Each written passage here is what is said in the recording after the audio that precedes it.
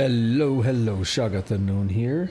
We're back with more Divinity Original Sin. Today is the 15th of April, 2022, local time 1810. And last time, we just got started here, kind of spent about 3.5 hours of gameplay, and basically we made our way into Sicil to investigate the murder of the counselor Jake. And we slowly worked our way through the town to go talk to the captain of the Legion about getting permission to actually investigate the murder scene. And we kind of talked to a few different people. We are now at the King Crab Inn where the murder took place. We have we're going to talk to a couple people in the inn itself and then go in and check out the actual murder scene. So it's going to be a good time. But let's go ahead and get right into it. Johnny Sin's doing the people's eyebrow. I don't know what you're talking about. I got you. I got you. All right, let's get right back into it.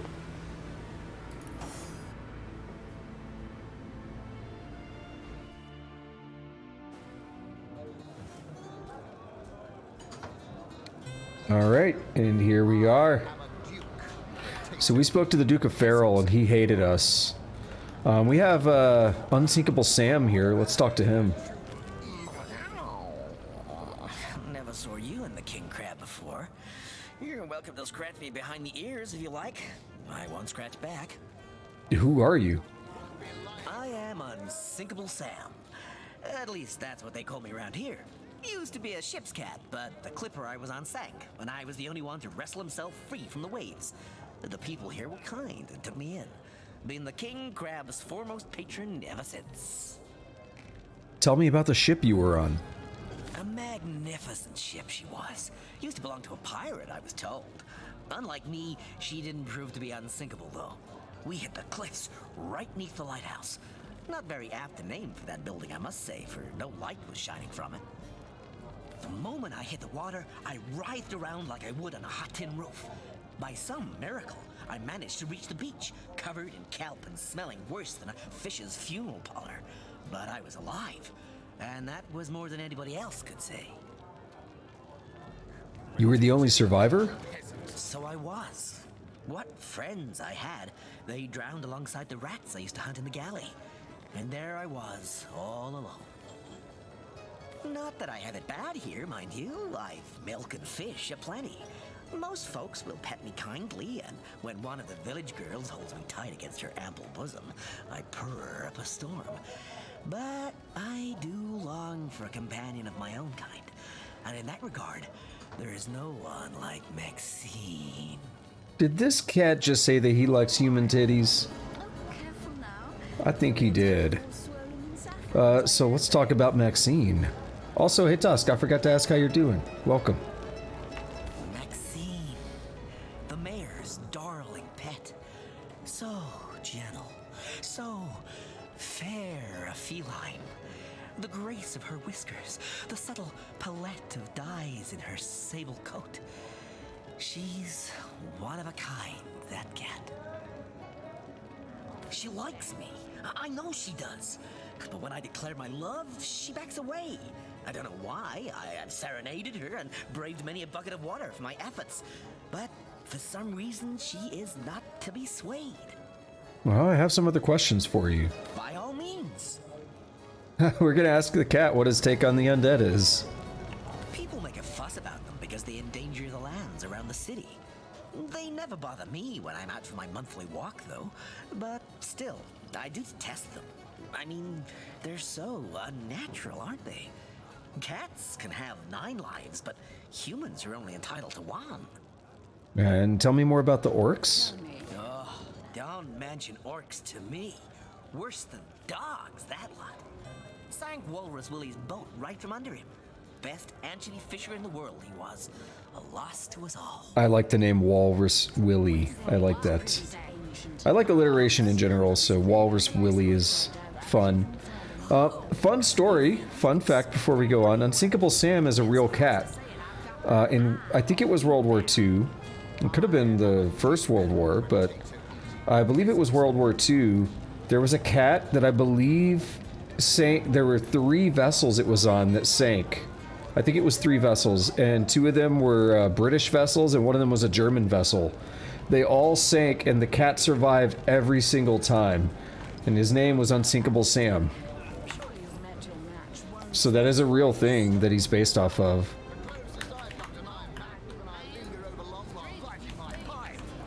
It was Anna. Now, your head's growing more swollen than saffrons, I dare say.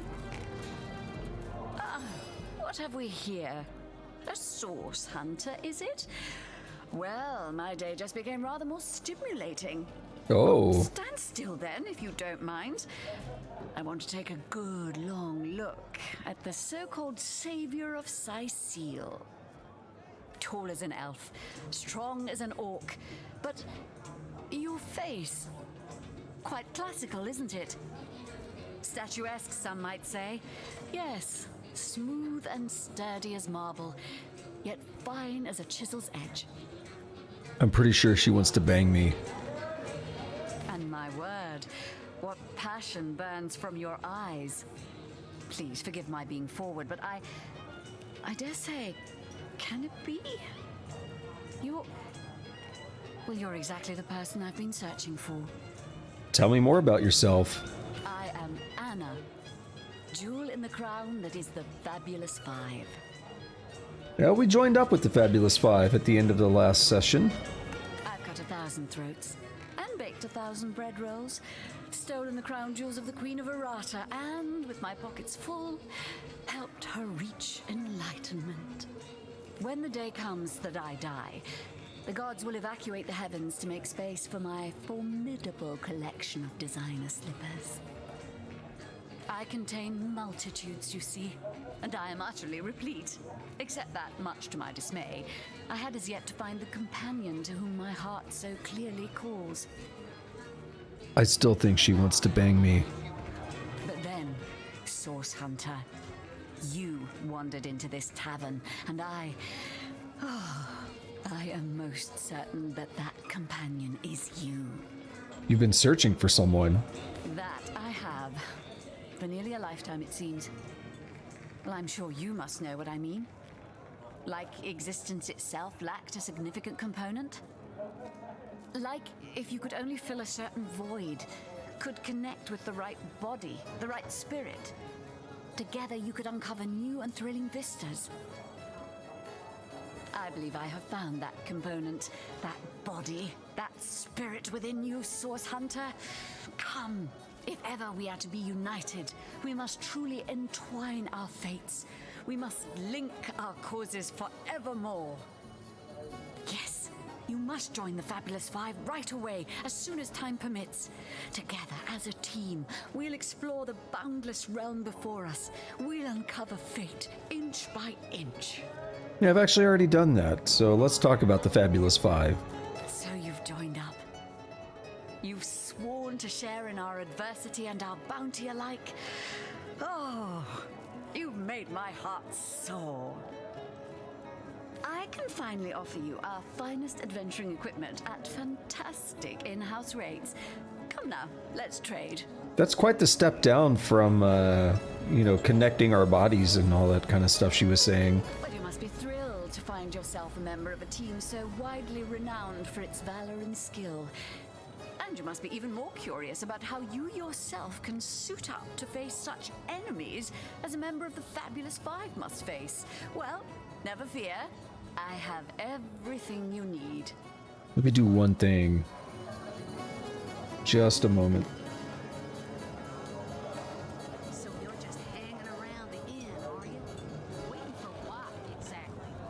I'll thank you to leave me be, you old Oh, you think you can speak that way to a... All right. So I will comment, she is just as verbose as the guy that had us join the Fabulous Five, who was extremely verbose. So about my first assignment. Or actually, no, don't you want to venture forth hand in hand, like you said? Oh, darling, that was so long ago now. Who can remember who said what after all this time? What matters is the here and now.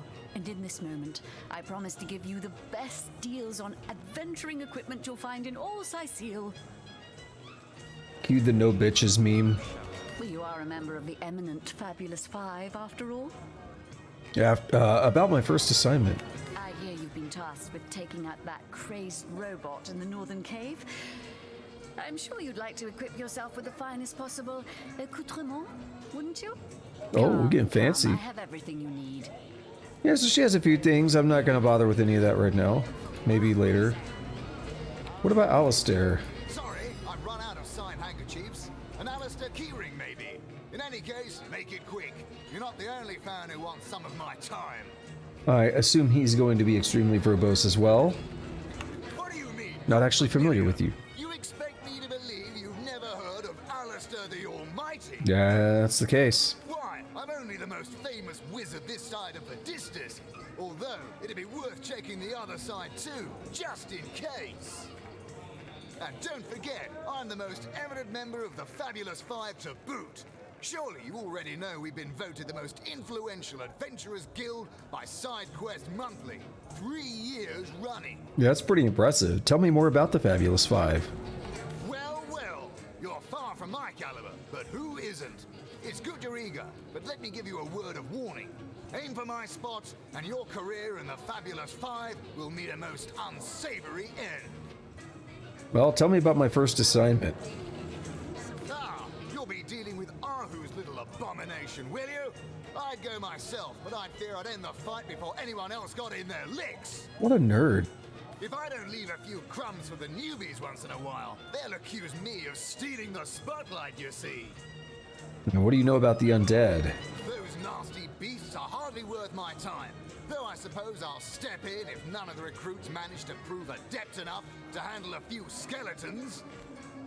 Alright, that's enough from you. Check with some of those people. We have you, who we've not spoken to. Back, demon! Back, or I'll... Well, what's this?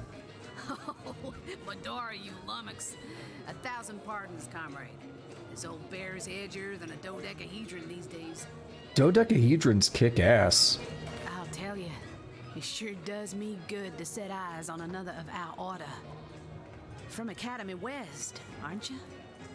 Give Captain Wartruce my regards next time you see him. Who did you say you were? I don't recognize you from the academy. You wouldn't. I trained up in Academy North, after all. We don't cross paths with you Westies all that often, but it's always a pleasure when we do. Madora's the name. Retired, or so the order keeps trying to tell me, but never out of commission. My hand to your cause and my sword at your side. I hadn't heard of another source hunter being assigned to Cecile. What are you doing here? The likes of Heavens which hornets! That's quite a story, comrade. And come to think of it, one that might concern you. See, I'm here on, well, let's call it a loan from a town to the north of here. Hunter's Edge by name. There's been an attack there, comrade. Orcs. Not your run-of-the-mill savages either, but ones who've taken dark magic to new heights.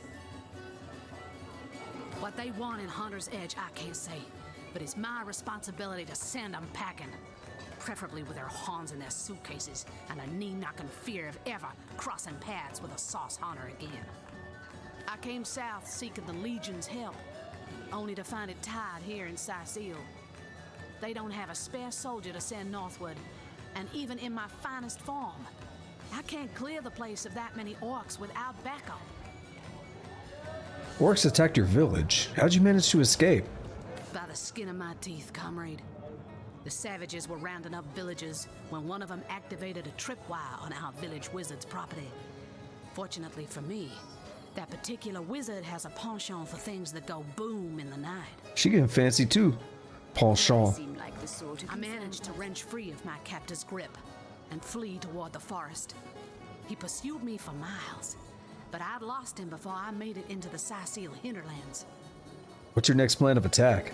Well, comrade, I hadn't thought of it till you tapped my shoulder just now, but perhaps that's where you come in. All right, let's discuss this. I need a contingent I can trust if I'm to take back the town. And the way I see it, you could use reinforcements here in town. Okay. I've been scouting Sicil for some time now, and I believe I've sussed out sufficient intel to help solve the murder of the counselor. With our minds and swords in tandem, we'll make short work of the perpetrator. So that's your proposition. You help us here in Sicil, and we help you take back your home village thereafter. But it seems you've got all the help you need, haven't you? More's the pity. We could have beheaded 100 Source Yetis in the name of the Order. Okay, so we'll talk about that later, but for now, what evidence of source in Sicil have you found thus far? More than I'd hoped, comrade. I don't know what in tarnation's gotten into the townsfolk here, but there's enough dark magic running roughshod to topple a small mountain.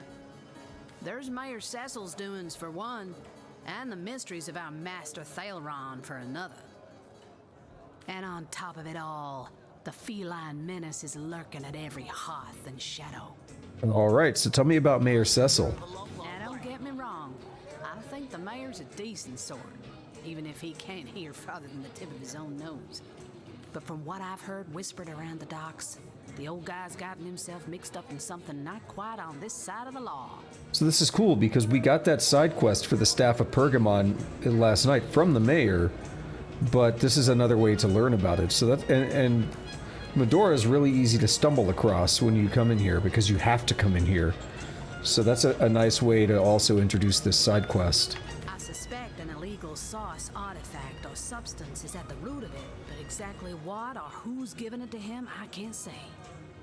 And since I haven't technically been assigned to Sicil, I don't have the authority to interrogate him. All right, so what about Thelyron? Fella seems like a humble doctor, but I bet my sword he's dealing in something darker than splints and tonics. It's good to know. A loose-lipped fishmonger let slip that she'd seen our good doctor scale the city wall on 2 separate occasions, well past midnight each time. What business could he have among the undead? Maybe he's fucking them. Hardly the habit of an innocent healer, I'd say. Tell me about the feline menace. You mean you don't already know, comrade? Their kind can see in the dark. It ain't natural. She just hates cats, okay. All right, so we're actually going to do something which is going to seem odd, but I'm going to take all this stuff from Bear Daughter, and we're going to, like, tell Bear Daughter to leave for now. I don't think I'm going to want the robe. Yeah, we're going to tell Bear Daughter to leave for now. And this should be fine. I am on the trail, Source Hunter. Fine, my friend, but I will stay far away from this screech woman. Perhaps among the crowd at the alehouse is best. So now we're going to... Oh, there she is. We're going to recruit Madora. Where'd she go? I am a duke. No, I'm going to do that for a reason. I'll explain my thinking. Bear Daughter is an archer. It sure does me good to set eyes. Hunter's greetings. Whoa. So, have you changed your mind about venturing forth? Shield to shield Okay, against I'm gonna- the sauce menace? Your proposition, yeah. Well, you know the old expression. 2's a tea party, 3's an invasion. I know this place like the back of my hand by now. And the orcs up north will be short work for a trained-up trio of sauce hunters. A fantastic plan. With 3 source hunters working in tandem, we'll put an end to all the evils bent against this fair land. Another source hunter on the team will make us all the more formidable against this wicked magic. Welcome aboard, Madora. That's the spirit. Listen closely now. Do you hear it? That's the sound of every orc and sorcerer in a 100-mile radius shaking in his wee boots. Alright, so yeah, my thinking here, my rationalization is that Bear Daughter is an archer, but Shoggoth, you ask? Madora looks like she's wielding a 2-handed sword, similar to what Scarlet is wielding, and seems to be a very similar character. That is true.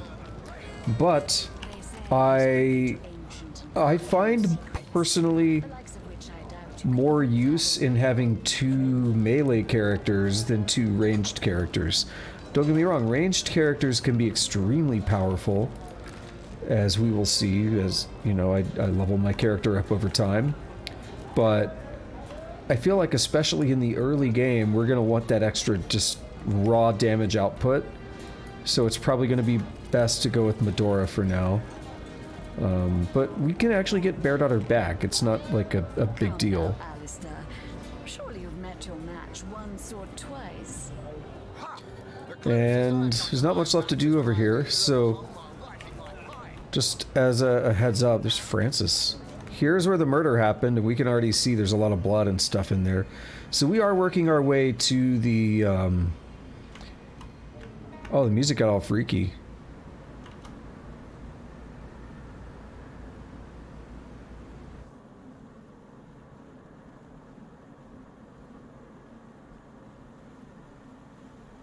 Yeah, something clearly happened. So we are working our way closer to it. We'll be there very shortly. Who the devil are you? Tell your masters I prefer to talk to them. Oh, right. I was controlling Madora. Pointless chatter with strangers does so thrill me. How did you know? Please continue interrupting my drink if you'd be so kind. Who are you? How curious of you to show interest in a lonesome stranger at the bar. Let me answer by saying that who I am is hardly any of your business, and anyone with an ounce of tact would have known that already. Can you tell me about the Fabulous Five? So you've wrangled a position in the Fabulous Five, have you?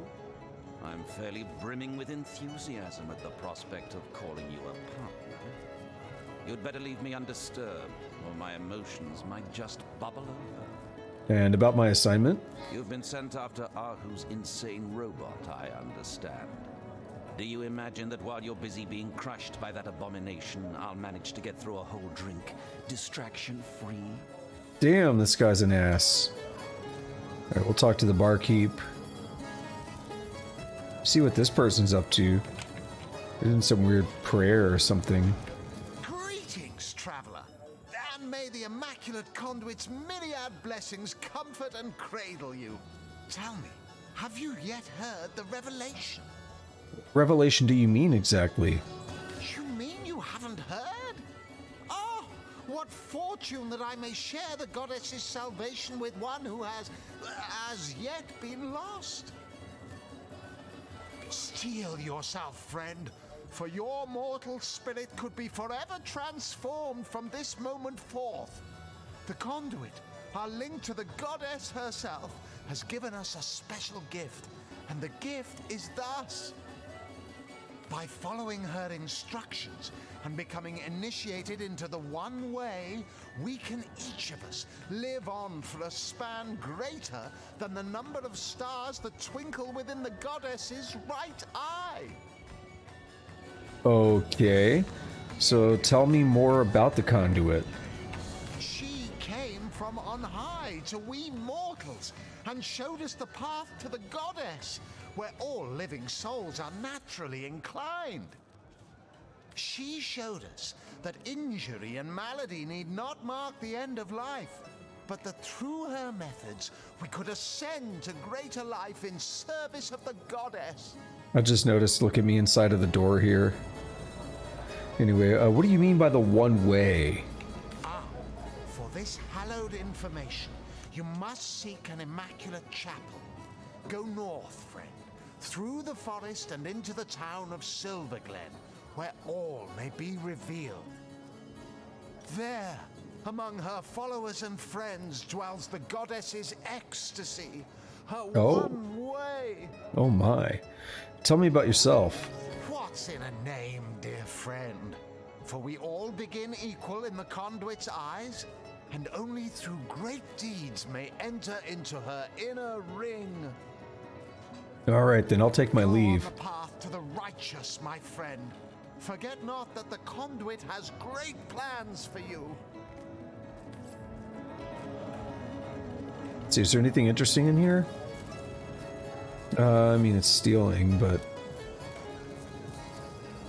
not too much.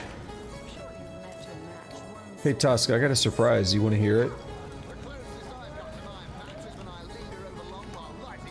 Let's talk to the bartender. Hearty welcome Welcome to the King Crab Inn, and a pleasure to have you. You look like you could use a round or three, so what'll it be? Have a seat and stay a while. All right. So the surprise I promised is right there. All right. Anyway, bartender, what do you know about Jake's murder? Mind if we keep our voices down over that sensitive subject? Death and dark magic ain't exactly great for business, you know. Well, tell me about the night of the murder. That room where it happened, it was rented to a certain woman. Though I regret to say I can't say exactly who.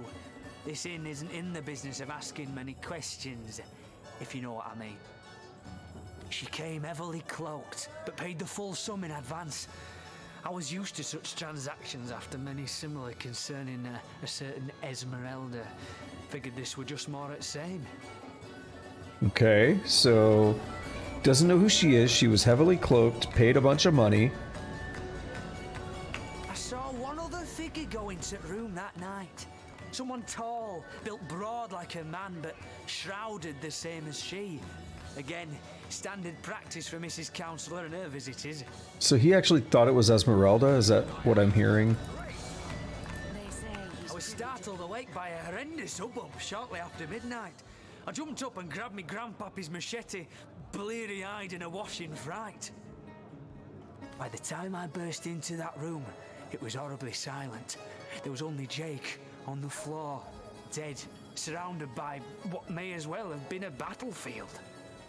Okay. Whoever done it has escaped through the window. But I saw nary a soul when I looked out. You can bet I hightailed it to the Legion barracks faster than a jackrabbit after that. And do you suspect anybody? Councillor Jake, that poor man. I knew too much about his affairs, you know. Never figured it my business to say anything, but after all that's happened, I wonder if that weren't a grave mistake. Esmeralda's longest-standing lover has the audacity to remain lodged at this very inn, you know? He's called the Duke of Ferrell, a high title for a low man. If you haven't yet asked him about Esmeralda, I'd recommend it. Yeah, he was pretty defensive. Not much happened. So tell me about yourself. The name's Yvad. Pleased to make your acquaintance.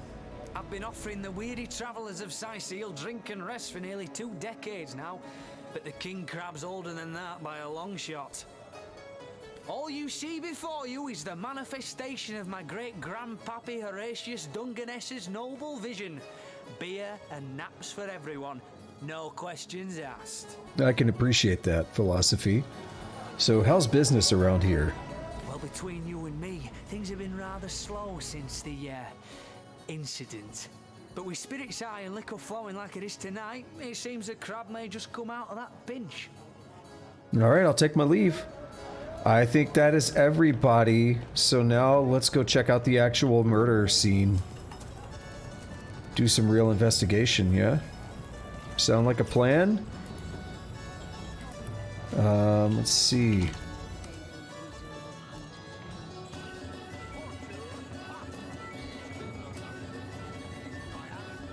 We gotta ask permission to go in. Greetings, Source Hunter. I don't mean to hinder your investigation, but I can't open this door for anyone who hasn't received Captain Aureus' explicit approval. I've spoken to Aureus. Let me inside, please. Not exactly the friendliest bloke, the captain, is he? Well, your reward for getting your ear chewed off is a waltz through the town's finest magical murder scene. Enjoy. Cool. And he unlocked the door. Let's go in.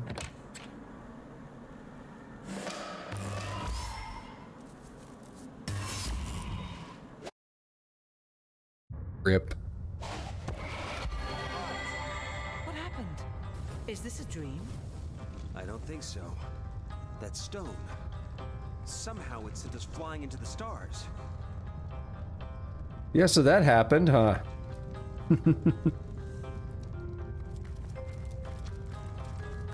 We are definitely not where we once were. And look at this old Dobby looking motherfucker. I love this dude. I love this dude so much. He's so cool. Terrible, terrible, terrible. It will consume us all. By a quill that lasts a billion words. What's this? 2 Rivalonians here? At the end of space and time? How very, very, very curious. Who are you and how'd you get here? Oh, yes. Proper introductions. Zixzax, the historian at your service. It is my job to record all that was, and is, and hopefully all that is to be. As for how I got here, well, for a historian appointed by the gods themselves, hopping to the end of time is as easy as 1, 2, 3. How you got here, though, that's a rather more interesting question. On such a tiny and rapidly shrinking vestige of space and time, I wouldn't have expected to find a soul but my own shadow. Why is this place, as you say, shrinking? At last, a question I can answer most definitively. I mentioned already that this place is the end of time. If that didn't send your heart into your stomach and your pulse a-flutter, it should have. Time ought naturally to have no end at all. Indeed, I can think of no worse nightmare for a chronicler such as myself. But something totally, utterly terrible has happened. How can time come to an end? Show, don't tell, I always say. So go, peer through yonder looking lens and feast your soon-to-be terrified eyes on the darkness that is approaching. You know, Okay. I think that imp may be quite mad.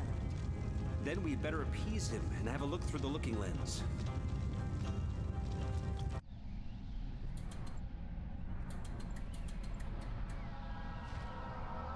A dragon? You looked.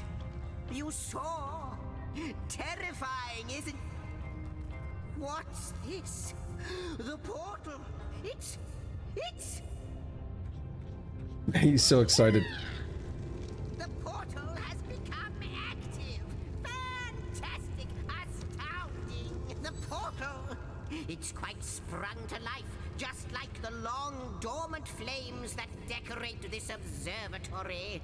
After all my waiting and hoping, could it be?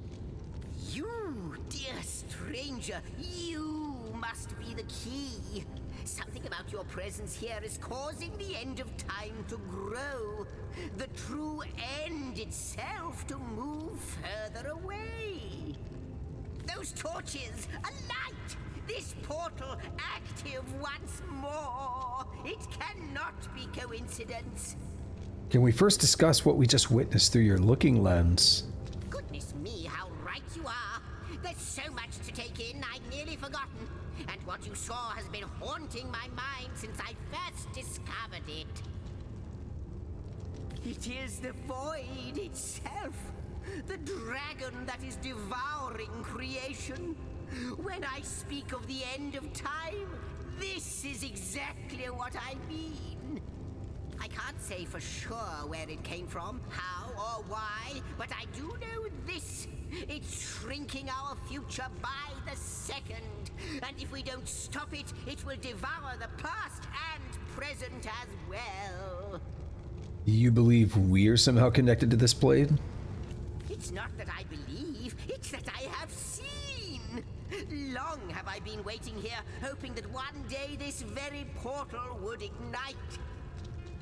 Then, no longer than a few mere moments after you arrive, zap it goes. The chronicler of time knows a pattern when he sees one. What lies beyond this portal? Though I cannot say for certain, if it is what I believe, then our prayers might well be answered. In fact, every last question that ever plagues your noggin might well be answered, for I believe what lies beyond this portal is nothing other than... But why spoil the mystery? As soon as we leap through, we'll find out for certain. Through the portal, then. After you,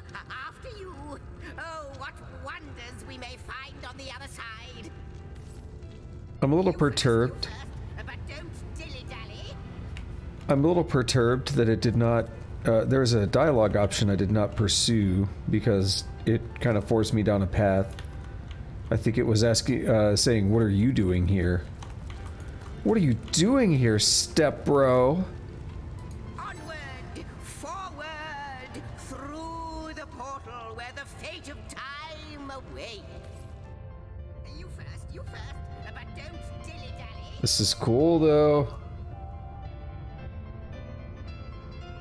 Yes, just as I hoped. There she is. There it is. Come, don't delay. And he's off. It seems the imp has spotted exactly who and what he hoped to find here.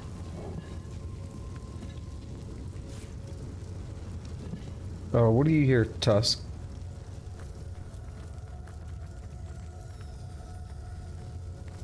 Check out this treasure chest. The last chest. The last chest, the last chest, the last chest! If you believe yourself worthy of rifling through my ample treasures, I do dare you to prove it! Find my 4 sisters, no more than one in each of the realms of your wide world, and each by each, you'll discover how to open me! Okay, then. Could it be, milady? The weaver of time? Mother of history? Author of all that has ever been? Indeed, Sir Imp. As surely as you are he who chronicles all that I weave. Astounding! Unbelievable! I have so many questions for you, so much to ask, so much to say. As surely as Zix comes before Zax, I'm sure this is going to be an interesting conversation. You have brought guests, I see. Strange. Very strange guests. My reaction exactly, milady. It was their arrival here at the end of time that instigated my finding you. But why? Surely you must know. This is a question better put to our guests themselves.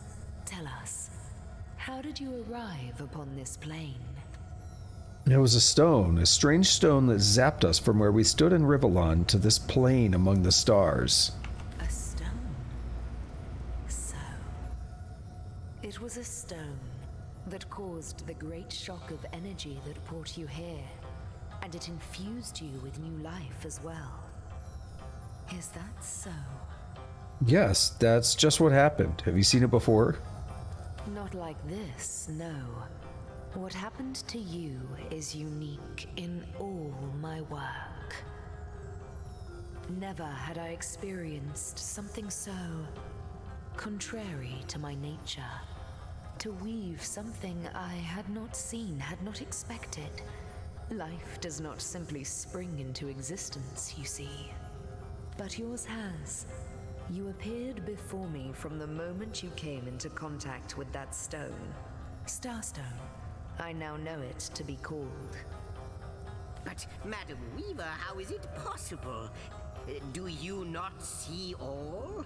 Have you not woven all that is and could ever be into your tapestry? Like the stones, your guests are a mystery to me. I see them before me in this world, but their likenesses appeared not upon my tapestry until they revived the stone. Source hunters, it would seem that yourselves and Starstone are inextricably linked. Why and how, I cannot say, but I do believe that finding more stones will reveal to me who you yourselves truly are. What is this Starstone exactly? Where does it come from? Starstone is not what it seems, Source Hunter. Its true nature must be part of a greater secret, a secret lost even to me. Do you see what violence my work has suffered? What wounds lay upon the tapestry of time? Mysteries of all time, gaps in history. Oh, how they've tormented me for eons. It would appear that Starstone transforms at your touch, granting me new thread by which to mend the tapestry. Thus, it restores time itself. I see.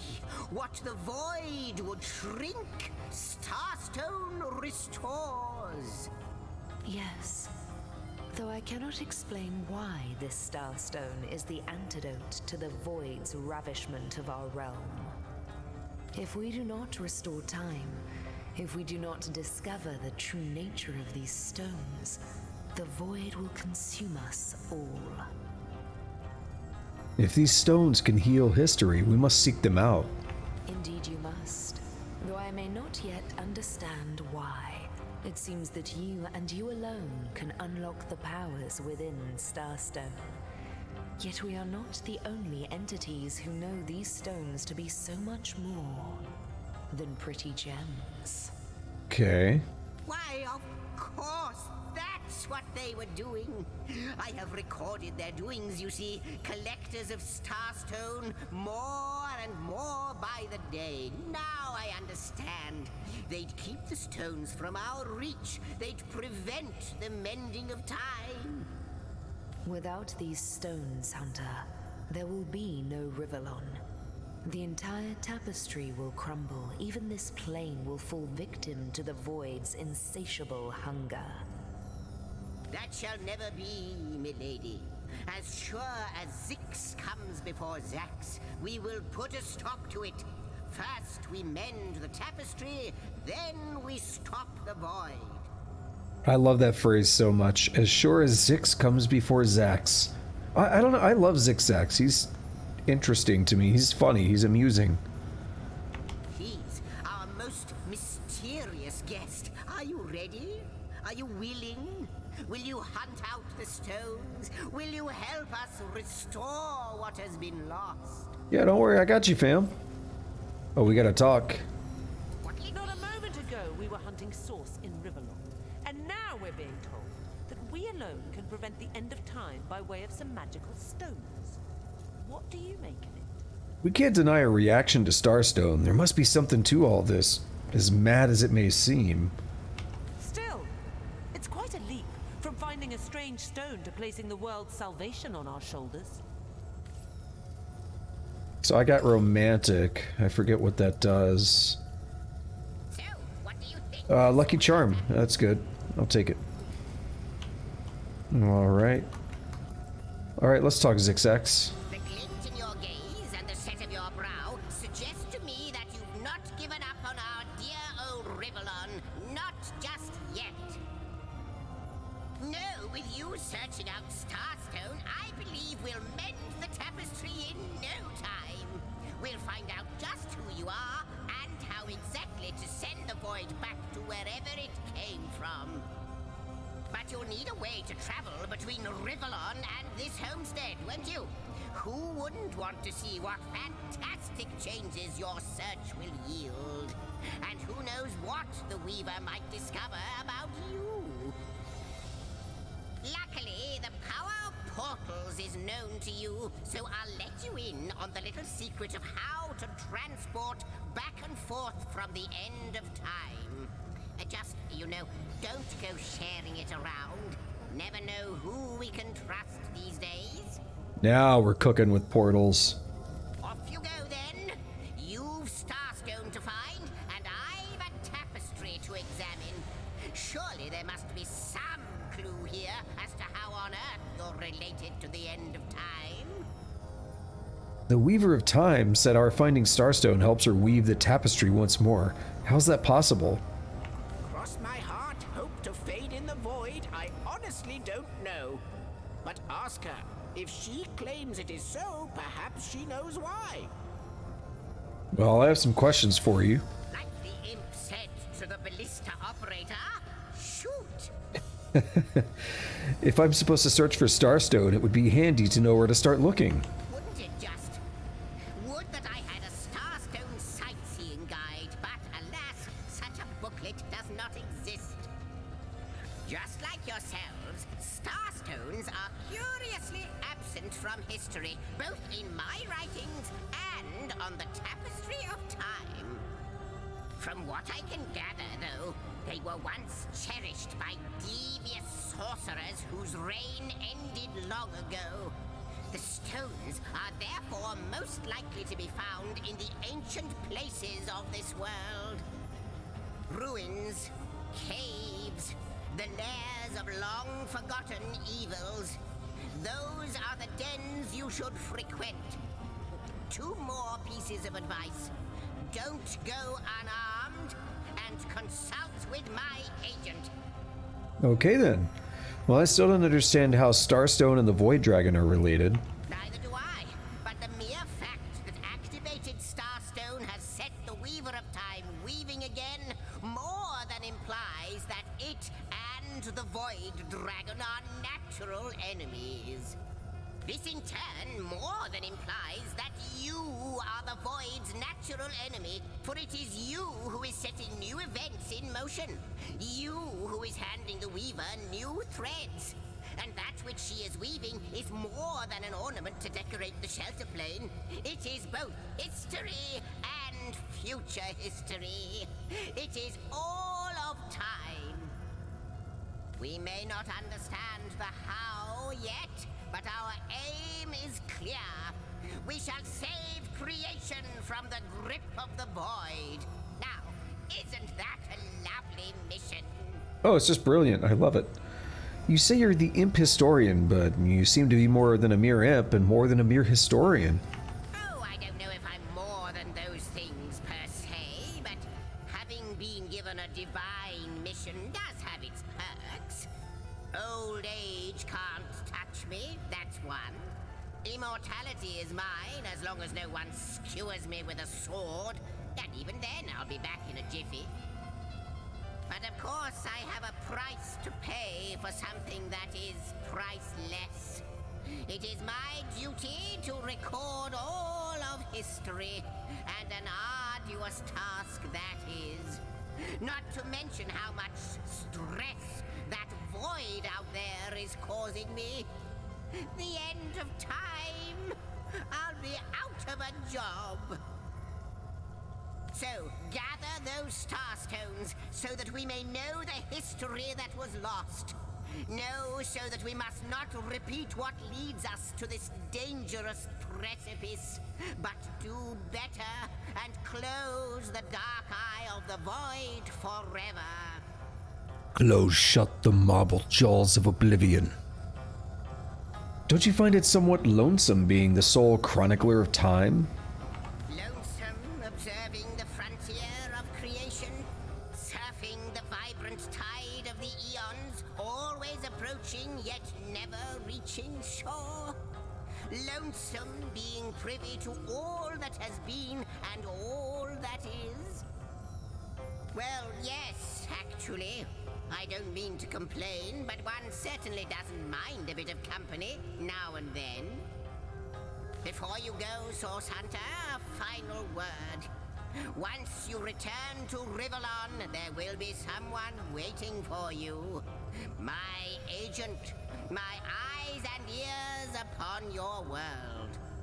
Okay. I hope he'll be able to help you as much as he can. Time, I need hardly remind you, is of the essence. Cool. Any dialogue there? No? Right, then let's talk to the Weaver of Time. You are upon this realm, our most honored guest. I hope you begin to find this place more familiar than it may yet seem. Please tell me about yourself, madam. In the ethereal threads of eternity, do I record the deeds of gods and men, of beasts and spectral apparitions, the drift of continents through changing seas, the rise and fall of empires, the shift of every grain of sand on every beach, the fall of every raindrop on every world, the all but imperceptible touch of lovers' hands. This and all I chronicle without fault. Except, it seems, you. There are questions I have for you. Ask, and I shall answer, if I can. Who are you really? I am the Weaver of Time, as As I have told you, though my existence is one that falls behind and yet far exceeds the verb to be. I am but what I am, and that is task. It is the same for the historian. Chroniclers both are we of the epics of eternity. Perhaps we are one and the same. Task multiplied by 2. Who has made us? I do not know. Why have they done so? I do not know. Am I the beginning? And am I to be the end? Who shall say? Perhaps I am the first thing in creation. Perhaps I am creation.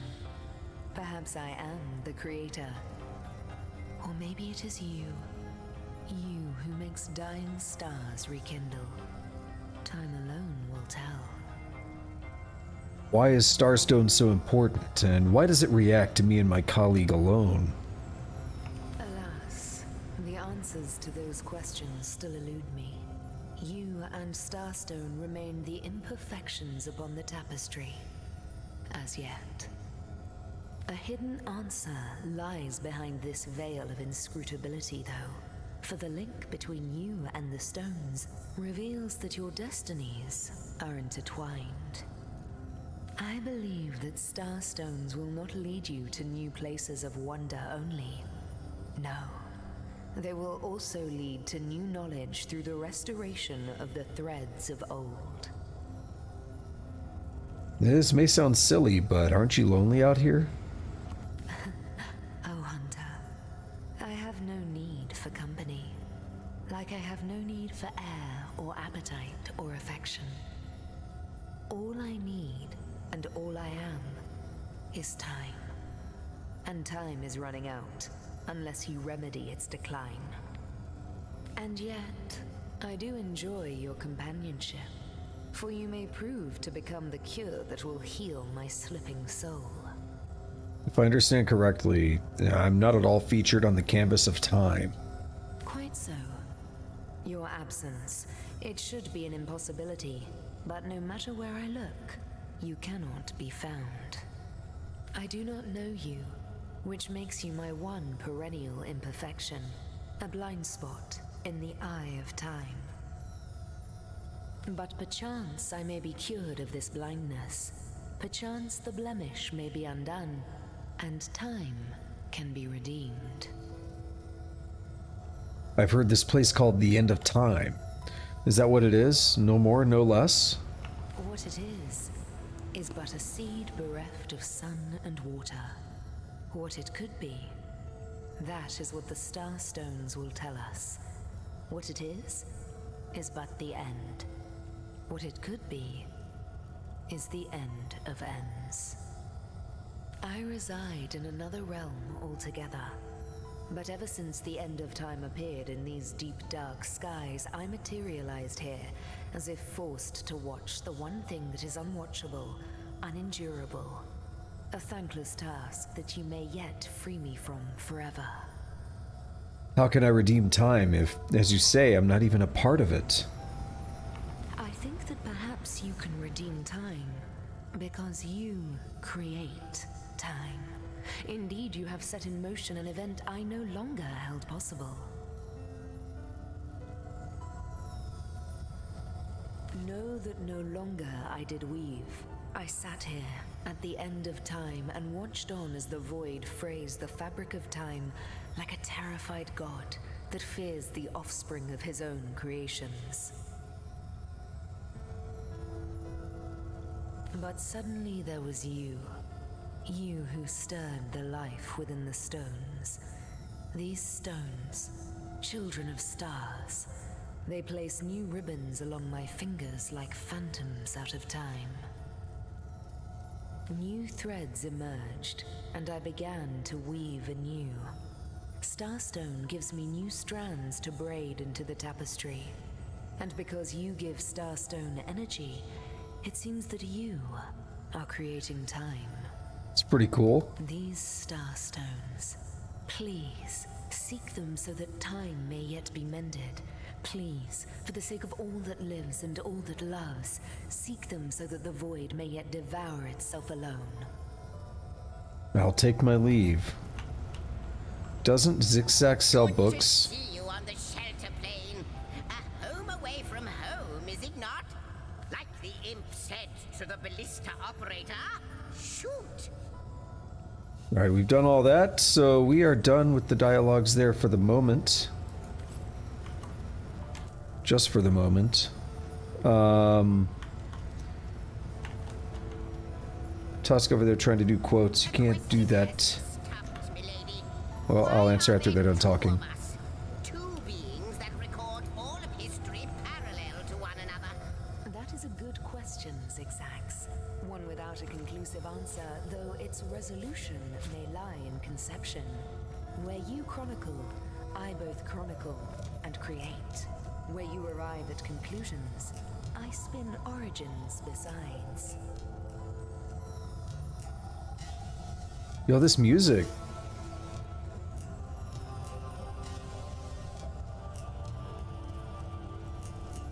It's so good. Yeah, Tusk, you can't do quotes. I mean, I guess there's a quotes. Hang on. What lies at the heart of it? What lies at its heart? Why, nothing, of course. The great absence of all that even the gods cannot comprehend. It eludes us, like infinity, or the finality of tick-tocking time. Yeah, so, the quotes were lost when I switched systems. Because this new system doesn't have any quotes in it yet.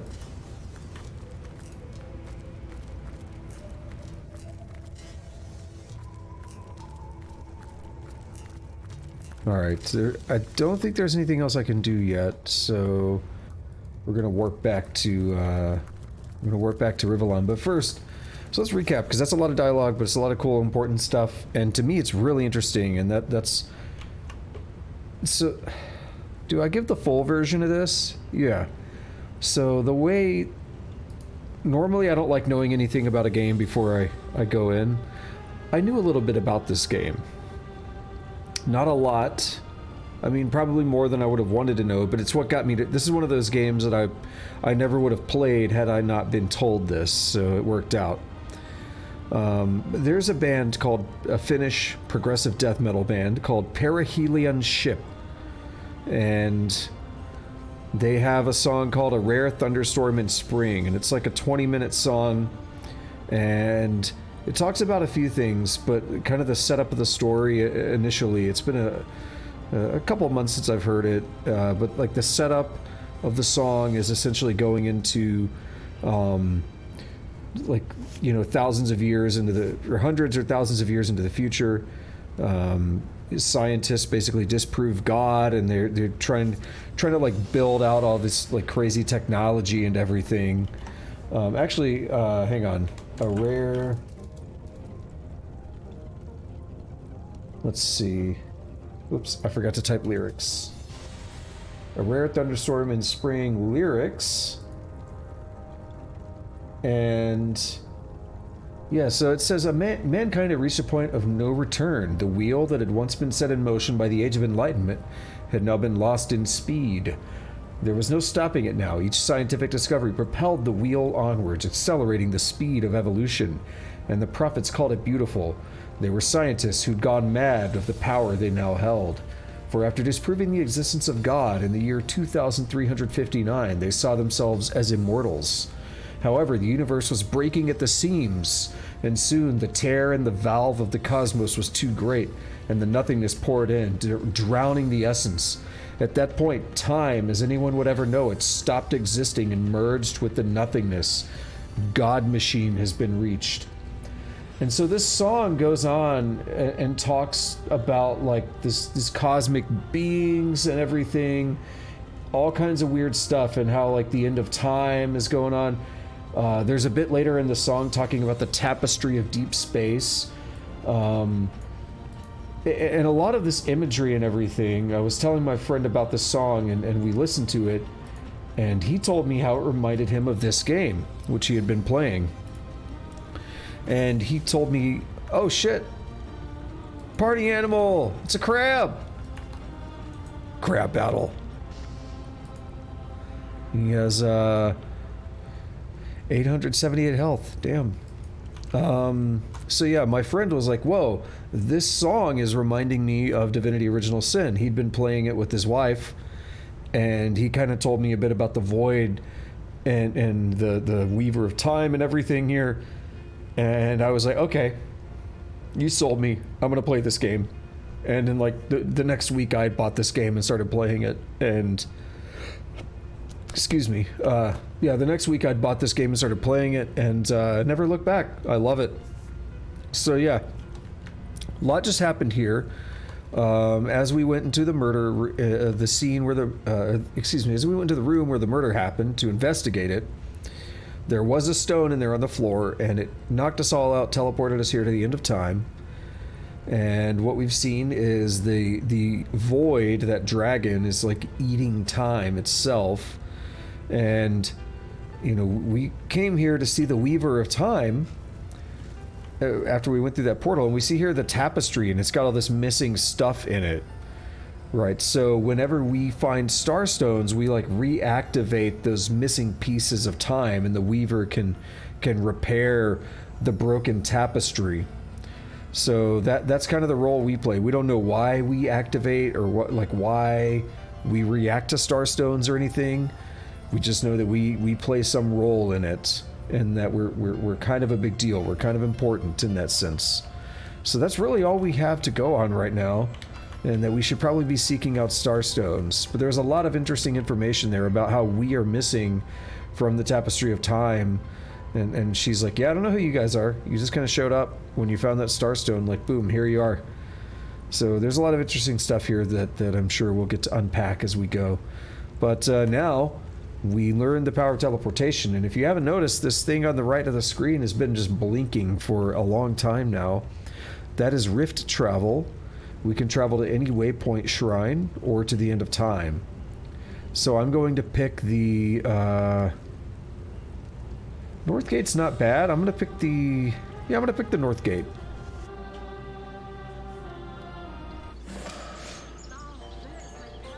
It's Arhu. Source Hunters, I welcome you once again to the realm of Rivellon after your travels through the chasms of space. Nice to have found a shelter, wouldn't you agree? Someone else wants to talk. They want to talk. Shit. Hang on, let me quick save, just in case. Alright. Hopefully they'll keep that dialogue up. If it goes away, I'll have to do some cheese. I know the imp historian has told you about his agent on Rivellon, and that agent is I. So now that you know of the alliance between me and Sir Zixzax, let us turn to the business at hand. Starstone. Let us do so indeed. I would greatly value Zixzax's agent's advice. And I'll be delighted to give it. Dark webs are being woven around these parts, and it is my firm belief starstones are the flies the sorcerer spiders are trying to catch. Okay. It can therefore hardly be a coincidence that Councillor Jake was a collector of the stones we seek. His foul murder and the plight of dying time must somehow be interconnected. So this whole seemingly a guy got murdered by a sorcerer, that plot just got considerably deeper. That means the task you have been given remains crucial. Find the assassin that did away with Jake, for you're bound to stumble upon Starstone along the way. How did you find out Jake was a Starstone collector? While you were being lectured by our friend the historian and the Grande Dame of Time, I snuck into his house and had a look around. The advantage of being a cat, you know. You go where you please with impunity. And sometimes the lady of the house even rewards you with a slice of fresh herring. That's where I saw them in a cabinet. Mere slivers, but specks of starstones nonetheless. They lay there, silent and innocent, though bloody murder may have been committed in their name. Why is it so particularly nice for us to have found a shelter somewhere? Don't we all long for a sanctuary where our worldly troubles can be held at bay? A bed or a basket so snug it becomes, in a word, safety. But perhaps I speak only for myself, not for veterans such as yourselves that by necessity call any patch of ground they rest upon home. Like any cat worth its salt, though, I deeply cherish a secret refuge unbeknownst to anyone. To be able to repose without a care is such a precious circumstance, save it all too seldomly. Now I wonder, do you put absolute credence in the words of Zixzax? Time, void, the looming end? Let me phrase it like Zixzax might. A universe without time is like a pen without ink. A pointless instrument stripped of the potential of creation. It is void. It is death. It is nothing. I'll not pretend to have all the answers, or that I understand all that is happening here and out there among the stars, but I do know I'd rather err on the side of caution. If Zixzax worries, I worry. We are talking about a creature, after all, that has reclined among the divines as nonchalantly as you and I laze beside the hearths of home. How'd you become Zixzax's agent? I met him first, a long time ago, out in the wastes of youthful Gore. He wondered aloud what on earth a cat was doing out there in the scorching desert, then shared what little food and water he had with him.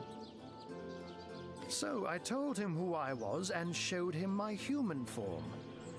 He laughed and marveled and told me stories about his travels. In the end, he even shared his great sorrow with me. The unspeakable thing you saw through his looking lens. I was awed and frightened, but swore to help him in any way I could. As of now, that includes helping the two of you. Alrighty, thanks for the info, Arhu. What'd you sell again? It's Man-at-Arms and or no, it's of course not Man-at-Arms. Geomancer and Adept.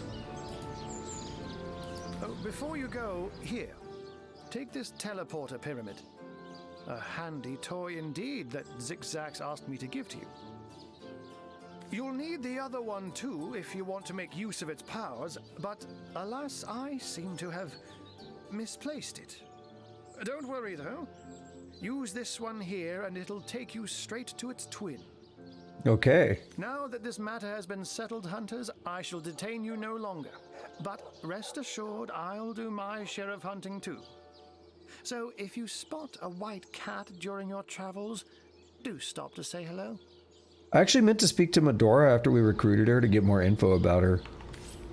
So, oops. How intolerable it is to think that all the knowledge of the world is being gathered by an imp. A creature that is no more than the result of a demon's bowel movement imbued with the breath of life. And damn. Yet I am a tad jealous of that jabbering little jester. To know all. It is a consummation devoutly to be wished.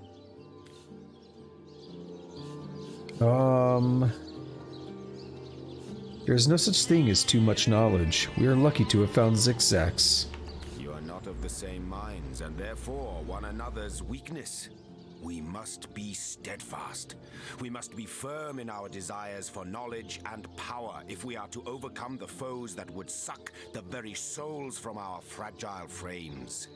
Not sure why Scarlet didn't speak aloud, but she said, I'm not quite of the same mind. I mean to say, what is life without a little mystery, but a predictable set of hours slipping by, no? Let us learn, Hunter, whether you like it or not, and through wisdom grow ever more mighty. Unknown to all time, are you? Leave it to an imp to try to fill our minds with all manner of magical gobbledygook. I'll tell you who you are. Source hunters, members of the most esteemed order in Rivellon. Here to find out and grind out every last speck of dark magic in the realm. There, the enigma is solved. If what Zixzax says is true, and we really are affecting the tapestry of time, I certainly want to know more.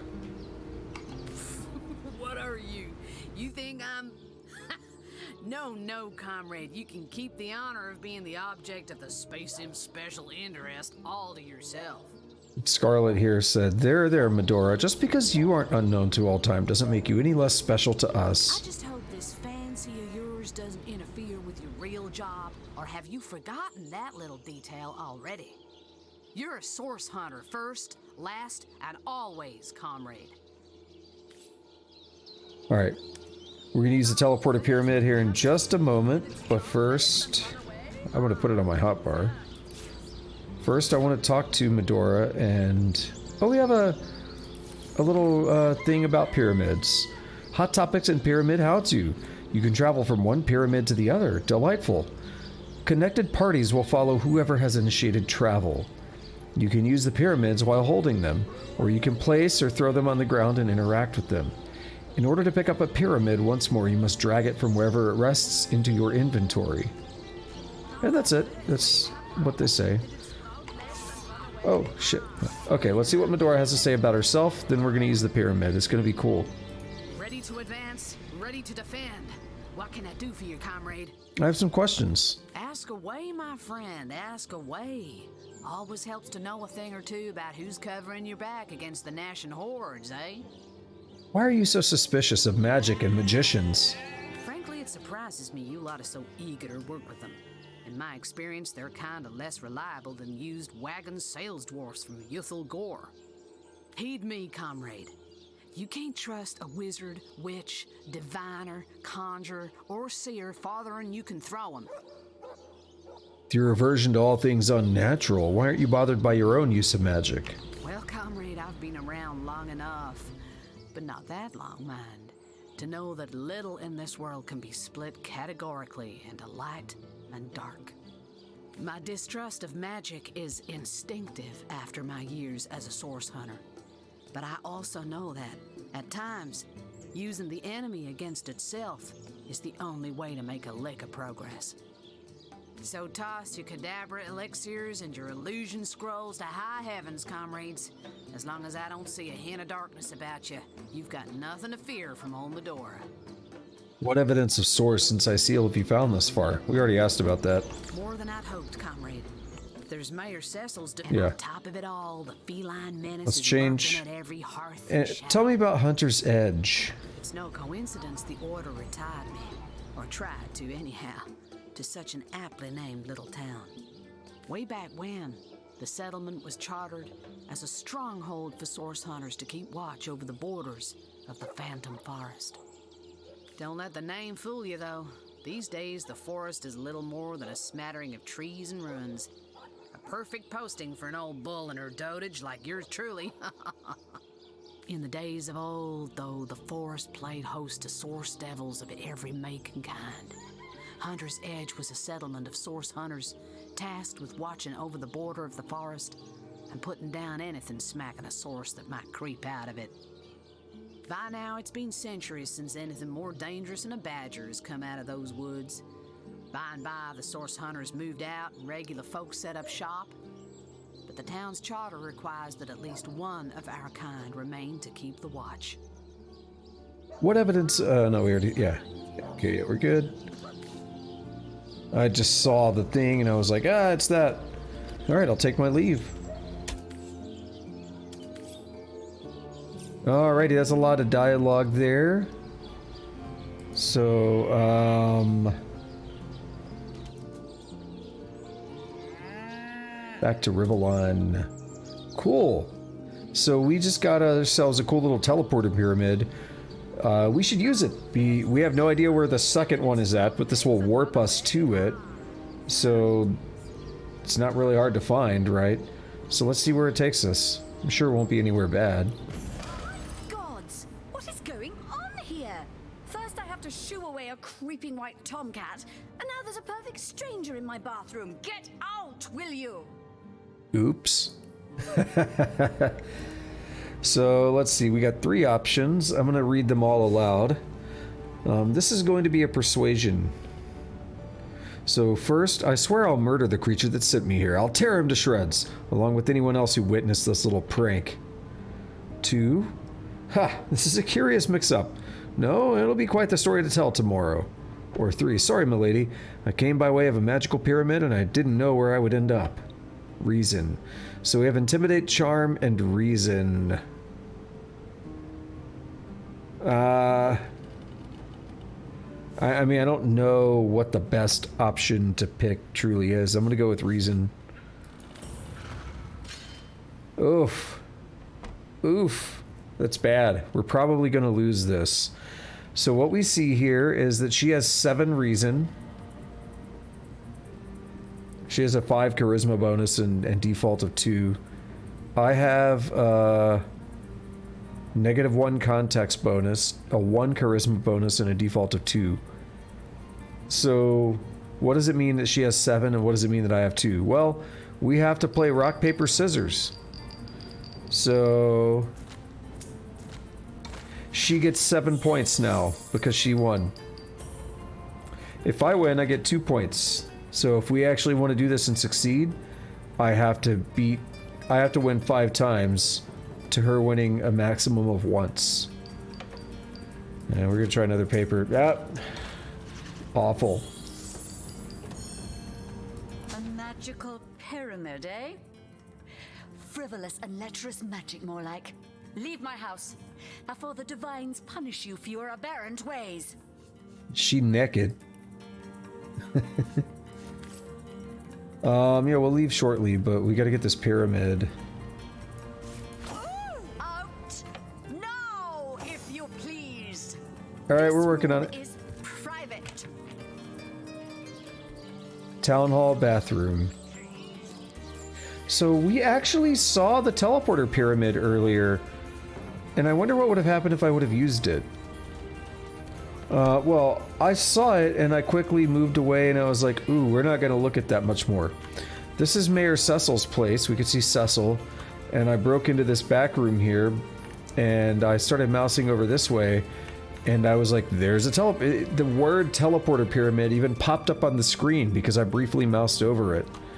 That was yesterday, but I wonder what would happen if you went in and clicked on it before going to the end of time.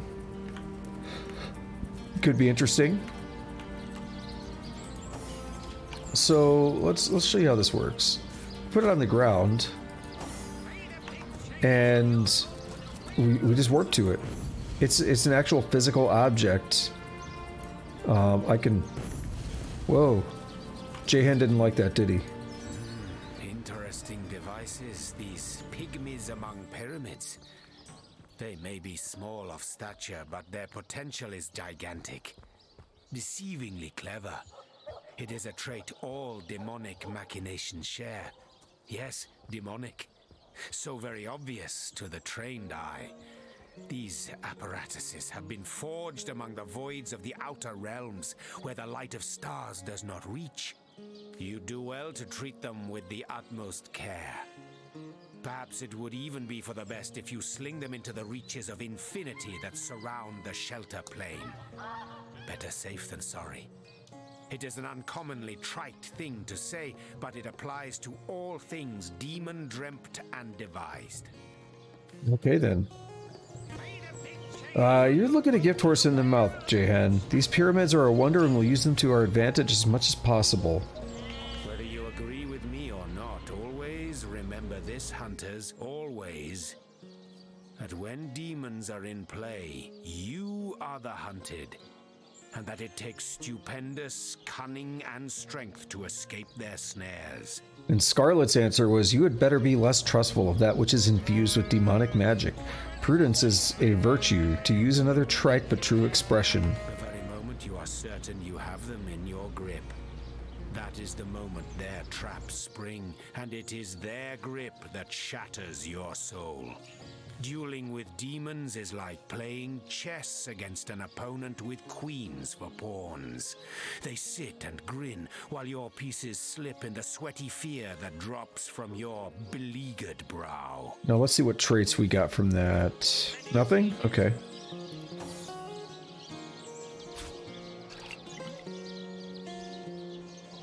Pick up. The 7, grant abundance. Oh, she's super excited about that. Alright, so we got our teleporter pyramids. And we can use this in multiple very interesting ways. We can drop one here in town and then go somewhere else. And then we can use it to warp back to town. We could split the parties and have them warp to each other. Source hunters, eh? All right, proper, we're finally getting a hand. Things is chaos. What's chaotic? If you've got a favourite sheep, best to fry her up now before she gets thieved in the night like me dear plump Ogget, the finest in me herd. Where's your herd? I recently sold most of the tender loves to a trader heading north. Plenty of business that way these days. Those miners must be preparing for a mighty great feast. Wish I could have a nibble on my dear darlings, all ground and spiced. About your stolen sheep. Yes. Oh, Ogget's been missing for more than a fortnight. I love that sheep, you know. Was planning to cook her into a fine midwinter night haggis myself. Do tell me if you hear anything about her. I plan on pursuing whoever stole her with my cleaver in hand. Okay, and tell me about yourself. Now that the herd's gone, old Bertia's just scratching by like a hen till the next batch of beasties comes through. Alrighty. So yeah, we can look around for that as well. I say let's go back and check out the murder scene again, because we didn't really have a good chance to do anything there. Also, thanks for stopping in, Tusk, and I hope you have some good sleep. So yeah, let's check out this murder scene some more and see where this takes us, because here we have the... It's called Inert Stone now. Go ahead and pick that up. Looking good. Damn, I'm looking good. It's ass-kicking time. I've got balls of steel.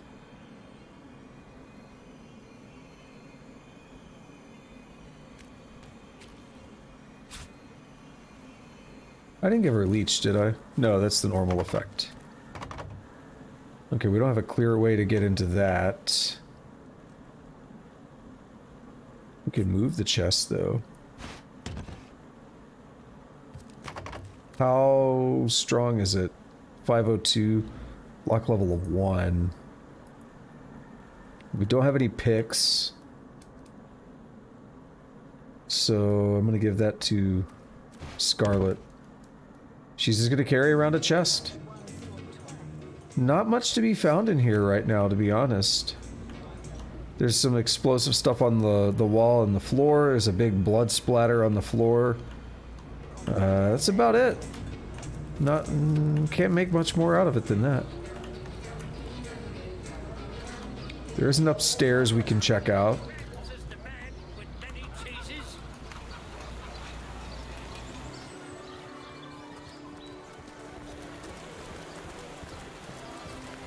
So let's take a look at our quests. We have a lot of quests now. Let's see. Halibut, sheep's cheese, tomatoes.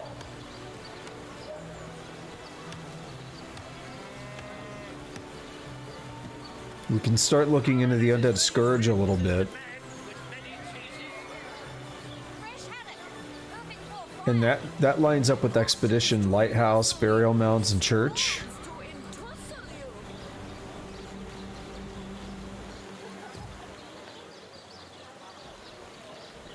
Actually, before we even do that, let's go talk to Maxine about Unsinkable Sam.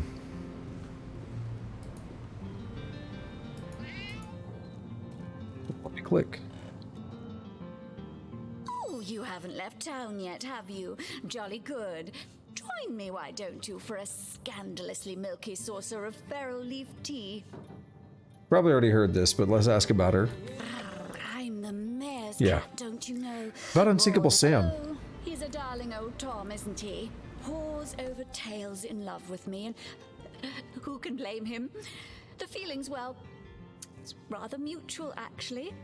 But that pet of a puss simply doesn't have a penny to his name.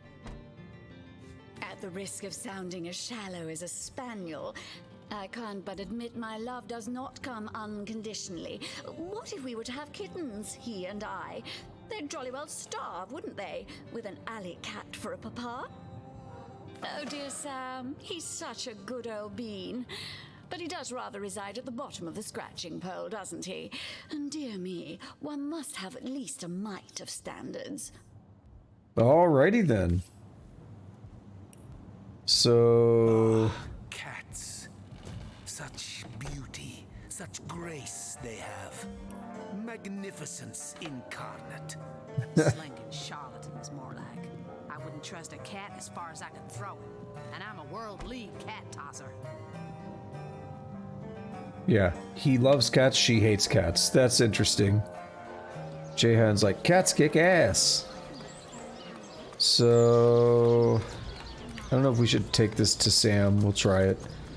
We're close to a level up, but not close enough. I don't think we'll get one just by talking. I think I'll sleep by the fire tonight. So there's the rub. I am but a stray, and she is the mayor's cat. Oh, I do understand her, I do. She wants a Tom of means, not privation. One who brings home the sardines and the occasional halibut.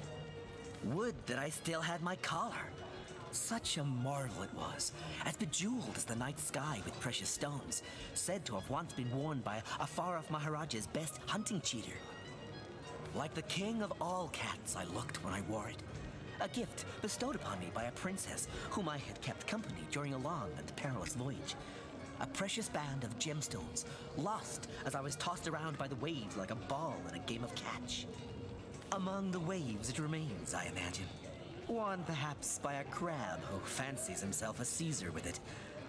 If only I could be the Caesar again, and Maxine my Caesarina. Alrighty, I'll take my leave. Mind control vibrations, I'm sure. Don't be seduced, comrades. That cat is a miracle of creation. Don't you dare befoul it with your moronic delusions. Amazing. So there's some stuff we could check out down this way. Thelyron's House of Healing. Now, we were actually told about Thelyron from, was it Madora? Yeah. Let's check it out. Oh my god. So, which of you is more deserving of life? For this world. Come, make your case. What's taking Tenderfoot so long?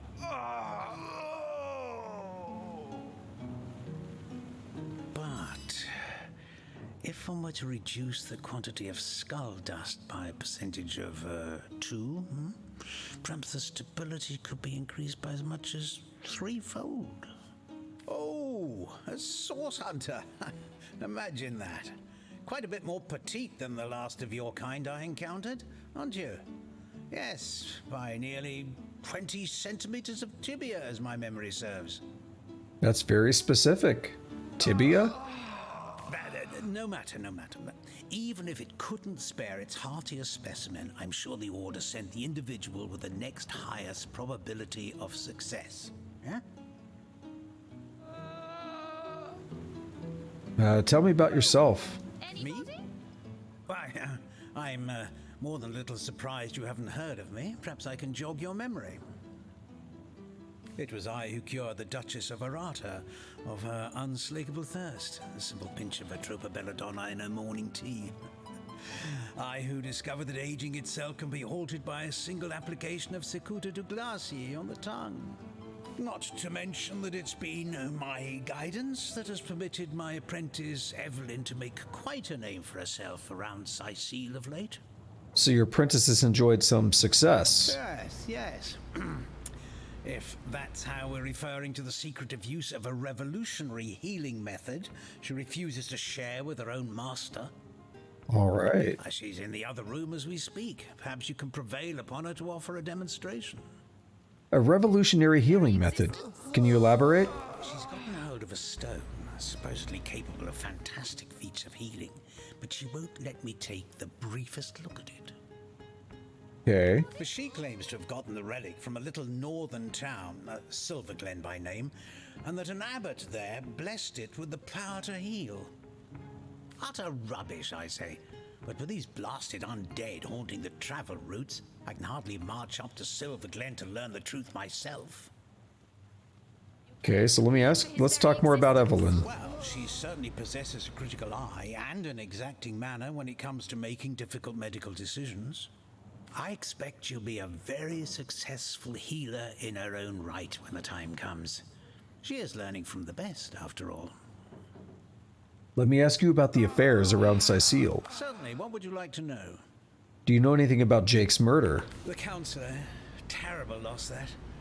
Though we were hardly more than acquaintances, I knew him to be a devoted civil servant. From what I can tell, it seems to be a simple case of jealousy turned violent. The affairs of his wife, Esmeralda, were hardly a secret, you know. What can you tell me about the plague of undead? I've applied myself to that problem for 2 years and still haven't come a step closer to solving it. I declare it an act of the Almighty's, if I believed in such things. Some events, Source Hunter, can be neither controlled nor understood by mere men. All right, thanks for the info. I'll take my leave. Interesting indeed. Nothing sets me on edge like inexplicable magic. Soothing a corpse's trouble. That relic of Evelyn's the so-called healing crystal. I've seen one like it before, and by the Patriarch's pockets. It's a relic of Source. One look at that gem will be enough to convince me it's no force of good, but a bloodstone through and through. A bloodstone. Come, make your case. It's a Judas Priest song, right? Bloodstone.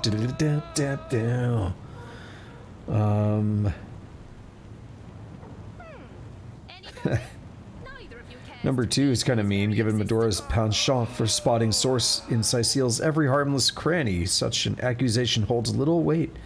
Now we're going to say a bloodstone. You say, tell us more. I know I'm not the most, well, circumspect sort of Source Hunter, but in this case, I feel we ought to tread carefully. Bloodstone is so named for a reason, you see.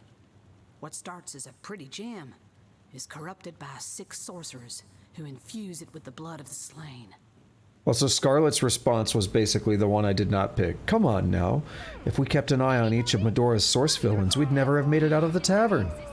If that stone is what I suspect, I wouldn't trust Cecile's so-called healers any more than I trust a pyromancer on a wooden boat. Little party tricks hardly make her worthy of such grave responsibilities. What's going on out here? Chicken's freaking out. We probably have some stuff I'd want to steal. Might do that later, though. No need to worry about it now. I can get an eyeball. Soothing a corpse's troubled mind. Let's see what's going on in here. Anybody? Neither of you cares to plead for his very existence? Excuse me? This is a private sick room. Who in the name of the Seven do you think you are, barging in here? Out, I say, right this instant. Tell me about yourself. That's an odd way to respond to that. I'm sorry. It's this task. I'm just... Who am I to meddle with life and death this way? I'm an apprentice of the healing arts. Healing. But this decision feels like precisely the opposite. I have but 1 healing stone, you see, and 2 direly wounded men who need it. I've been racking my brain trying to decide on the best method to settle this grave situation, but perhaps it's better off in the hands of an esteemed source hunter. Surely you are more accustomed to weighing life and death than I. All right, tell me more about the patients. What would you like to know? Tell me about Boris. One of the brave few willing to traverse the trade routes plagued by the undead. A young man, but excellent in matters of business, before he fell victim to an orcish club in the north, that is. Thankfully for him, a cattle trader found him, nearly dead, but not quite so, and brought him here straight away. I'd like to know more about Stephen. Quite the venerable staple of Cecile, Stephen, and recently blessed with his 3rd grandchild. He was leading a crew of builders when a stray beam struck him in the temple, and only a few days shy of his last day of work before retirement, no less. Nearly everyone in Seal is familiar with Grinning Stephen, and as you can imagine, he's quite dear to his family. About your healing stone. Yes, a curious relic indeed. I got it from a kindly abbot, Loic by name, in the northern town Loic. of Silver Glen. He is of a certain faith, the Immaculates they call themselves, that espouses the belief that certain stones can heal wounded flesh. The Immaculates. Okay, yeah. Got you. I myself was nothing if not skeptical of his claims, but something happened as he handed me the stone. A small cut on my finger instantly healed, leaving no trace of the wound.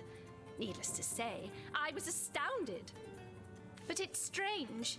The stone is only good for a single use at a time before it reverts to a useless, inert state. It takes time to regain its magical properties, and I guard it cautiously. Right, I'll take my leave. Don't dither long.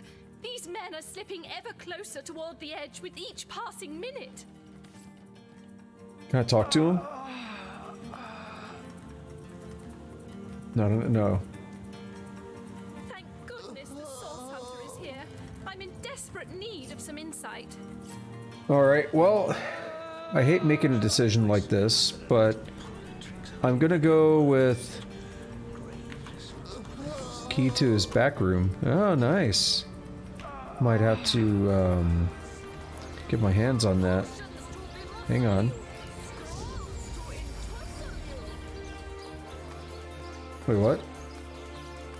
Did it fail?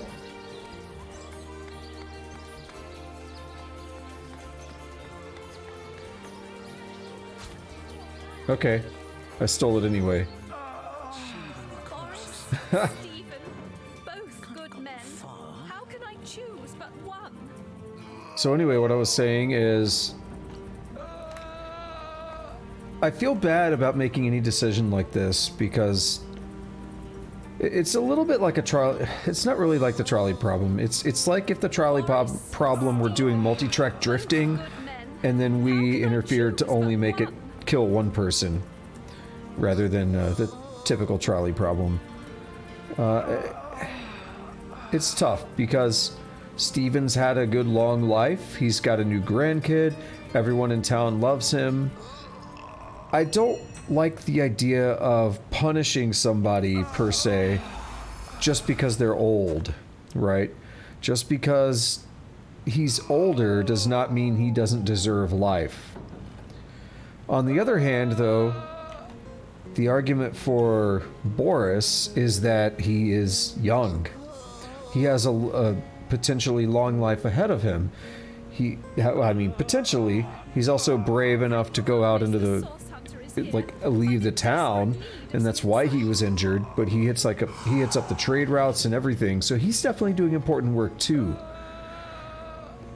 I typically am going to side with the younger one in a case like this because I feel like there's more potential in the remainder of their life, given that they, again, potentially, there's always like freak accidents or whatever, potentially Boris is primed to have much more time left alive than Stephen. So I'm actually going to side with Boris. What do you think? Would you like to learn more about the patients before making a decision? Well, we've already heard about him, so let's wait, have we done this? In this moment, I do believe I'm the most pain-stricken soul in Seal. To choose right. so directly between two lives. Who am I to play the gods? I'm ready to make a decision. You are? I thank you a million times for your help. Who have you decided should receive the healing stone? Yeah, Boris's life has just begun. We can't cut it short now. He should receive the stone. The alternative says Stephen should receive it. We know full well the difficulty of growing up without a family. But they said it's his grandchild, not his actual child. So maybe I missed a component to that, but I think the child's still going to have a family. There's no way Boris should receive that stone over Stephen. Think of Stephen's wife. His children, his grandchildren. Okay, this is our first disagreement with Scarlet now. So I'm gonna read the options because they're funny. So the Intimidate option. If you try to take Boris's life from him, I'll take an orcish club to you myself. The Charm option. Boris is nearly our own age. Imagine being cut down now in the prime of your life. Or 3, Stephen's an old man. He's lived a long, full life. Boris should have that same chance. We're gonna go with that reason. If you'd like to kill Stephen, perhaps I'll let his family have at you when you deliver the news. I'll even loan his wife my favorite studded club. Damn! I thought we were partners. Soothing a corpse's troubled mind. No! I'm between scissors and rock. No!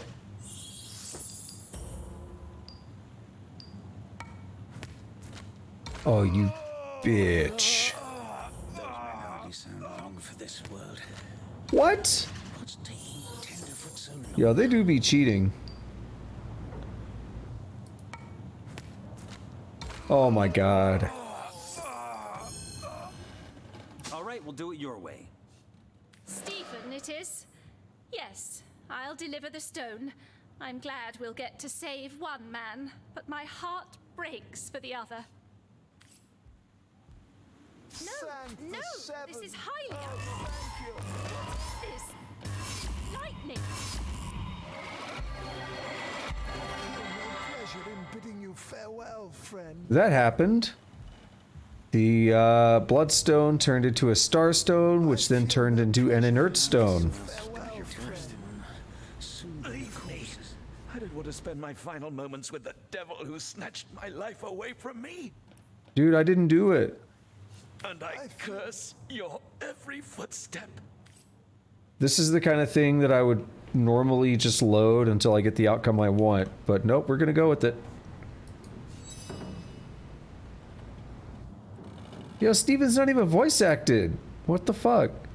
Ho ho, my savior. I owe you everything, you know, everything. Tell me, what will your family say when they hear you're healed? Well, I think my wife will just about faint. My son, a grown man, mind, will spring into my arms like he were a little boy. And my grandkids will ask what present I bought them. Oh, to see their smiling faces again.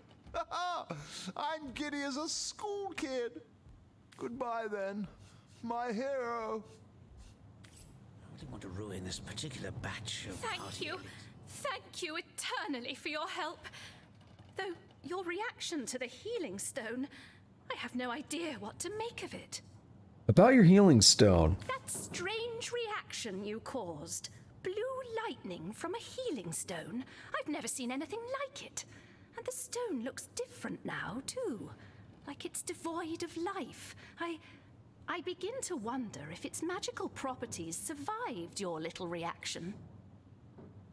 I've been studying under Thelyron for some time now, but that task, being asked to play the gods, was the first time I've ever questioned my, well, suitability for the work.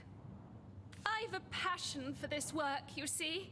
A passion to see things put in order, from a flesh wound healed to an entire city made resistant to a fatal illness. What right has something as trivial as a wound or as senseless as an epidemic to take a human life? I guess that's a fair point. Cool. All right. I don't know what I did to deserve this, but I'm beyond grateful. Strike viciously here somewhere. I feel no pleasure in bidding you farewell, friend. I got experience for coming in here. We got lockpicks. A key.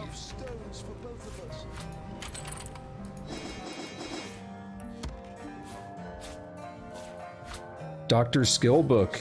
Hello. I wish there were enough stones for both of us.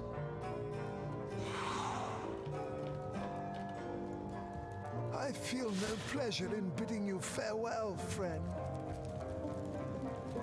All right. So we got a doctor skill book, which I think is actually marksman, right? It is, yeah, it's expert marksman. So it cures weak, blind, mute, and infected, and grants 1 bodybuilding for 2 turns. But it requires level 3. So we are still not quite level 3 yet. We're very close. We, in fact, are 59... We need 50 experience to hit level 3. We have 2 inert stones. We have a few things to be identified.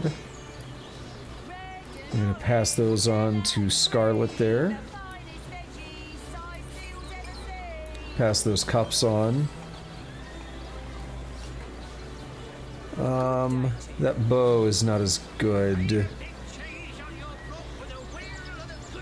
We got a little problem with the attack, but it's going to drop down to 5 once we level up to 3, so it's, I can deal with it. Pass that on.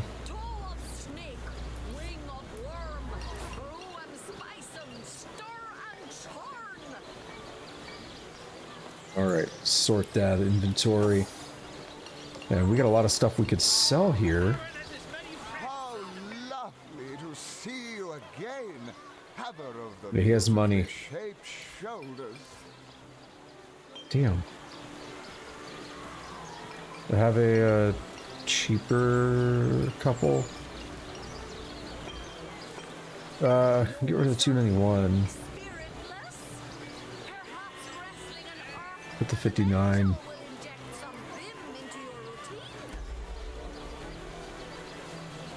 Take my leave, and we'll go here to the fish vendor that I want to use. Away before you've tried some of the ocean's finest bounty. How many crab claws would you like? 3? 11? I like that line. How many would you like? 3? 11?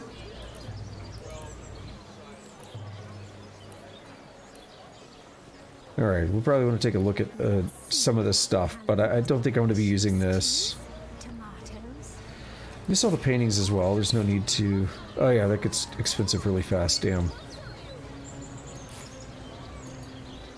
What weighs more? Yeah, the paintings, so... We'll do that.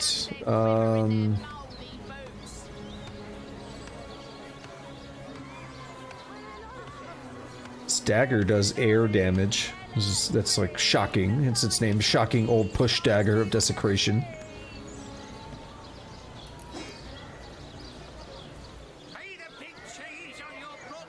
And nobody's using daggers, so that's fine.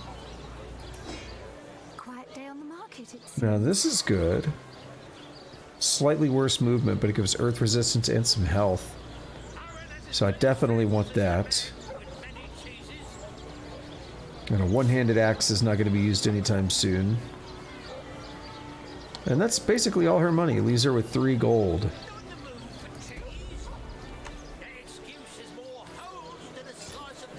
So what I'll do is I'll switch that armor out. I'll send this one over to Madora.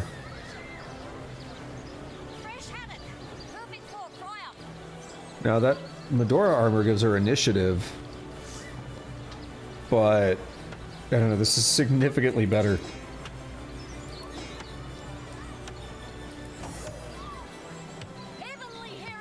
Blacksmithing and initiative.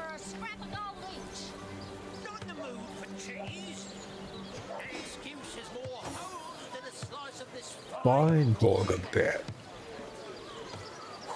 We'll switch out the Zandalor's trunks. They're fun, but this will give me more initiative, which is great as like an archer. Sneaking and bartering. Cloth boots are going to be better for me, I imagine. 21 armor, 9 armor. No, not really. I'll hang on to him for now.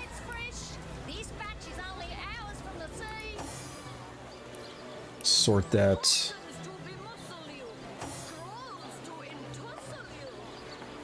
He's got a staff. I'll probably switch him over to wands, which are generally regarded as better than staves, so we'll look into that.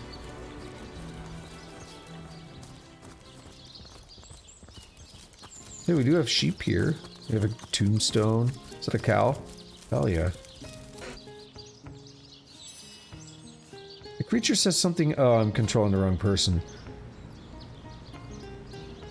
Yeah, the creature says something incomprehensible. Perhaps the source hunters will know what the beast is going on about. I give milk. I give wool. And what do I get in return? One way or another, they always try to fleece me. Especially that Evelyn. She's out to get me. I know it. Alright. Well, what's this I've spotted? Why did the music go away?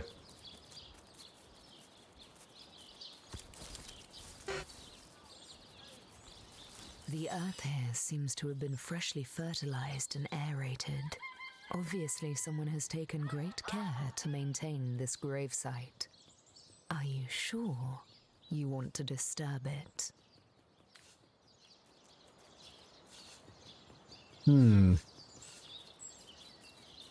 Someone's maintaining it. No, that would be an insult to the dead.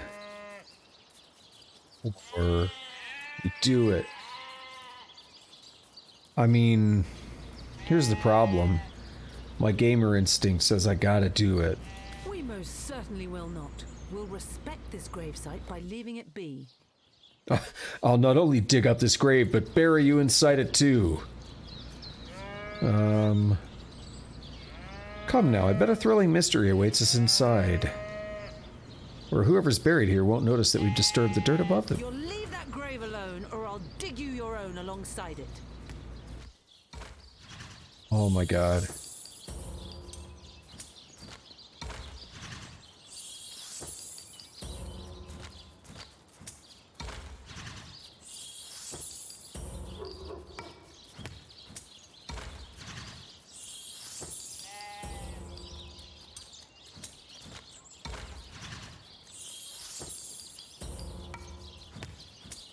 Yay! No, we'll do as I say. As you prepare to break ground, you gaze at the dirt beneath your feet once more. The game is like, you shouldn't do this. I say it's time we respect this sacred ground.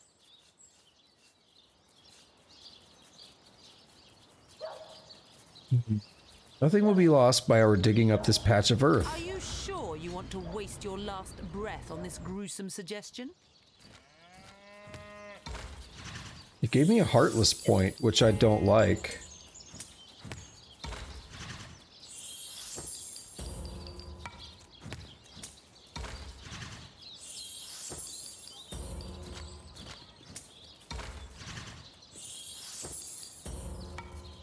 She probably switched. No, we're good. One more.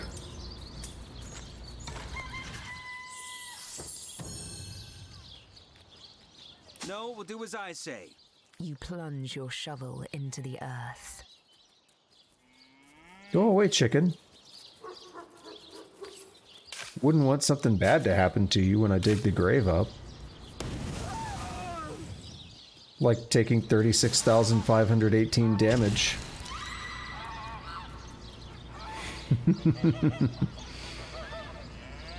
So I'm dead now. I do have resurrection scrolls. This is going to be one of those cases where...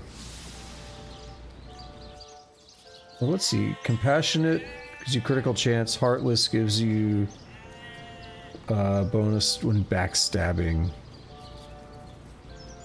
Yeah. This is going to be one of those times where I do load because I didn't really want to do that. I wanted to show it. I wanted to show it, but it wasn't really something I wanted to do.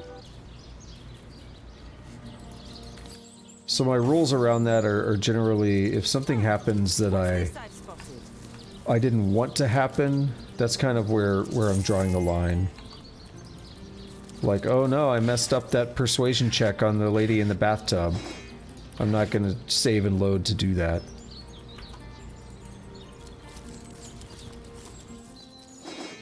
But if it's like, let me intentionally do this thing, then that's a little different. Don't disturb Master Thelyron now. He's been so busy with his research, the poor dear hasn't had a proper night's sleep in months. Yeah, he's apparently leaving though, too, right? He's like leaving in the middle of the night.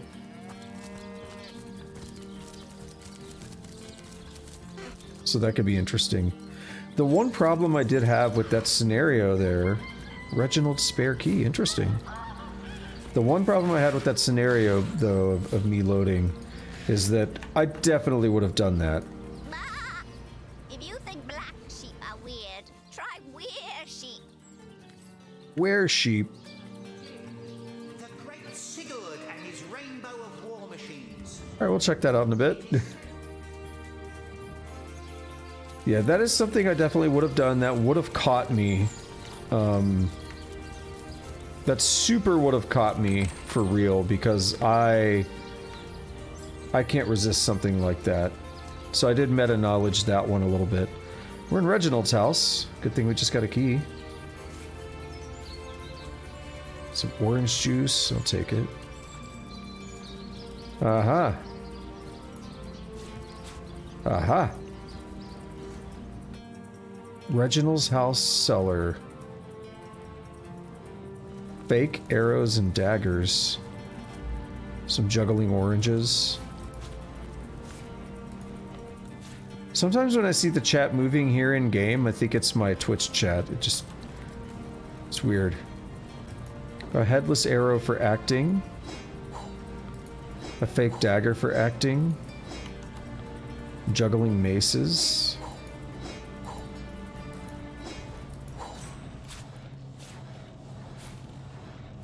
Reginald's diary. Fortunate day. A trip down to the beaches of the Black Cove yielded a wonderful treasure. A talking head. Katarina says it's the stuff of Source, but how can such a silly gag be the product of dark magic? It insists its name is Nick, but I think I'll call it Stefan. Now there's a name with the flair of the showman about it. Wouldn't luck have it, the curio knows a story or two already. And what a voice! My show will be the most profitable at the fair.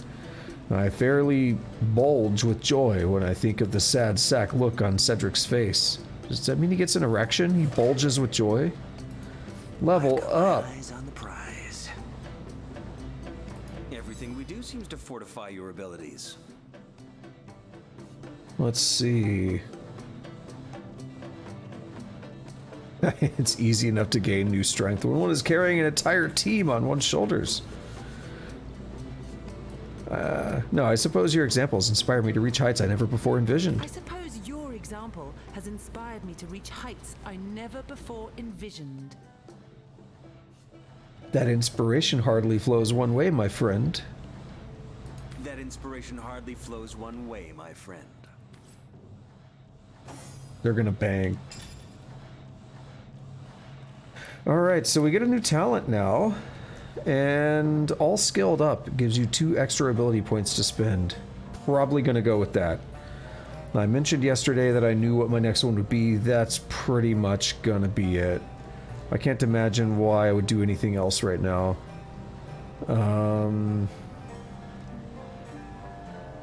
There are still some useful, some good ones. Zombie's interesting. Unless you heal from poison but causes damage from regular healing. Yeah, we're gonna get the 2 extra ability points though.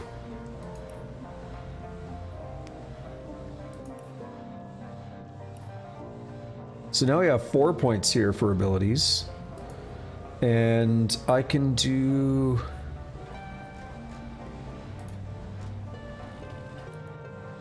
Charisma could be nice, but I'm gonna pass.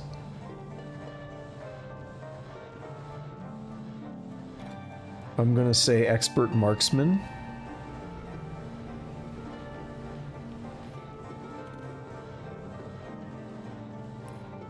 And I'm gonna say Bow, because it's gonna boost my damage. 33 to 56, it goes up to 36 to 61. Not much, but it matters. It adds up. And for you, it's going to be about the same. We're going to get all skilled up. And then we're going to get you point and two-handed, 35 to 45. Alright, it gives you critical chance and set space critical strike multiplier. Okay. Didn't actually change the damage the way I expected. And we're gonna give you Man-at-Arms, so it makes your armor rating go up, and it lets you do adept skills as well. Yeah, so we can now get adept skills for both of these characters. Interestingly enough, they don't have levels yet. They're ahead, I think. Yeah, they're level 3 already. So what do we need to level up 12,000? What do they need? Interesting. I noticed that last night, that when we got Jehan, he was ahead of us. And it seems to really be the case that they're just going to be ahead of us. I don't like that. I like being, you know, I like my characters being in the lead. It'll be fine, though.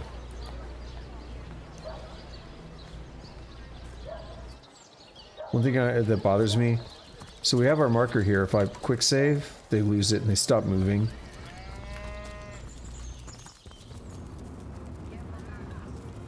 I've seen sorcerers infuse even lowly fowl with dark enchantments. My Balberith spawns. You see sorcery in the clear blue sky, don't you? I bet you'd scream havoc if I were to give you a mirror. Is there a chicken we could talk to? Doesn't look like it. My word! It is said, and this I have heard from a ghost who knew Elba, who knew Elliot, who is said to have known Sigurd himself, that the king had a great thirst for colour. So ardently did he crave creamy blues and gory reds that he ordered a contest across his realm. By the seven, what a tale! Today, I... Do, re, mi, fa, sol, la, ti... Oh, excuse me, I'm trying to prepare for the next show. Autographs will have to wait until the end. Alright, tell me about yourself. I doubt I have to tell you that I am the amazing singing Stefan, the only sentient severed head in Sicile. My audience sings my praises from hill and dale. Psst, you're a source hunter, aren't you? Oh, bless the seven. Oh, you've got to help me. I've been kidnapped. Pleasure to meet you. Now, please, Stefan has many fans to meet today. Psst, help me. Take me to Reginald's cellar. There I will reveal everything. If you're ready, I'm gonna pick you up now. You won't mind a little ride in my pocket, will you? It won't be the worst indignation I've suffered. Get on with it then. Hey, stop that! Excuse me, would you mind not handling that? I like to keep things just as they are, if you please. Alright, Reginald. There, take a seat. Prepare to laugh your head off, cry your eyes out, and teeter on the edge of your seat with an original tale from Stefan, the Talking Severed Head. Tell me about yourself. I am Reginald the Illusionist, purveyor of the most amazing artifact in Andover. This fantastical talking head. Catch the act while you can. This show will only remain in Sicile as long as there are Legion soldiers to entertain. Alrighty, let's discuss your talking head.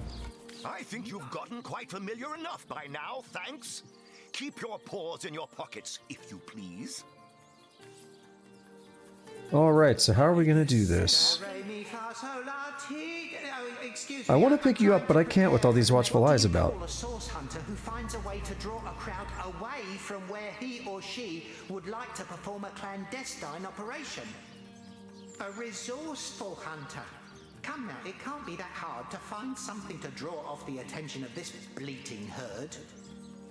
Alright, I'll take my leave. Today, I think, a king, the great Zixzax. Nuts are at the back hollering about. I can hardly hear the show for all the ruckus. Anyone got a name? Who knew Elliot, who is said to have known Sigurd himself. No, it doesn't look like it.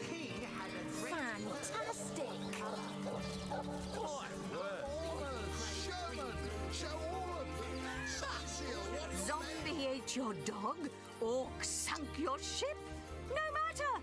You're at Katarina's Fair, a veritable summer home for troubled minds. Won't you take a seat and let our esteemed entertainers whisk you off to a better place? All right, tell me about yourself. Well, I'm Katarina the Fair, fairest first lady of the fair, of course. I do love making the acquaintance of my patrons, and who knows which of them might become one of my performers. I've an open stage in want of talent, and I've often found the best young performers among the rank and file of the audience. An open stage, you say? And what if I were interested in putting on a performance? The theatre's fever has overcome you, has it? Marvelous! I do so love a fresh green talent ready to bloom. But I support players, not writers, you see. If you want to perform here, you'll have to find tried and true material. Check the library and see if any of the classics there interest you. I'd love to see a Source Hunters take on one of the old standards. I'm ready for my theatrical debut. When shall I start? Right away, my dear, just as fast as your boots can carry you. You found something decent to perform, I trust, and you've gathered enough actors to do it justice? I assume so. Speak to Master Chaucer if you're ready for your debut. He alone can adequately prepare you for the stage. I mean, we read a book with some jokes and stuff. Let's see.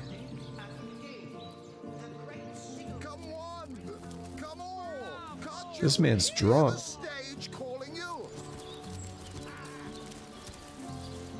Burp. Those dark rogues' nuts really ruffle my feathers, sneaking around here at all hours of the night. Yeah, I remembered that from last night. And who are you supposed to be? Let's see what you have for sale. Interesting name, Chaucer, right? Tell me a bit about yourself. Oh, I should have been one of the greats, but here I am gathering peasants to watch peasants perform broadside pageants for peanuts. That's amazing alliteration.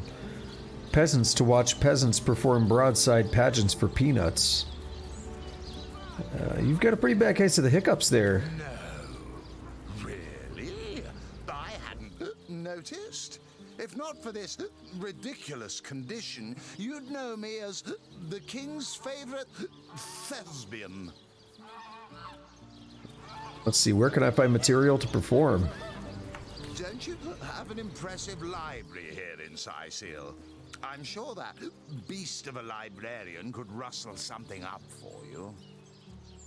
The stage master, are you? Perhaps I'd like to perform a show. Katarina's given the go-ahead, has she? Oh, very well then. Tell me when you're ready to begin, and I'll show you to your places and gather you whatever crowd of drunken yokels can be prevailed upon to watch you flail about on stage. All right, I'm ready. Ready for your trial by fire, you mean? There's no more savage foe than an audience, my dear. But I'm sure you'll do just fine. I'm gonna try not to save scum. Begin! But I really don't know the different options. So we got juggling and stuff, and the fake daggers. If juggling is based on dexterity, I might be okay at that.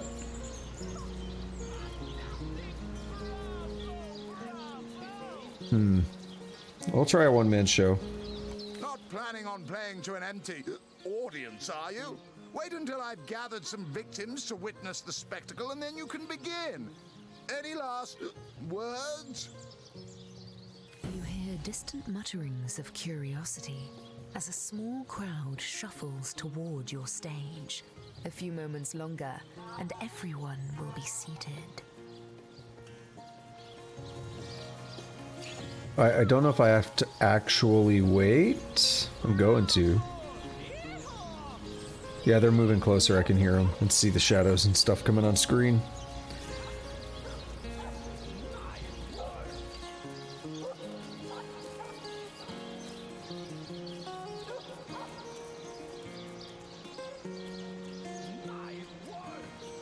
Alright, it's not everybody, but we're gonna try it. Let's begin. The stage is yours. So these are the jokes and stuff from yesterday. I haven't read the book since yesterday. I didn't know I was gonna have to remember it. So which one do I want to do? An elf and an orc show up in the Hall of Echoes at the same time. The orc says he froze to death, and the elf says he died of a heart attack. The crowd breaks into an approving chuckle. Continue, by all means. Good show. How did that happen? Asks the orc. Eager to hear more, the crowd leans forward with great interest. One lady in the back is already chuckling. She must have heard this one before. The elf replied, "Well, I came home and thought I heard my wife with another person. But when I searched the house, I couldn't find anybody." Good show. The crowd's curiosity is piqued. Oh, do go on before they explode. I was so stricken with remorse for wrongly accusing my wife of infidelity, I had a heart attack and died on the spot. That's it, Source Hunter. You've got this joyful crowd right where you want them. Now, take them on home. Geez, says the orc. If you'd open the icebox, we'd both be alive right now. Simply marvelous. They like you. They really, really like you. Well done, Source Hunter. Marvelous. It wasn't hard to piece the story together even if you didn't remember it, but... Yay!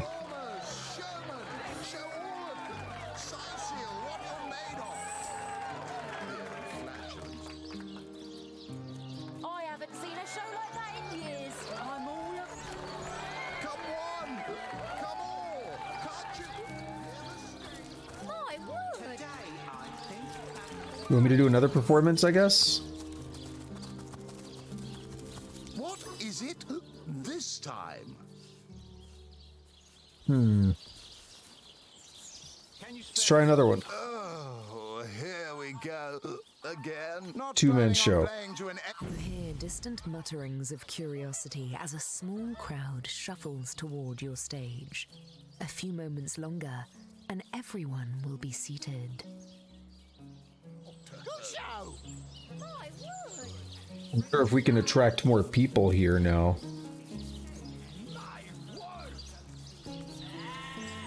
Fantastic!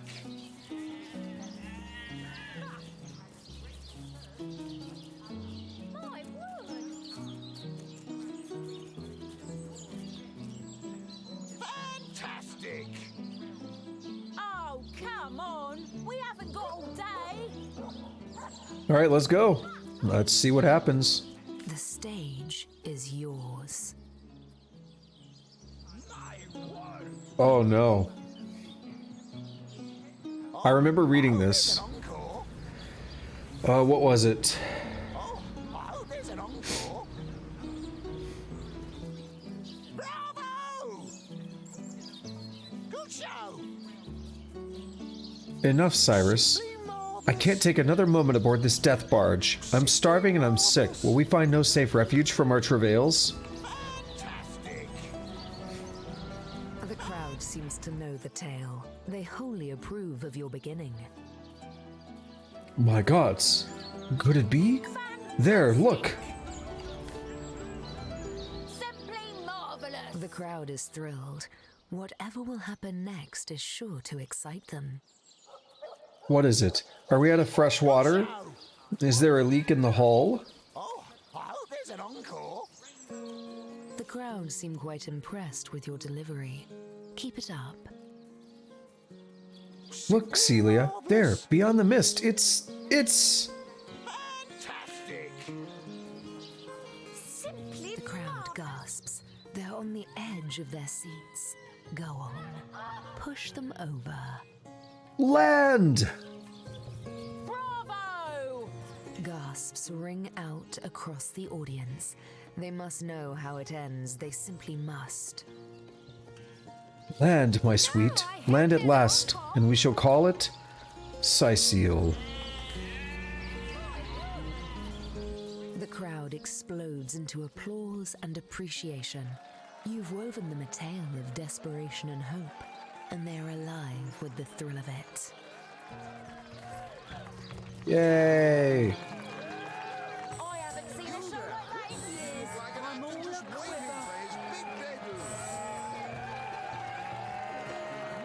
Too far away. What?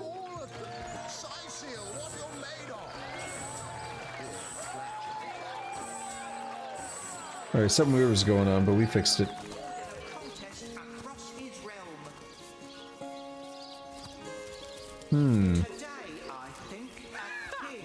Back for more, I see. Well, I can't say I'm what a generous spectator. Find a seat in the front, eh? I think you've gotten quite a... What if I have you talk? You there! I think you've gotten quite a... Fantastic. Did he crave creamy blues and gory reds that he Alright, what if I... Look at all these fake oranges and stuff. Can I use them? No? My word! It is said, and this I have heard from a ghost who knew Elba, who knew Elliot. No, I could try something else. That's not... Yeah.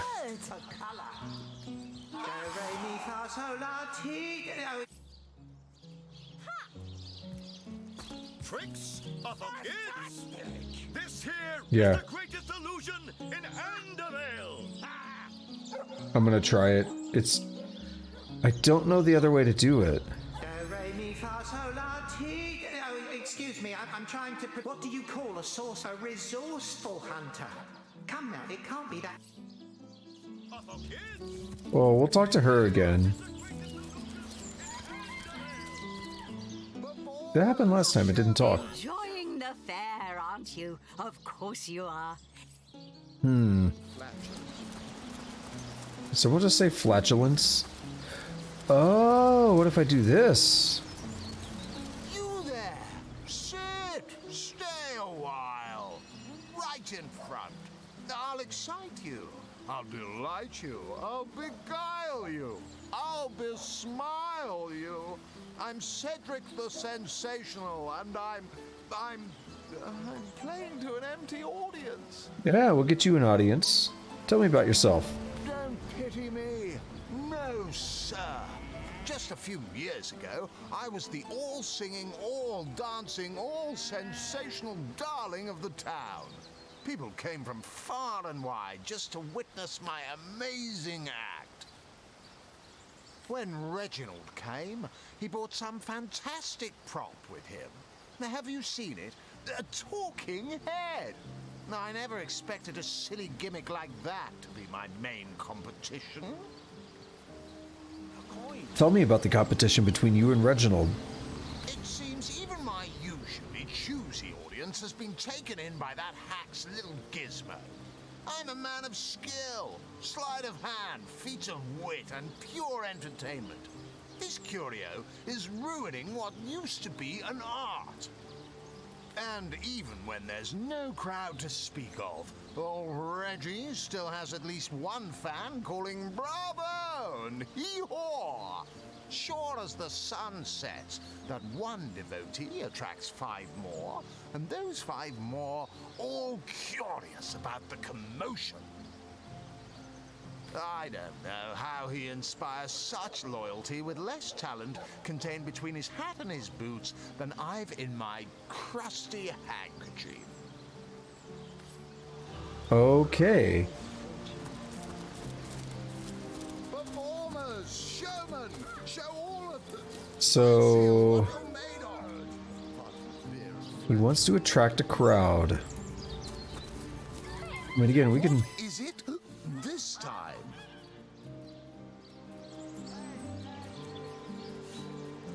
Oh, here we go again. Not planning on playing to it. You hear distant mutterings. Try this one more time.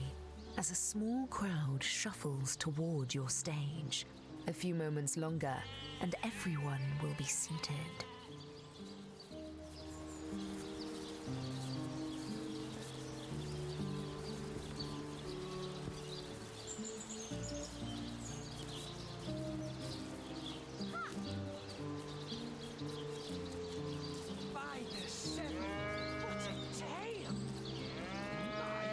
The stage is yours. During a dwarven funeral, the bearers of the casket accidentally bump into a wall and hear a faint moan. The crowd breaks into an approving chuckle. Continue, by all means. They open the casket and find out that the dwarven woman inside is actually alive. Her husband's filled with joy. Eager to hear more, the crowd leans forward with great interest. The dwarven lady lives for 10 more years and then dies. There's another funeral for her. Didn't realize that she was still talking. Whatever. The crowd's curiosity is piqued. Oh, do go on before they explode. At the end of the service, the bearers... Wait, what? Yeah, they carry out the... I feel like I missed something.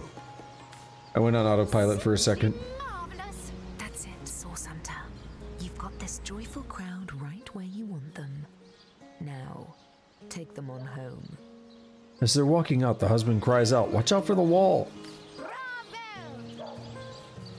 They like you. They... Yeah, so what the story was, like, I feel like I missed something, or I feel like it skipped something.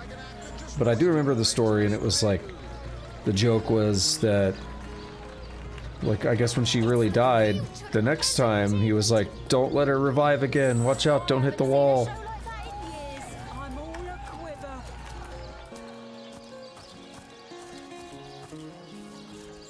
This show is worth the hype.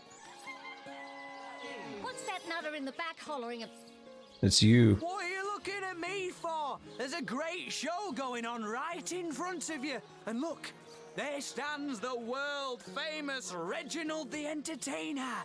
Better check it out if you don't want to miss the time of your life. Tell me about yourself. Oh, I'm nothing but your average man taking in the best show I've ever seen. I'm amazed and astounded that for a meager gold coin or two, I can take in this first-rate entertainment all day long. The same show all day. Seems like a bit much. Well, I've stumbled into quite the fine gig. I just let my appreciation for Reggie's work be known, and he slips me a few gold coins in return. My voice happens to carry pretty far. Cecile hears me. Cecile wants to see what the fuss is all about. And let me tell you, this amazing show just can't be beat. My crowd's a little lackluster. Would you mind working your magic for my show? Well, drawing a crowd's what I do best, and I'd be glad to do it for your little show. 100 gold up front, and yours will be the hottest ticket in Cecile. Sounds reasonable. Here, take this gold. 98, 99, 100. Looks like all's in order, Chief.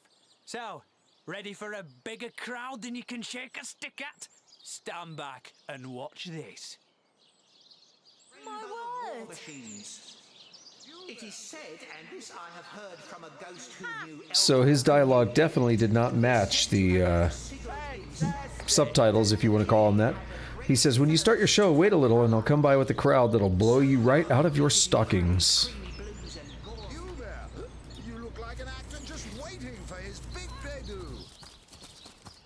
All right, we'll do it one more time. This time. Oh, One-man show. We're gonna do the last story. Mutterings of curiosity as a small crowd shuffles toward your stage. A few moments longer, and everyone will be seated.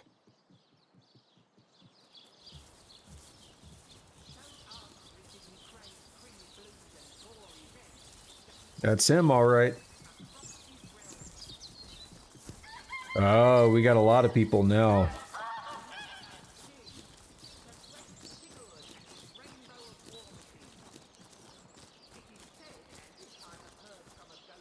All right. Let's begin. The stage is yours. Every 10 years, the Elven Wood Priests in their monastery...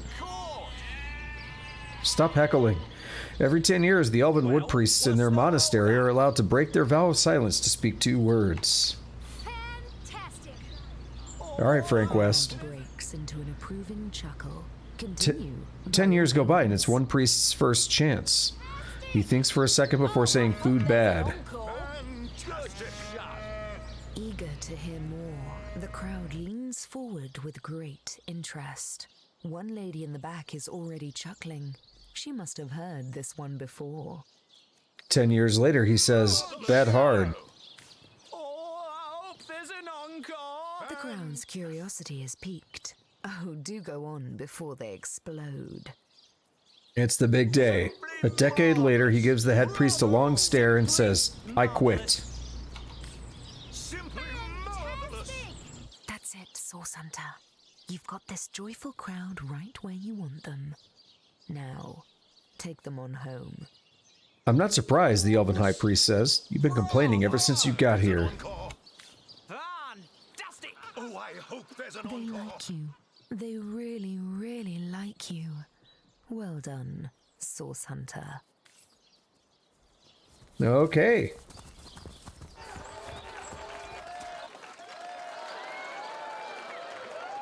Performers, showmen, show all of them. Sightseer, what you're made of. Took my message. I have heard from a ghost who knew Elba, who knew Elliot, who is said to have known Sigurd him. Let me pick you up. It won't be the worst ending. Boom, we did it. They're still cheering at an empty stage. All right, he wanted me to take him to the basement. That's not it. It's back here.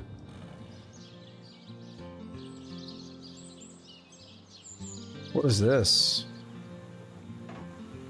See whose house this is while we're here.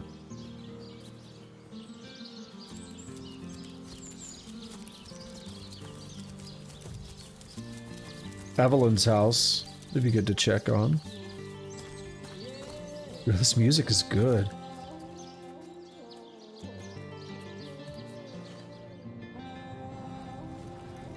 What, do we just want to put him on the floor?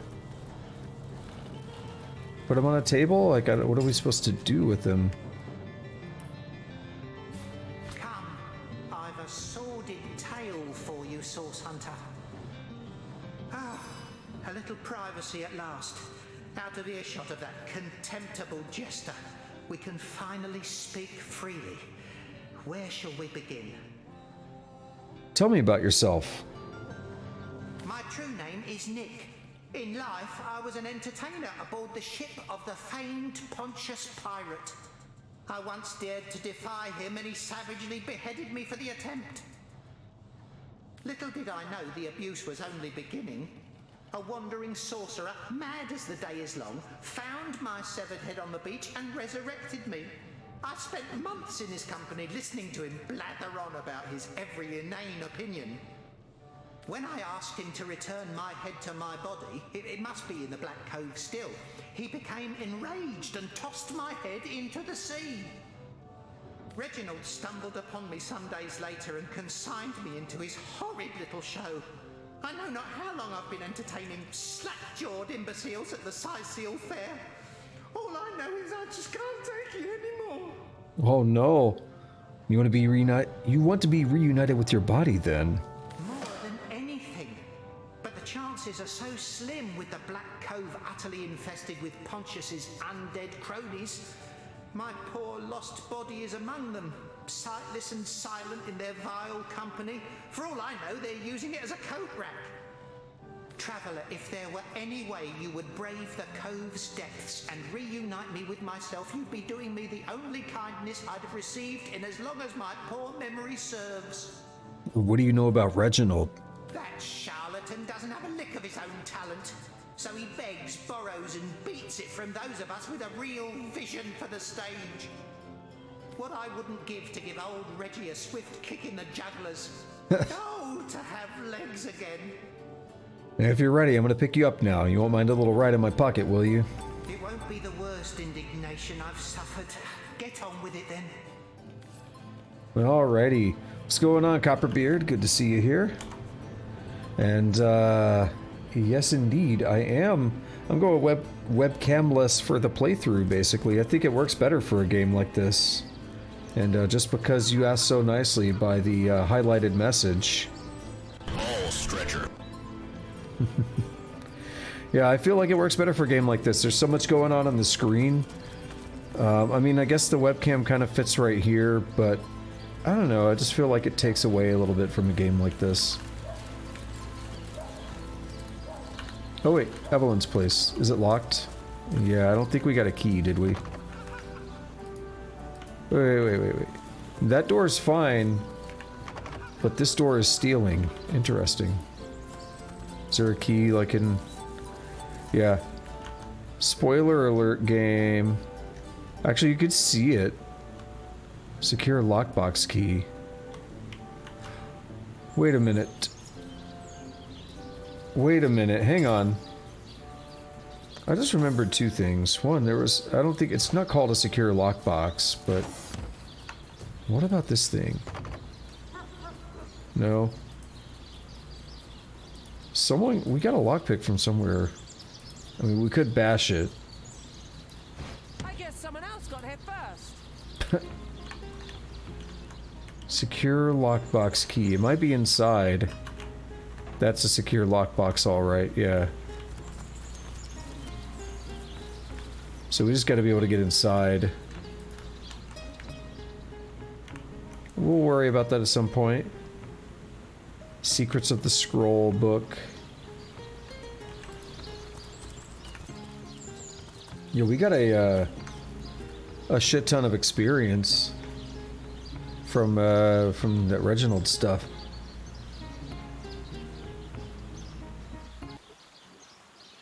Oh, music just kind of left us.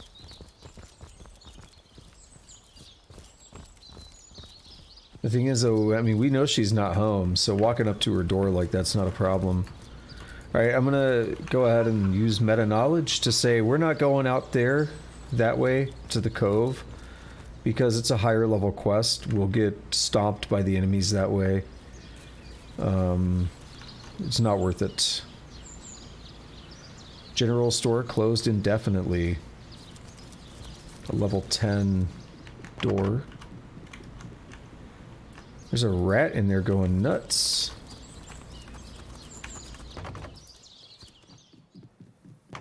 Paintings, a divine light skill book. Yeah, there's some stuff we could do in there. I think now we've exhausted... Well, we haven't exhausted things, but I think now the most logical thing to do is kind of ran around and did a couple oddball things, but earlier we actually saw Esmeralda. I mean, I saw her talking in the chat box down here. I'm pretty sure this, yeah, this is her place. We should probably investigate her because that seems super relevant to the whole murder plot. Right, so we should definitely go see what she might have to say.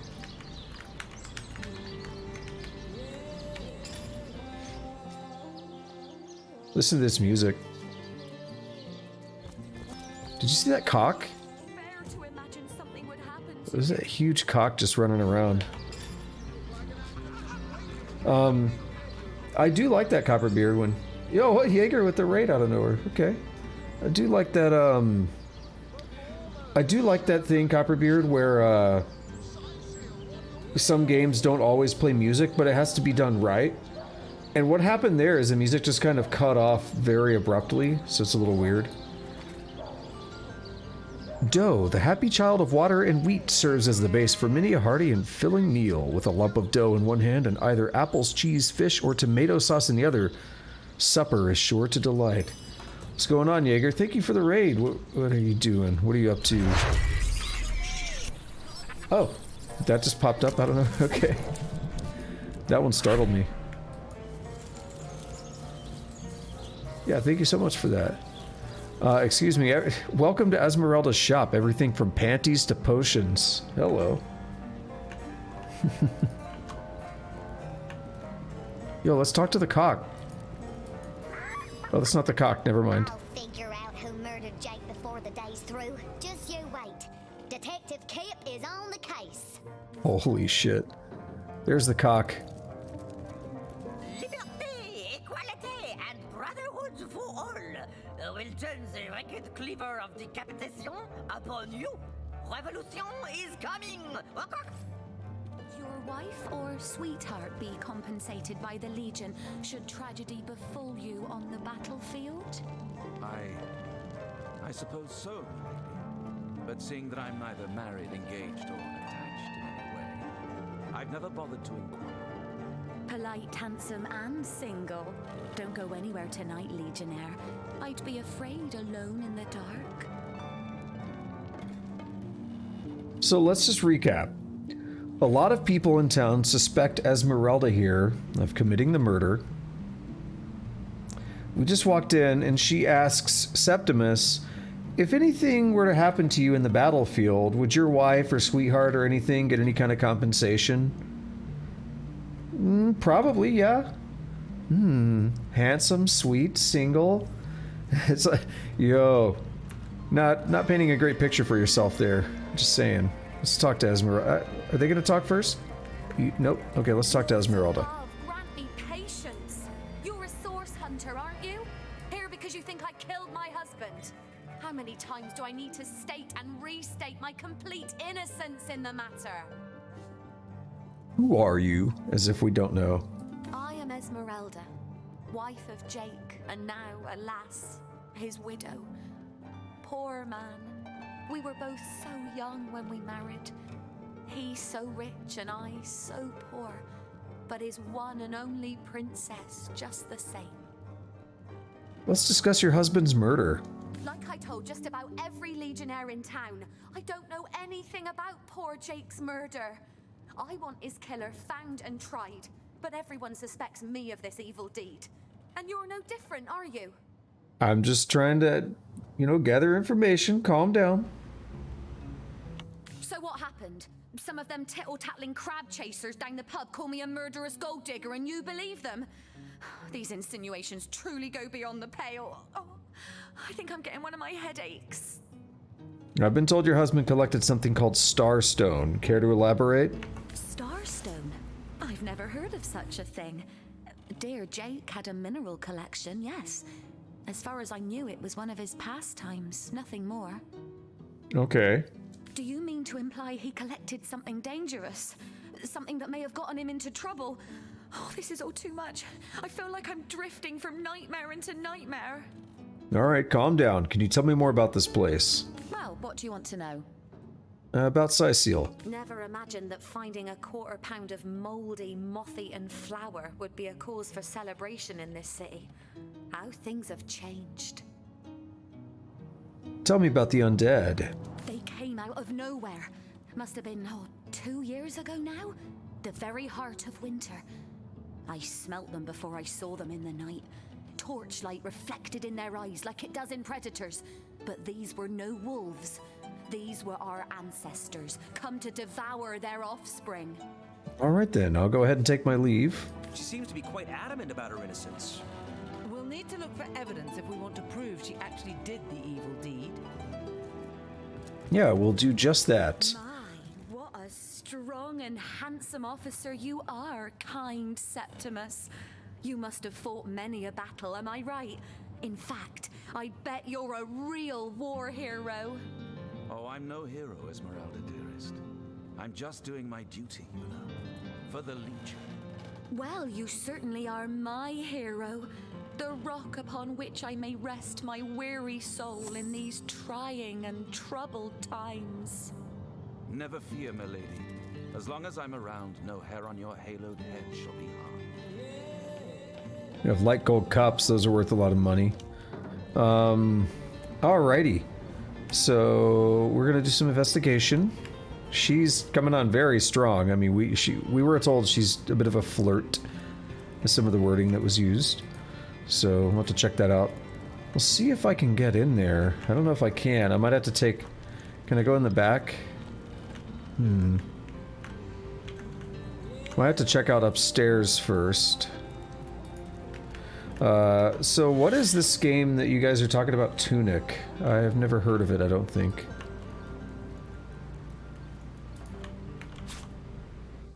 Yeah, the key to her house. Perfect. Striking it rich! Dude, that's not how you stealth, bro. Smelly panties, hell yeah. It's just what I've been looking for. It actually is an item I was excited to get.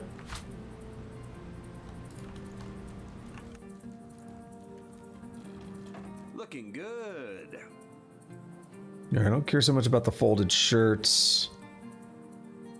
Star Pebble.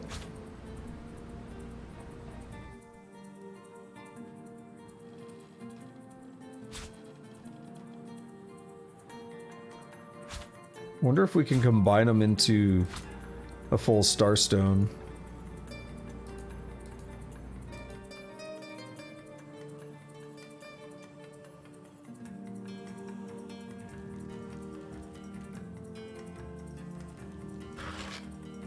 Iron ore. That's heavy stuff. I'm probably just about encumbered, right? No, I could still carry quite a bit. Considering that I don't have high strength.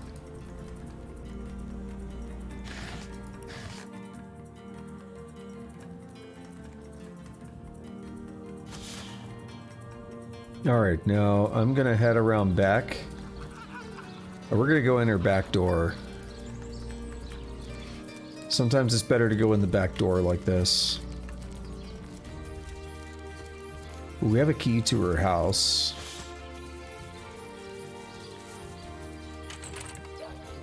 Alright guys, she'll never notice that I'm but a lowly bush.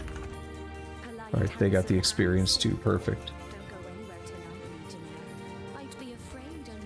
If anyone walks in, I'll blend right in, they'll never know.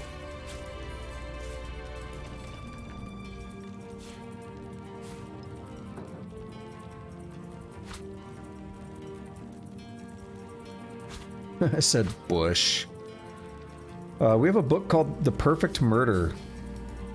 A book about setting up the perfect crime. Just making sure they're getting experience too. Paper knife. What does it mean by paper knife? Is it a knife made to cut paper, or is it made of paper? Either one is slightly strange to me.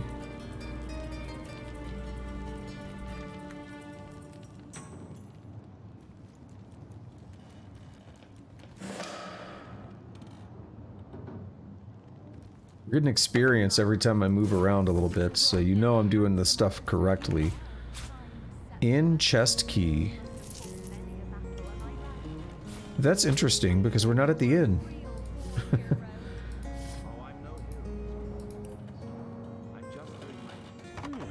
Appears to be locked.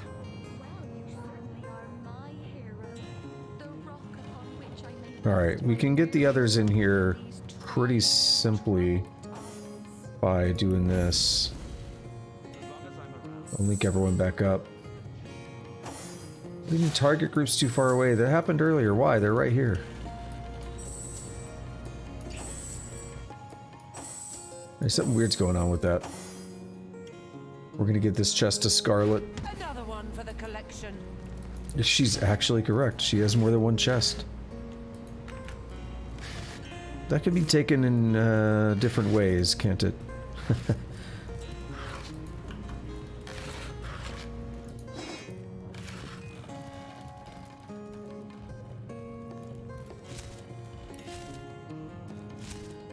It's a good thing these doors are not see-through, right?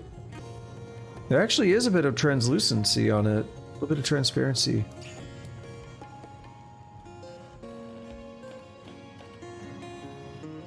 Alright. She has a basement here, so let's go check out her basement.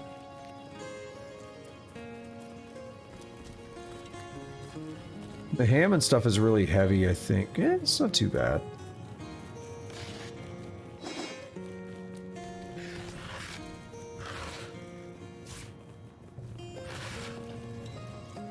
I think we can use the bowl for crafting.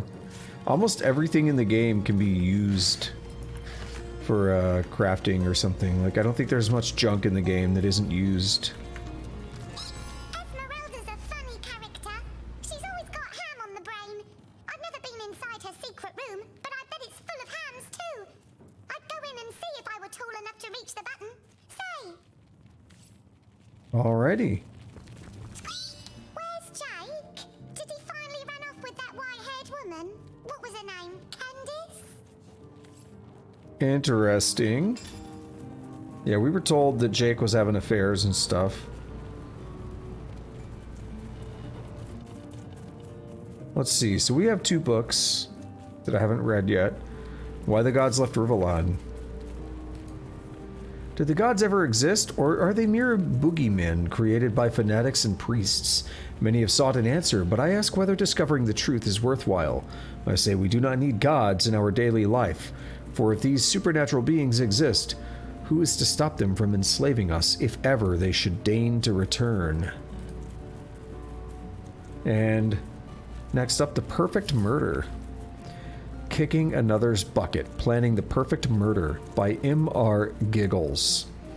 Winner of the Assassin's Guild Brass Knuckle Award. Preface. So you've determined to take a life. My sincerest congratulations. Savor this moment, friends. Taste the sweetness of the feeling that grows in your belly. Soon you will have sent a soul flying into the ether.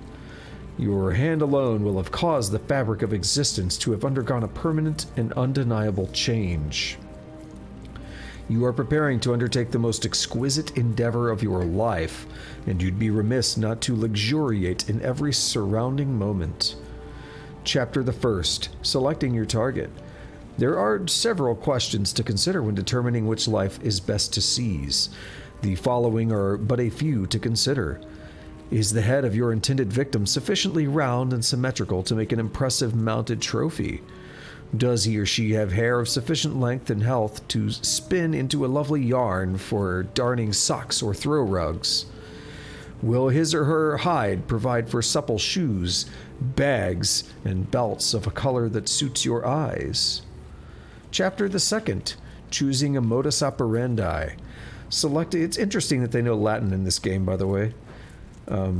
Selecting the method with which to carve, strangle, or pierce your victim is in itself more a matter of art and of soul than of fact and science. Arrows are fine for sportive types. A dagger turns the carpet red as a valentine. Suffocation behooves lovers and mothers. Poison compliments a bitter heart. In the end, select a method you believe best accomplishes the moral and spiritual effects you desire. Chapter the 3rd, Execution. The most important and delectable step in any murder, dear reader, is the moment of execution. By this I do not mean the brute force of the violence, if a violent method you have chosen, or the interim ever agonizing between the administration of poison and the first sign of its effects. No, the moment to which I refer is that precise event when life flees from the victim, and the eyes transfigure, light to dark, flashing to still, bright to dumb. This is the holy minute, the minute when the act materializes, complete, no longer planned or attempted, but completed. This is the moment during which you write your name in the sky, for you have done something that, like the stars, cannot be undone. Chapter the 4th, The Afterglow. Now, the moments after the execution are hardly the time to worry about practicalities, no. This is your time to quietly reflect, to enjoy your transformed self, your transformed place within the cosmos. Make yourself a cup of tea, if you please, or light a pipe. The details can wait. When you find yourself fully refreshed, you might consider what to do with the once person whose remains you must now inter or preserve, as is your pleasure. The easiest and most classical means of disposal is, of course, to bury the remains, but think long and hard about precisely which remains to bury. The civilized among us know full well what that waste is a sure... Hold on. The civilized among us know full well that waste is a sure sin. So if there is yet some function that may be wrought from the once person's remains, it is imperative that you do so. Might not a family of beggars appreciate a meaty rack of ribs? Might not a local tanner, down on his luck, thank you for a length of virgin leather? Do you not deserve some special token, a keepsake for your labors? Once these matters have been attended to, you might concern yourself with removing the dregs of your efforts from your sight. A freshly rained upon bog is ideal, though a freshly dug grave in your local cemetery will hardly notice a bit of additional rubbish tucked in below the intended casket. Epilogue. If you have successfully completed your endeavor, you might find yourself wondering after and planning for the next. This is a natural and desirable result of executing, as you have learned, the perfect murder. The author wishes you luck and satisfaction as you explore your newfound passion. Remember, until you've reached a dozen, you've hardly scratched the surface. So that book is How to Be a Serial Killer. Alrighty. Well, not really. It's the idea, like, you got to get at least 12, right? And then you're scratching the surface. So that's quite a book. The idea that they have an Assassin's Guild is also somewhat interesting. Hey, I found a needle in a haystack. Nice.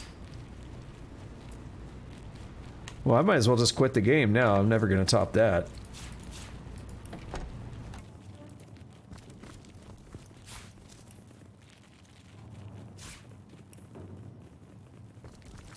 Roasted pork, an iron key.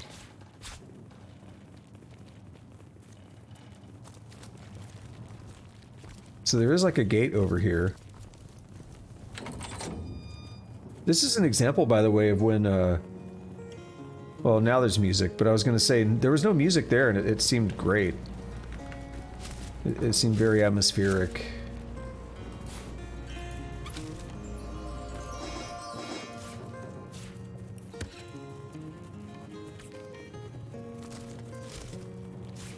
Carrot, a healing potion. Is there nothing else to do in there?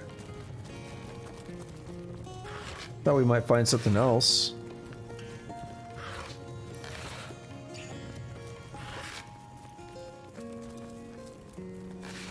So there is, like, yeah, there's a button there.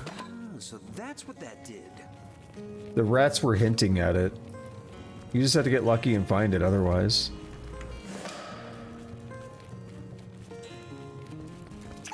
Esmeralda carries lots of cuts of meat. She carves them up herself, you know. An expert knifer, that one.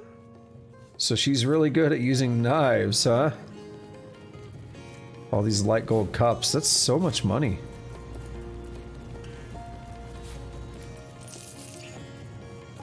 I think these plates are worth a bit, right?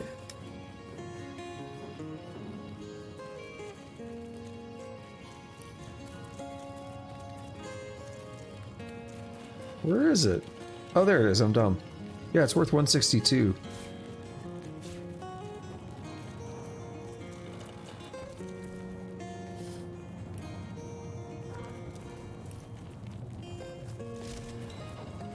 Bottle of wine.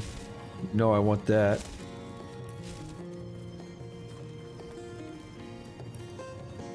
Oh, I thought it had a name. I just saw something about a zombie. It's that scroll.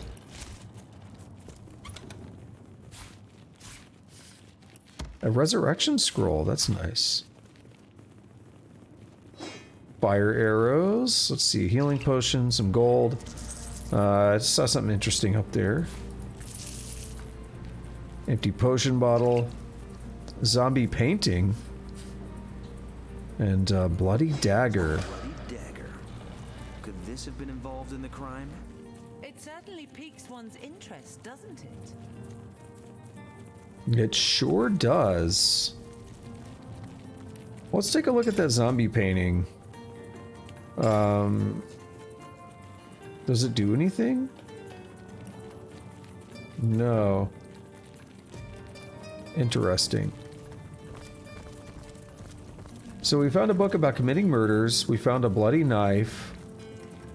Secret rooms and stuff. Certainly a little suspicious, is it not?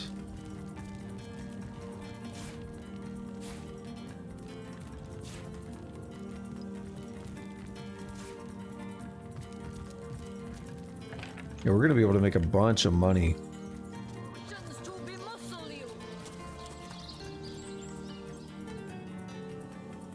Alright, yeah, let's get back in here and see what Esmeralda has to say about this new evidence. I'm sure she won't at all mind that we went and scrounged. What the fuck is this guy doing? That we went and scrounged through her house and basement. It's all part of an investigation, right? Come on. We should also speak to Septimus, though. We haven't done so. Legion's greetings. I have been informed about your heroics on the beach. Were that I had been there to partake in the battle. But my duties lie here.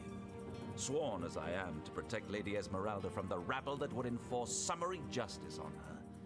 Even though she is, until proven guilty, wholly innocent. And you are? I am Septimus, seventh son in a household of 9. Seventh son of a seventh son. Me and 2 brothers of mine were assigned to Sicile from day 1. Alas, both of them have long since fallen in battle against the dead. But never shall I lose heart. Long as a single legionnaire stands, all of us remain undefeated in the eyes of the gods. What do you think about Esmeralda? So fair a lady I have seldom seen in all of Rivellon, my friend. And I have traveled more extensively than migratory birds do. She stands accused of murder, but in my mind, her presumed guilt is a fallacy, and indeed a fabrication. Steadfast will I guard her.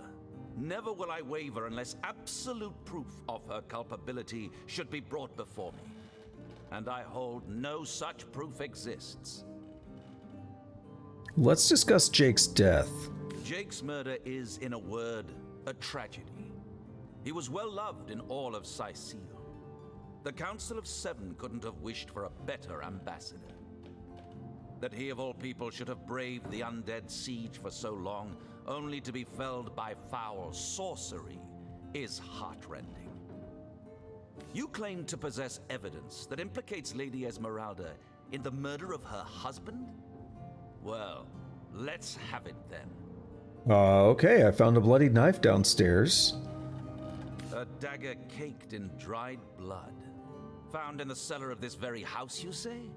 That's very disconcerting. Though I'm sure milady can explain. To set aside all doubt, I mean. Have a look at this volume I found. This book has a dark reputation. Odd. Lady Esmeralda told me she's enamored with romances like The Knight in See-Through Armor and Princess Buttercup with the Blushing Bottom. Perhaps you had best ask her to explain. I will. I'd like to ask you some other questions. And what questions are those? Let's talk about Sicile. The Sicilians used to say this was a chosen place, favored by the higher powers. But they don't talk like that much these days. Hard to feel favored with such horrors haunting every border, I imagine. Tell me about the undead. Proper soldiers shouldn't be ordered to fight such unnatural abominations. We used to cut them limb from limb by the dozen, only to see a gross of them rise from the ground and stalk out of long-abandoned cellars. Accursed are their souls, and accursed are ours too for having to look upon them day after sorry day. All right, I'll take my leave. Okay, so let's confront her about this evidence. Sure, the hunter returns. I hope you are here to shop rather than sleuth. Well, we gotta talk about the murder. Listen, if you're gonna accuse me as something, you would better find the evidence to back up your ridiculous claims. Yeah, what about this bloody knife? Perhaps it is you who should explain your presence in my cellar. And the dagger? It's simply a butcher knife used by my late husband to cut meat. He did so love to cook, the dear. Alright, that's a good excuse, Esmeralda, but one question.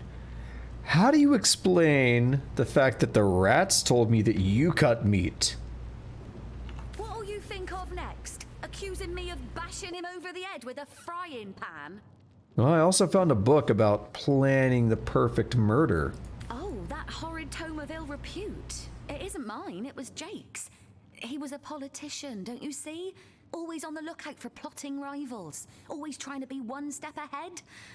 Really, I should have thought a source hunter of all people would appreciate my dear husband's sense for survival. Okay. Not sure if I'm buying it. You look pretty suspicious. Just saying. I also feel like I want a few items from here. Yoink, yoink. So they got mad at me, didn't they?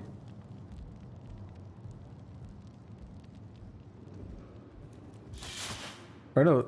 Another perfect heist. Oh. You sneak with the subtlety of a tried and true cat burglar. Why, thanks. I rather do, don't I? A few more heists and I'll be fat cat in no time. No doubt about it. Your easygoing sleight of hand impresses me greatly and will certainly continue to be highly advantageous to us both. Oh, and by the way, guards, I know it's weird because I just vanished and then like swords and stuff started disappearing into thin air right around where I was just at. But this conversation we're having right now, it's a joke. Don't worry about it. We're just joking. I would never actually steal anything. That's not right.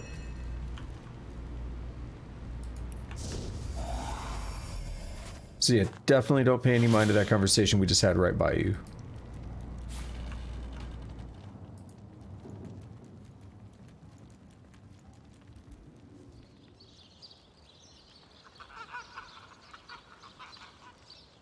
Get them plates.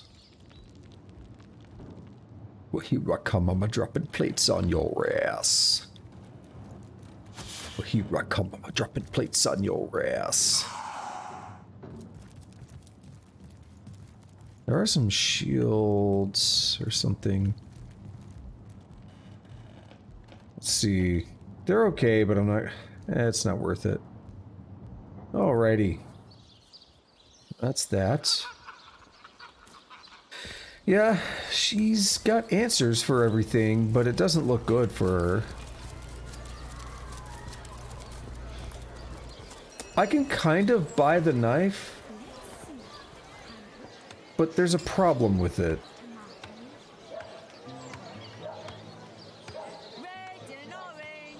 I feel like we might be able to piece these back together.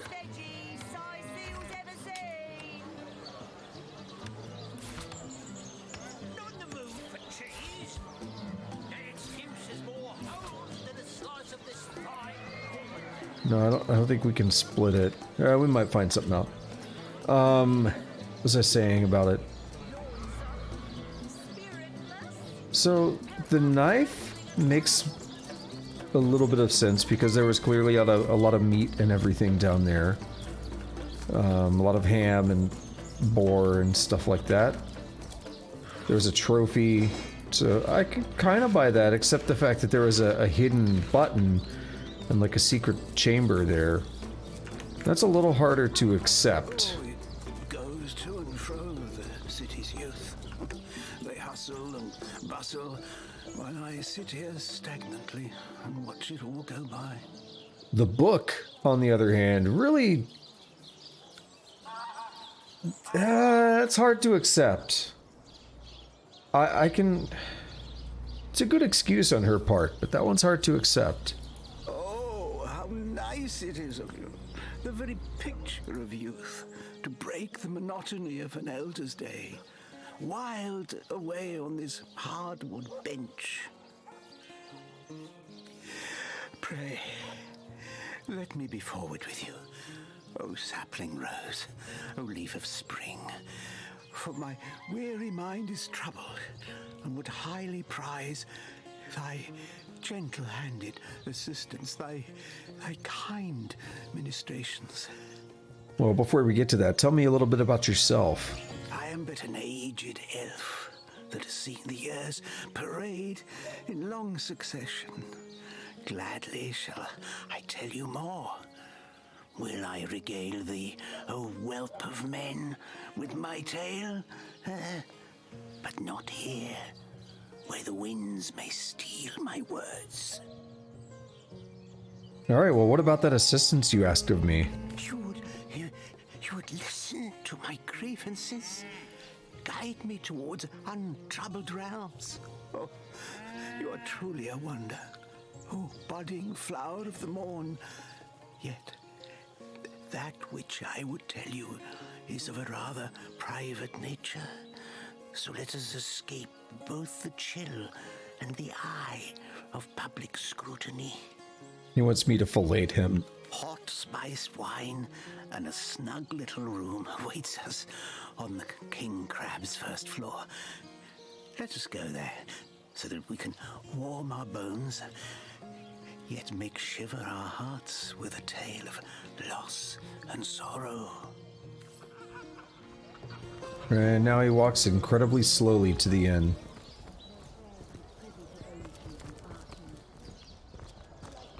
So slowly, in fact, that I'm tempted to go get a drink. But I don't have that much of a lead on him.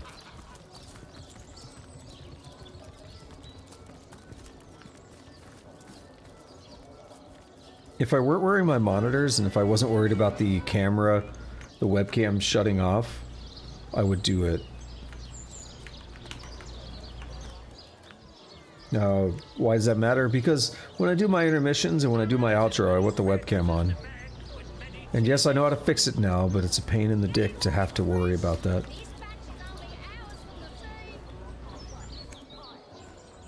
Oh, careful now. Your head's growing more swollen than saffron's, I dare say.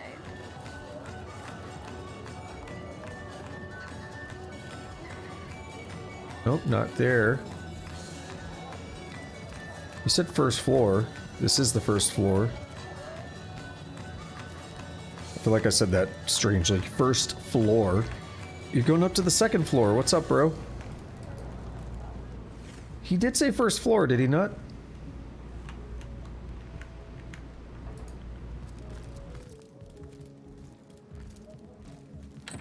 Oh, we have more paintings. You know what I want to do?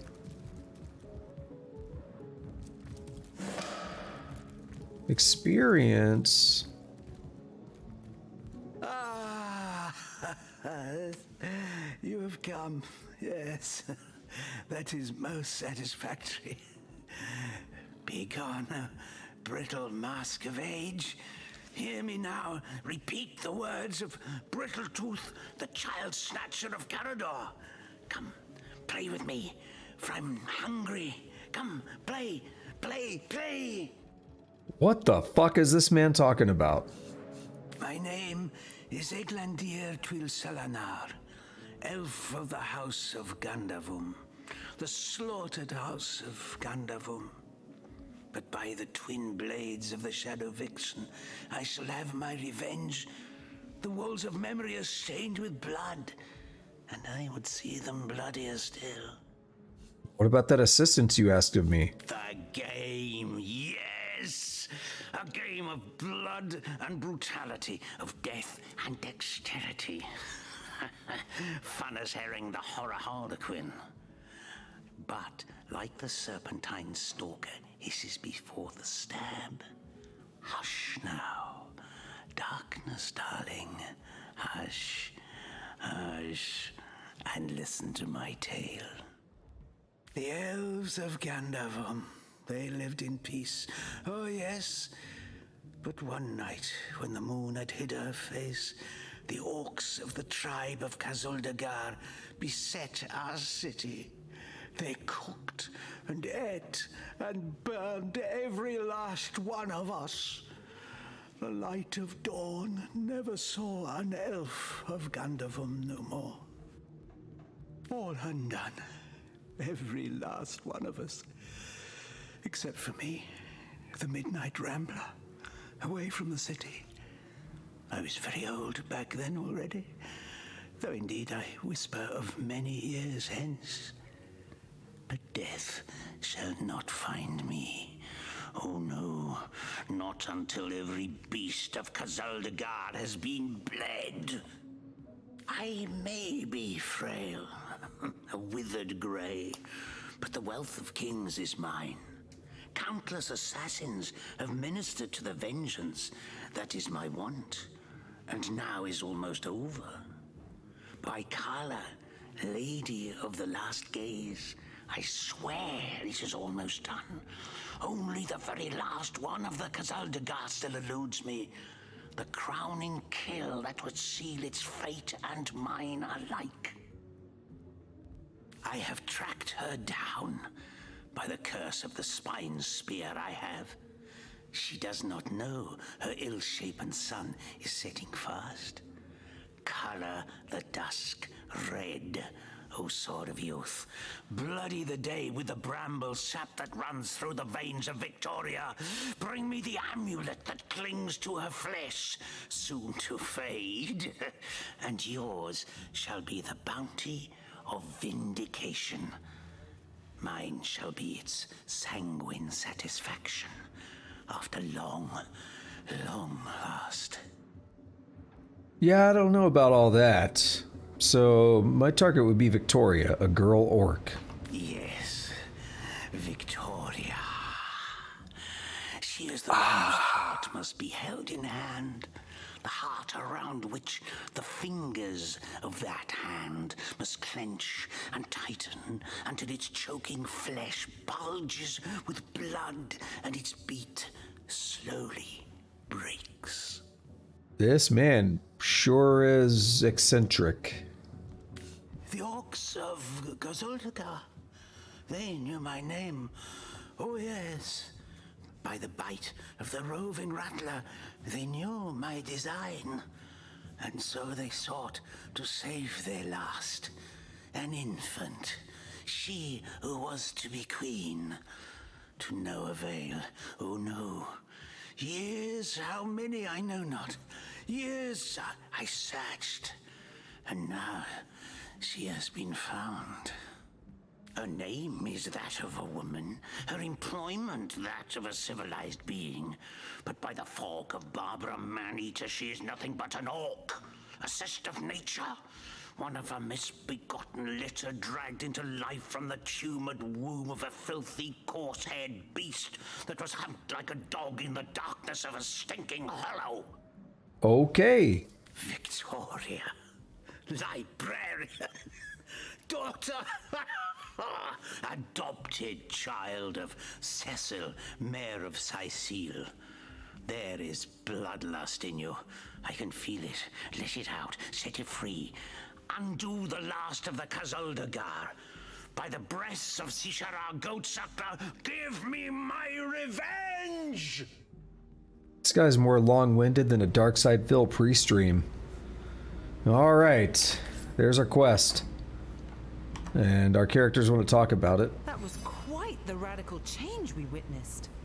I never would have thought that the benign old man we met outside would turn out to be a vengeance-driven aficionado of assassins. Yeah, and this... Soon the last will be beaten. Beaten like the anvil of Grog, the torturer. All hail, Grog! All hail his hot-steeled instruments. This guy's insane. I was going to say this as well. I was going to talk about this, but yeah, so the second option, he has been driven to madness by grief, I think, but I understand his urge to see every last one of that orc tribe dead. Or we're going to go with, he is as much a savage as those orcs. And how is Victoria guilty of her tribe's crime if she was but a babe at the time? Indeed. Victoria probably doesn't even know about her past, and yet she's on a, let's call him eccentric's hit list. Hey, they used the same word as I did earlier. We both got forgiving, which is probably what I want. Forgiving makes you immune to cursed. All hail Grog! All hail his hot-steeled instruments. Yeah, you're gonna have to calm down, buddy. You are a freak. Okay. So that's something I was gonna say, and that's why I was like, yeah, I don't know about that. We met Victoria, she was super nice. And she told us her story, that she was basically floating around in a basket as an infant, and Cecil took her in and raised her as his own, basically, and she's pretty chill and nice and everything, and all I'm sitting here is like, I do understand a little bit more on the side of the other orcs that attacked, the adult orcs who knew exactly what they were doing, who were just raiding the I guess raiding might be the word, but who attacked his what do you call it? It started with a G, right? I don't think we have it. Whatever his, like, group, tribe, whatever of elves was called. I understand his desire there. Because they clearly knew what they were doing. But the idea, I don't care how horrendous or how heinous some group, you know, some collective of people, I don't care how heinous or how bad their actions are, there is no reason to ever place those actions on an infant. We're not even talking about a child who was, you know, kind of able to comprehend what was going on. We're talking about an actual pure infant who would have had no memory of it or anything. There's no reason to ever pass that along, even with a child, right? But there's no reason to ever pass that along to somebody who had nothing to do with it, who was innocent of any wrongdoing. So yeah, we're gonna talk to Victoria about this and let her know what's up. Friend.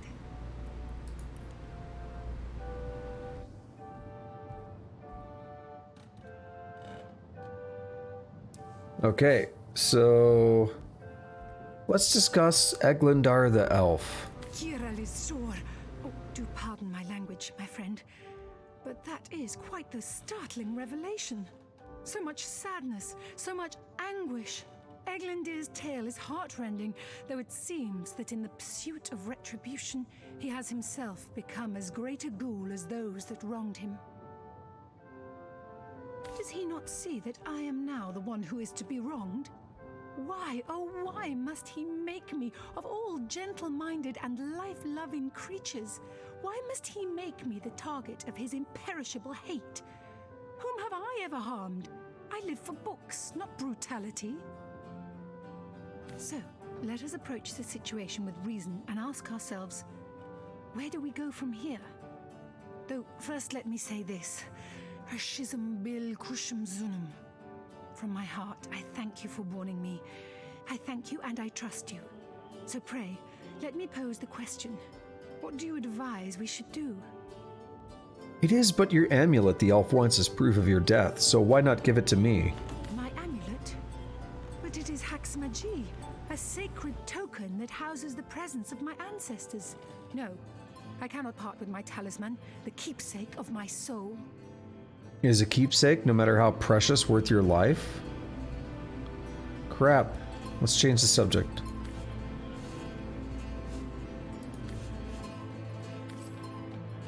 Back out before we try that. Volume 2. Where's the third one gone? Ooh. Whoa! Needs level 7 though. Where are the smelly panties at? There they are. So, put those on. There we go. Extra charisma will help. Friend. Yes? Have you my amulet? But it is Haxmagi, a sacred token. Yeah, is a keepsake, no matter how precious, worth your life? No, I cannot part with my talisman, the keepsake of my soul. Yes. Yes, I win. Put it like that, I guess. I cannot say that it is. I do this very reluctantly, but fine. Have my talisman. May it fool the elf that would see me dead. Alright, I'm gonna take the panties off and put that belt back on. Who placed this book here? Just gonna let that sentence soak in a little bit, okay? Urak. What mayhem? Alright, the panties are off. This is the kind of thing I'd want to bring the, I guess, does he want to keep it or just see it? If he wants to keep it, then we could be like, that'd be a little different. But if he just wants to see it, we could just say like, oh, bring it right back. Don't worry, Victoria.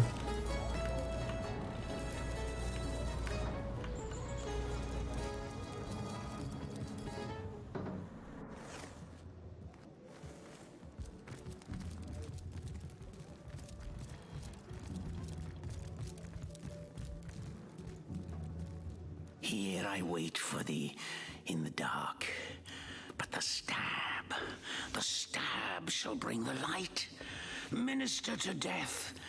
That is what I want of thee. Okay, buddy. Yes, yes. Have you made the orc feel the black and biting cold center toward the gangling grip of the greedy grey? Some really good alliteration in this game. Here you go, Victoria's amulet.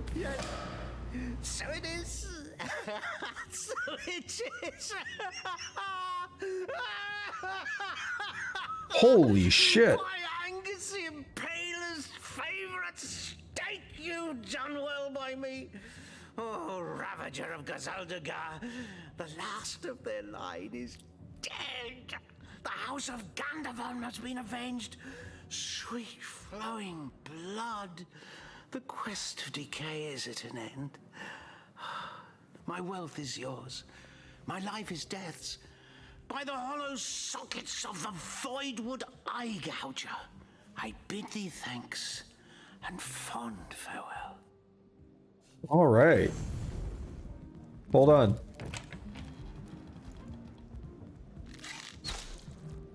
No.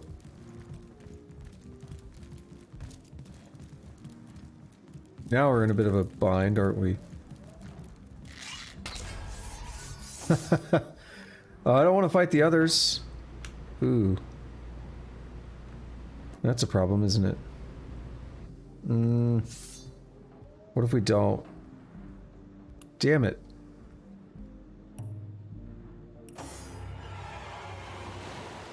Oh. Wait. Why is Scarlet not in a fight? Oh.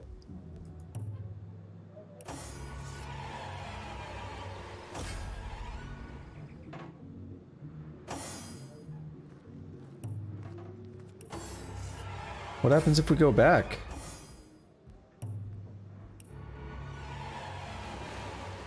That's not good. North Gate. He might still be near.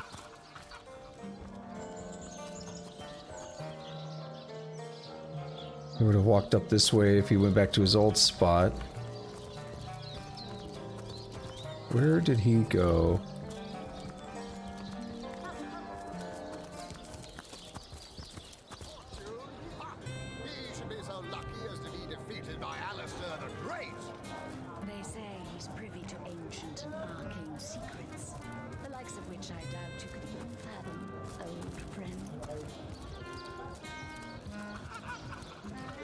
I like how we're not in trouble.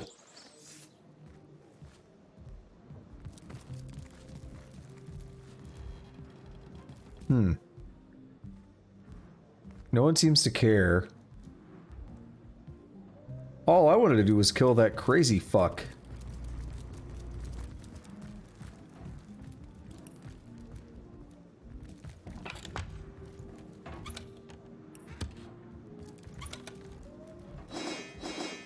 I mean, it's a little fucked up, but he was, yeah, he was fucked up. Let's be honest. Whoa, where'd that come from? Oh, there were two. So that is a bit of a thing you can... I don't know if metagame is right. But you get experience for killing him, right? So that's a way to get extra experience. It took every ounce of me to not just load immediately when that happened. Like, I really, really wanted to load and say, oh, no, we're going to do it right. You know, save and load. We're going to make sure I get this. So what you do is you close the door, and really what I should have done is switch over to Scarlet while myself was, you know, Shoggoth is in dialogue. And then I could have had her close the door and maybe even prep the attack. Like, your timing and stuff can be a little wonky. But, there are better ways to have done it. But I wasn't 100% sure that I was going to do it until I did. And it didn't work out, so, oh well. We accept it. We accept the consequences, we just move on. Wait, there's something up there? We got an autosave. That's how you know this place is legit. So, yeah, take a look at this. There's poison all in here. There's a rat. Oh no, a rat! It was Esmeralda who killed Councillor Jake, but I didn't see her here the night of the murder. Then again, she might have just gotten a new pair of shoes. Yeah, where's my 3D movie maker stands at? Oh no, a rat! This will is disgusting. The folks in Hunter's Edge make the best whiskey in Rivellon. Alright, that's good to know. Take these empty bottles because they're useful for crafting. Ooh, feel like the game lagged a bit there. Raw meat, maybe. One with fluids, we'll definitely take a look at that.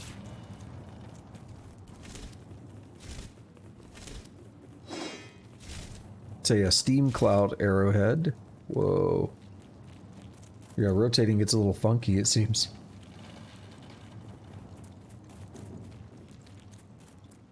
Taven ornate chest key. Yeah, holding... I'm gonna call it alt mode. Alt mode is a little powerful in this game.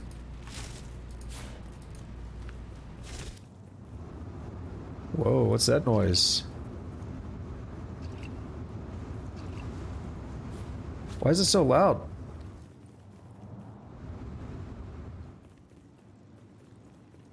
The void is extremely loud, isn't it? Yeah, empty bottles can also be used for making things. Empty grenade, I think we can imagine what that's used for.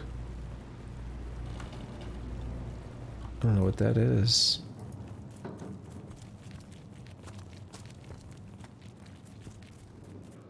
Lots of empty bottles. Eventually I'm going to be over encumbered.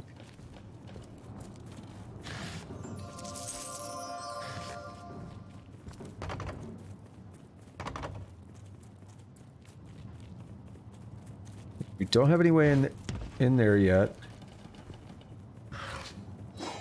But we might be able to get a key for that chest, so I'm going to hold off on trying to break it open or anything.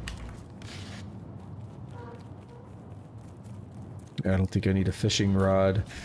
I think that's one of the... I don't think you can fish. Maybe you can, but... I don't think you can fish. So that's one of the few items that's not really useful to my knowledge. I mean, it does damage, but... it's very, very low damage. Alright. Let's see how this goes. Walking into a poisonous room here.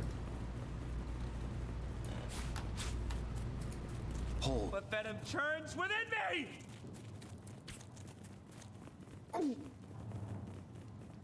Path blocked, sure, but... let's walk in like this. How is it blocked? No, it's not what I...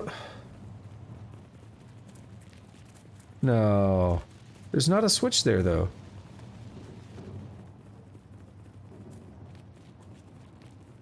No, now's my chance. Block that. It's gonna spit out. Yeah, okay, good. I stopped it. So what was going to happen if I hadn't put that chair there? This fire is still burning, right? So... Oh, never mind. That's not blocking it. Why not? I'm gonna need to drink.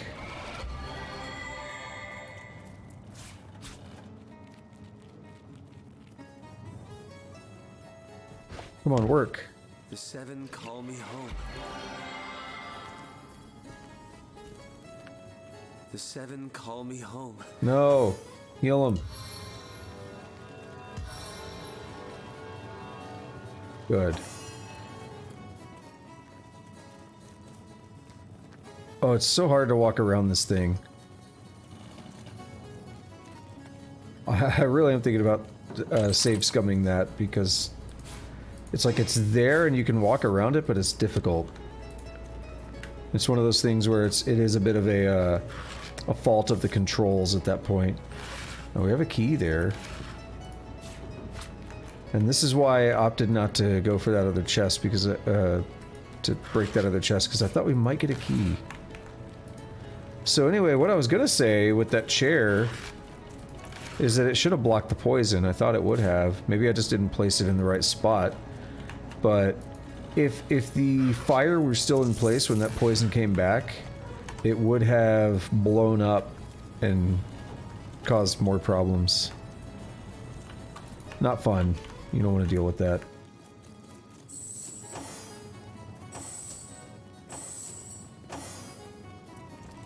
Alright, so we'll head over here. We'll...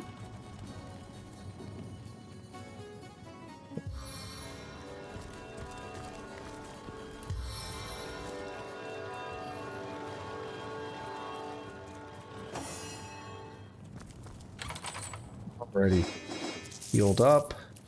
Got all our goodies. And have I looted you?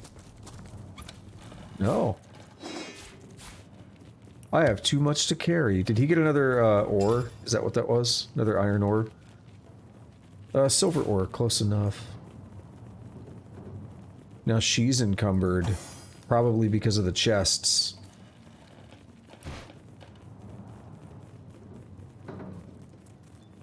Path blocked, that's okay.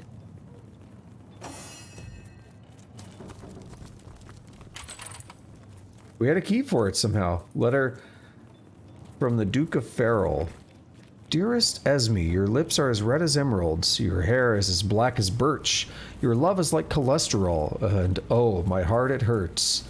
I want to hold you in my arms and stroke your little head.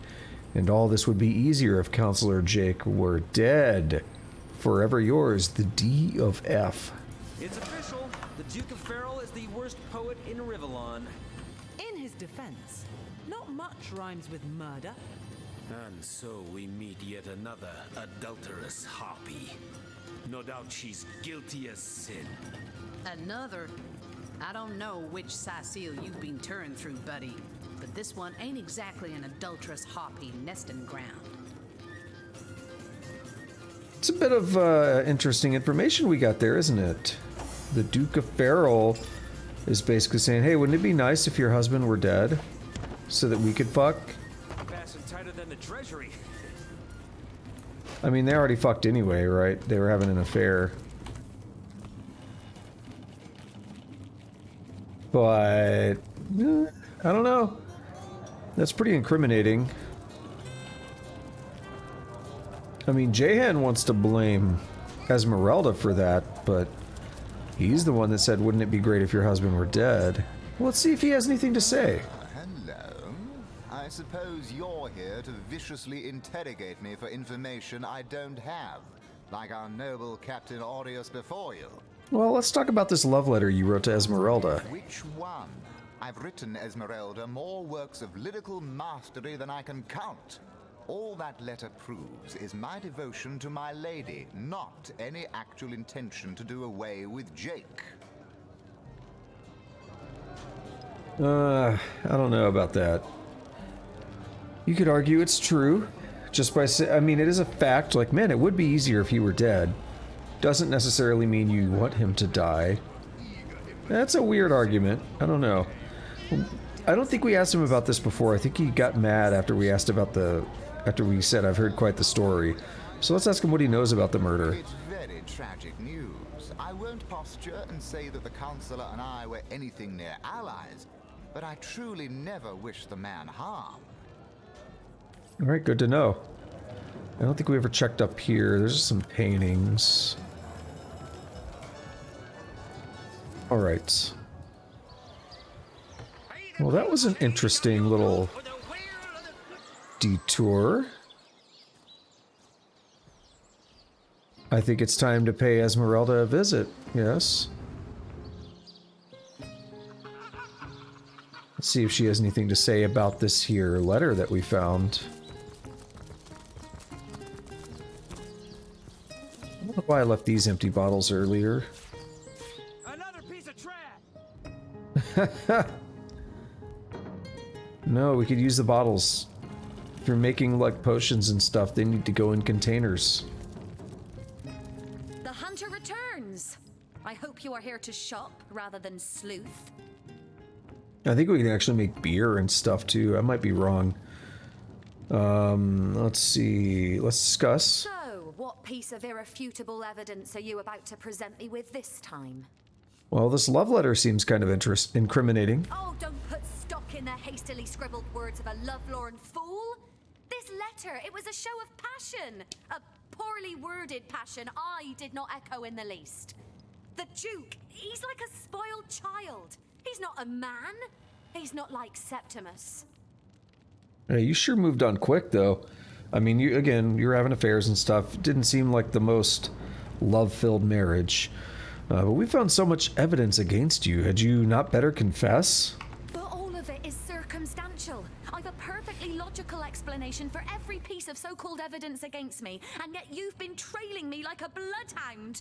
People seem to want to believe I am guilty, so let me tell you something I've been keeping to myself. Perhaps it may yet lead to the true culprit. All right, shoot. Over the last few months, Jake grew distant and dark somehow. Something in him changed. I can't quite put my finger on it, but he was no longer the gentleman he used to be. In fact, he scared me. It all began the day he met Evelyn, Master Thelyron's apprentice. She healed him of what we all believed to be a fatal wound he suffered hunting boars. I think he became obsessed by her, or obsessed by the secrets I just know she holds. Talk to this woman. There is more to her than meets the eye. She's a transformer. In fact, I wouldn't be surprised if she belongs to that sect. You know, to those who worship a goddess without name and practice rituals of blood. Okay. So this is interesting, because we've already talked to Evelyn. She had the Starstone, Bloodstone rather, that she got from Loic. Yeah, okay. So tell me more about her. I never liked her from the moment I met her. Men cannot see past her beauty, but I have gazed her in the eye, and it was death that leered back at me. She hails from Silverglen, a village in the forest north of Sicil. How she made it past the undead without a Legion escort, I'll never know. Though I can hazard an eerie guess. If anyone killed my Jake, it must be her. She had her claws in him for many long months, and finally she must have cut too deeply. All right, then, I'll take my leave. So the plot is thickened further. It seems that Evelyn may not be as innocent as she made herself out to be when we learned about the stone. Maybe she was a little more involved than we originally suspected. Let's go confront her on this information. I know it's here somewhere. I wouldn't want to ruin this particular batch of party elixir with too much wormwood.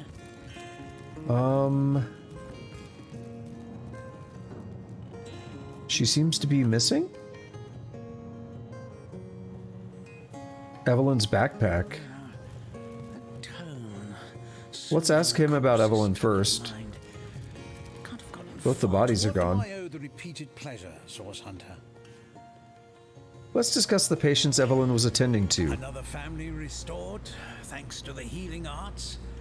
I'm glad to hear that Stephen will be returning to the comfortable life he's built. Thank you for your help in this matter. Alright, so let's discuss Evelyn.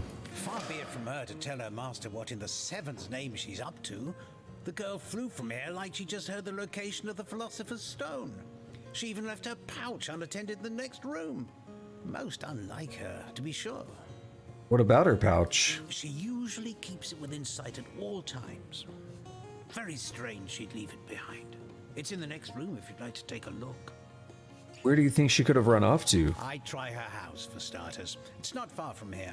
I'll mark the location on your map. Alright, good to know. Plot has indeed thickened quite a bit.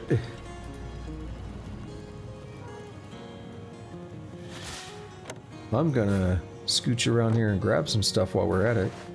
We got a key to her house. And here just a while ago when Copperbeard first showed up, that's where we were just looting. Or not looting, but we found a key outside her house.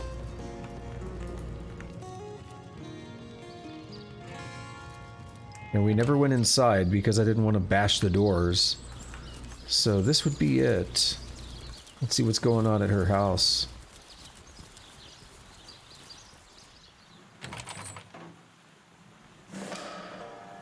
The game just auto-saved. You know, that's special.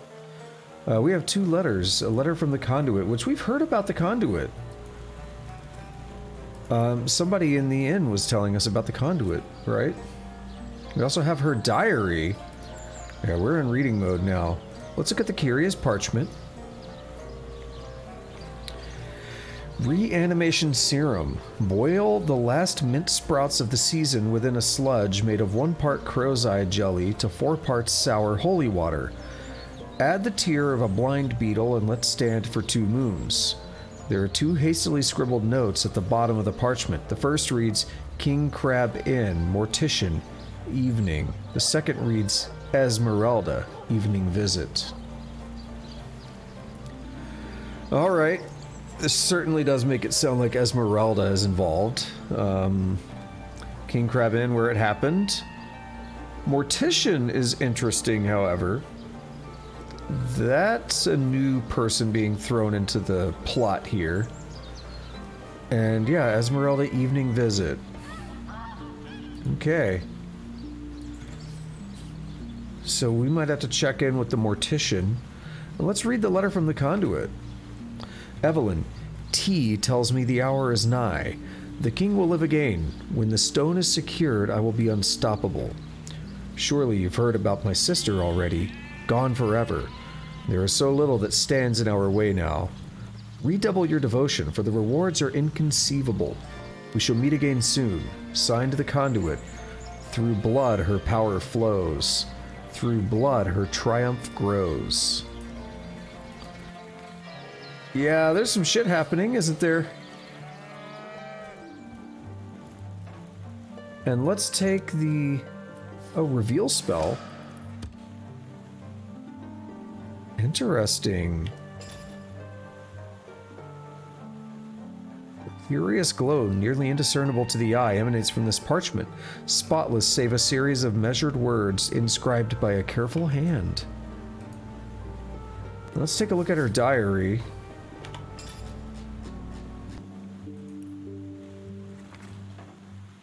Sempton 15. Once Dietmar arrives with the staff, I will be utterly unstoppable. How pleased the Conduit will be. How great the reward she'll grant when she sees the evidence of my dedication. The counselor will be of no concern to her now. I've taken the necessary precautions to disguise the northwest beach lair from prying eyes, so that only those with knowledge of the spell may enter. I do say Arhu's little terror taking control of the northern path leading there was quite the unexpected boon. Few are the fools who will face that monstrosity, and my lair will remain undisturbed. May the goddess guide me.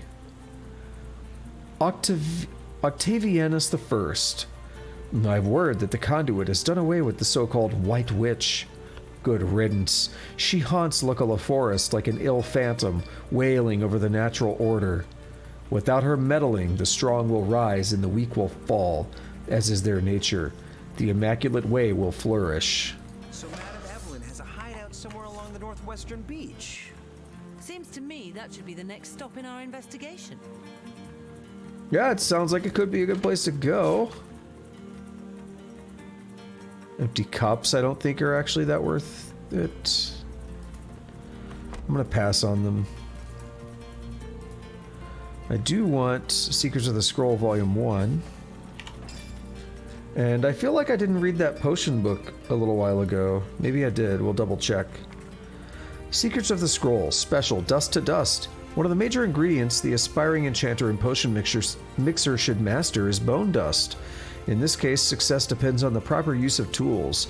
A mortar and pestle will always produce a fine-grained bone dust, whereas more rudimentary or aggressive methods of grinding bones and skulls will leave you with a pile of useless splinters. Invest in a mortar and pestle before considering a cheap alternative. Pile after pile of fine and effective bone dust will be your reward for this small investment. And we had fun with Fluids Volume 8. I think I picked up in the inn's basement, and I never did follow through on reading it. You can mix your own invisibility potion. Mix one armor potion with the text abruptly stops there as if the ink has gone up in thin air. Become invisible.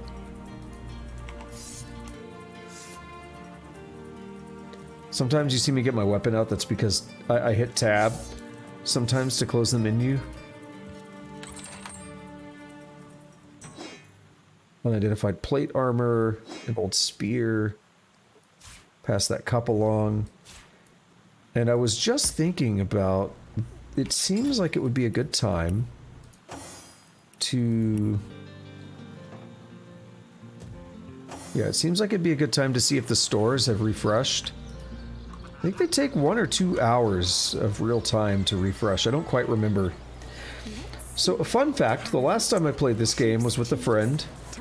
And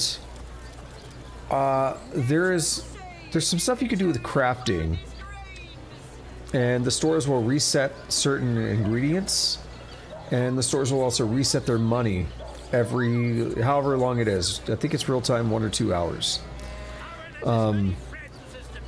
We were playing the game every Friday and Saturday night, maybe Sunday as well. I know Friday and Saturday. And, you know, I had work Monday, Tuesday, Wednesday, Thursday. It was still my last job where I worked Mondays through Thursdays. And that week, one of those weeks right after we started playing this game, fairly early on, just happened to be a release planning. So it's where we basically do our planning for the next 4 months or however long. And it's a boring week full of meetings that I really had no business in.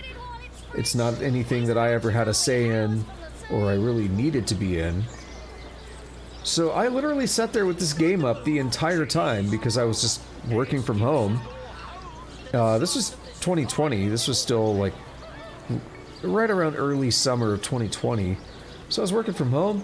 It's like, bitch, I have this game up all day while I'm listening to these meetings, and I'm just doing crafting every time the shops reset. And if we come back and like he gets back the next time, it's like, yeah, now I've got like, you know, hundreds of thousands of gold for all of us, because why not?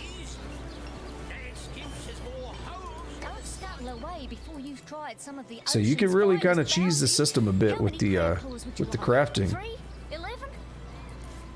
I like the way she says 11. She's so excited.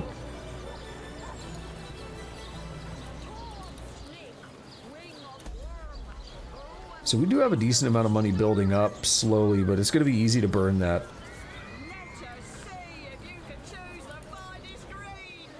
What I want to do is identify the spear. It is two-handed. Let's see. I'm gonna equip that.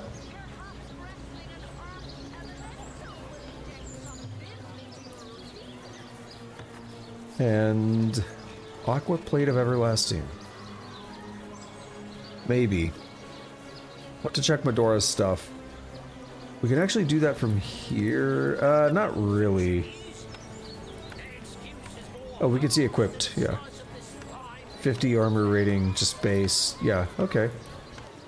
Yeah, we'll give that to Madora. Let's go ahead and do that real quick.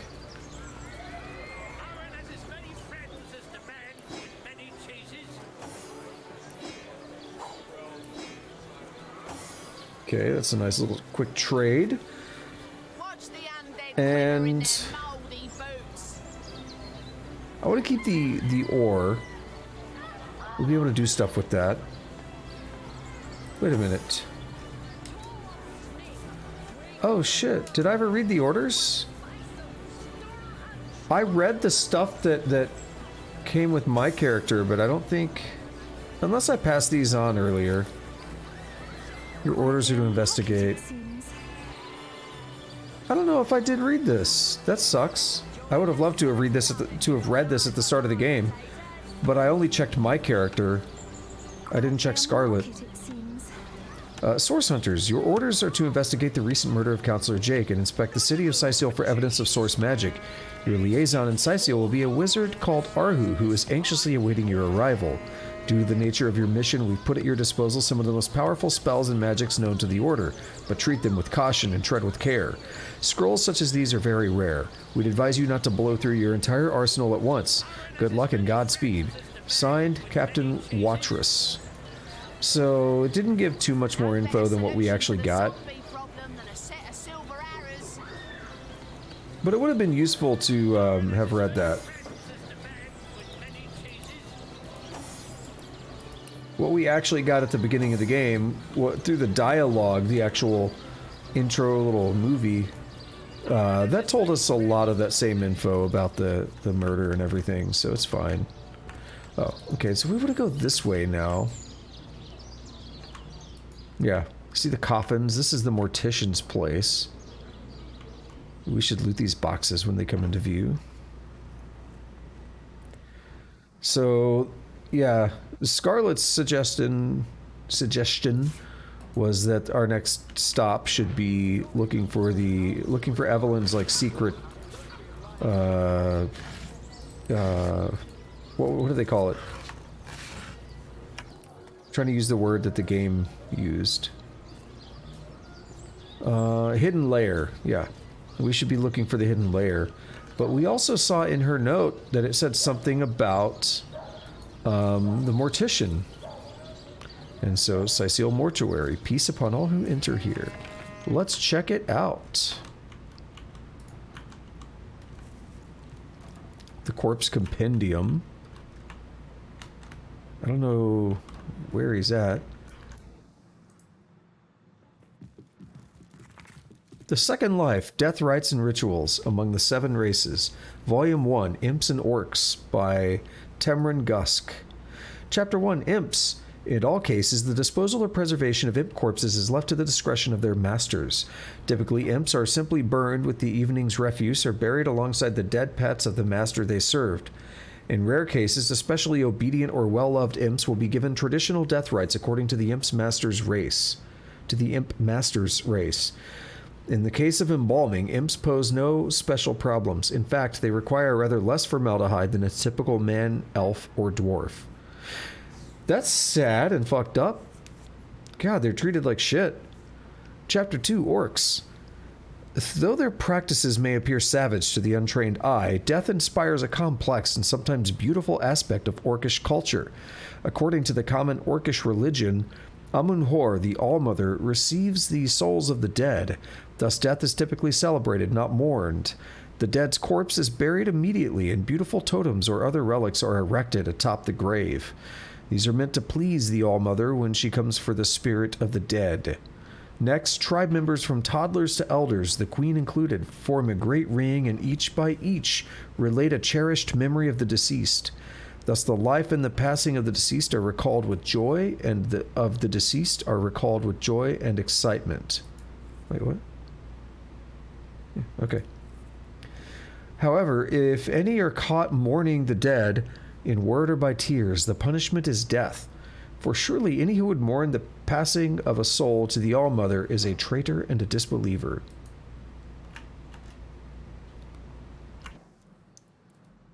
Alright, so we can't really go in there.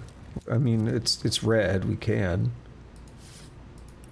I'll take that silence scroll. Nobody's here to stop me. We have 9-inch nails. A handful of sharp iron nails. Closer examination reveals it would be a sin to waste them.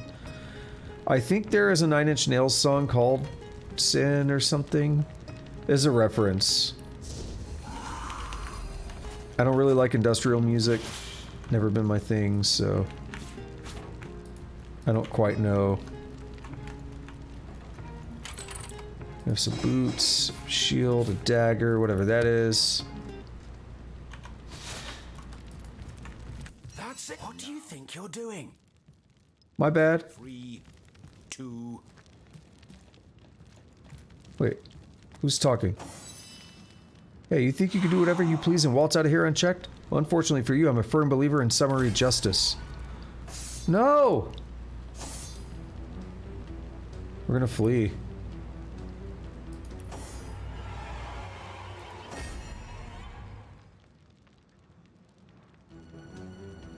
Why can't Jahan flee? Oh, I was on the wrong person, that's why. I'm gonna try to live with this. Like I said.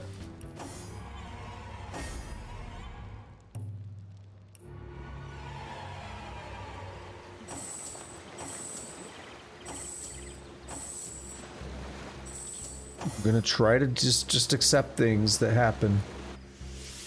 If he stays mad, I am gonna load, I guess. Because I would like to talk to him. Oh yeah, that's right, I'm encumbered. We're gonna take a very long time to get there.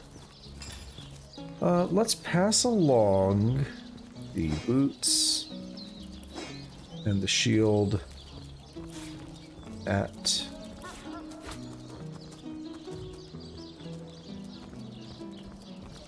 I didn't know he was gonna get that mad about me being in there. I should have split the party, that would have helped. We'll have none of that, you hear? Do I look like I'm interested in having a conversation with an incorrigible louse like yourself? Damn. How about a gift to heal old wounds?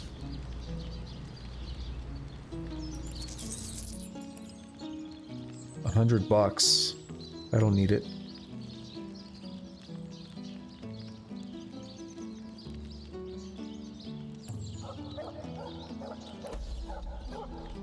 +5 attitude, that's not a whole lot. Forgiveness is best secured with gifts, my mom always said. What have you got to show you mean well? So, what's the bad news?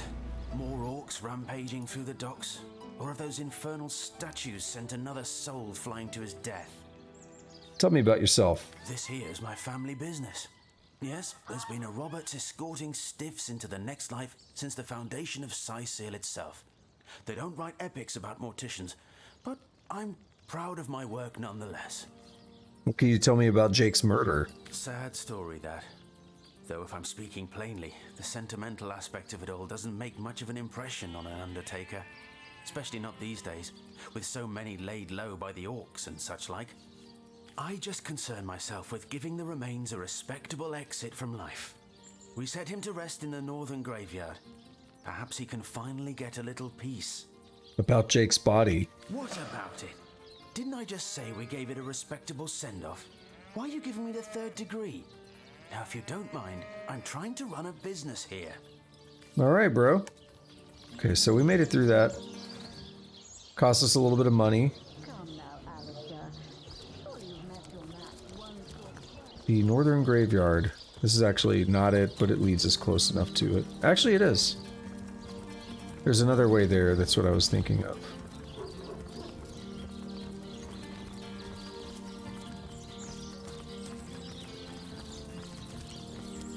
Here lies Catherine. I know, I was great. I heard something. May the 7 keep you. I wish I could pause the game. Nemeris is the greatest philosopher in the land, you know. I'd give me like whiskers to be half as smart as him. Doggo!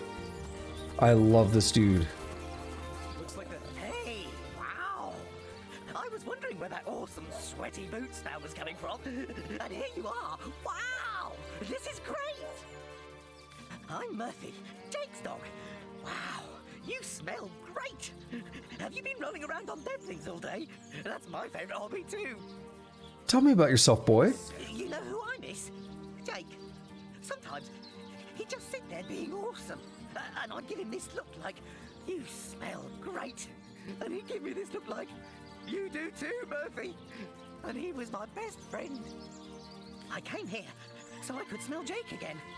He smelled great. But whatever's buried there doesn't smell like Jake at all. No, it's definitely not Jake. He was awesome. About your master's death, boy. If I ever find out who killed Jake, the most awesome Jake who ever jaked, I'll bark so much. Seriously, so much. You have no idea. Oh, I love it. Is that another rat? I think it might be the same one. This dog we met, how true a creature he is.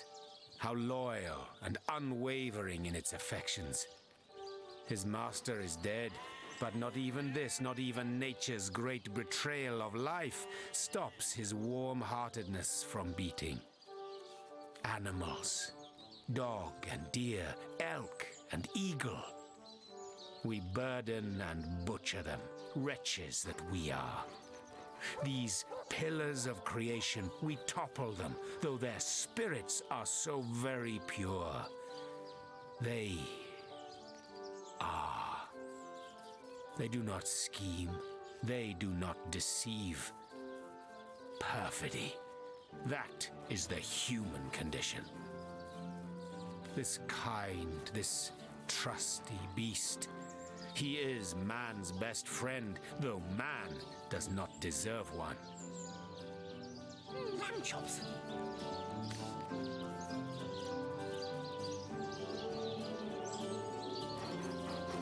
Rest in peace, darling. I'm not sure which one to pick here. I'm gonna go...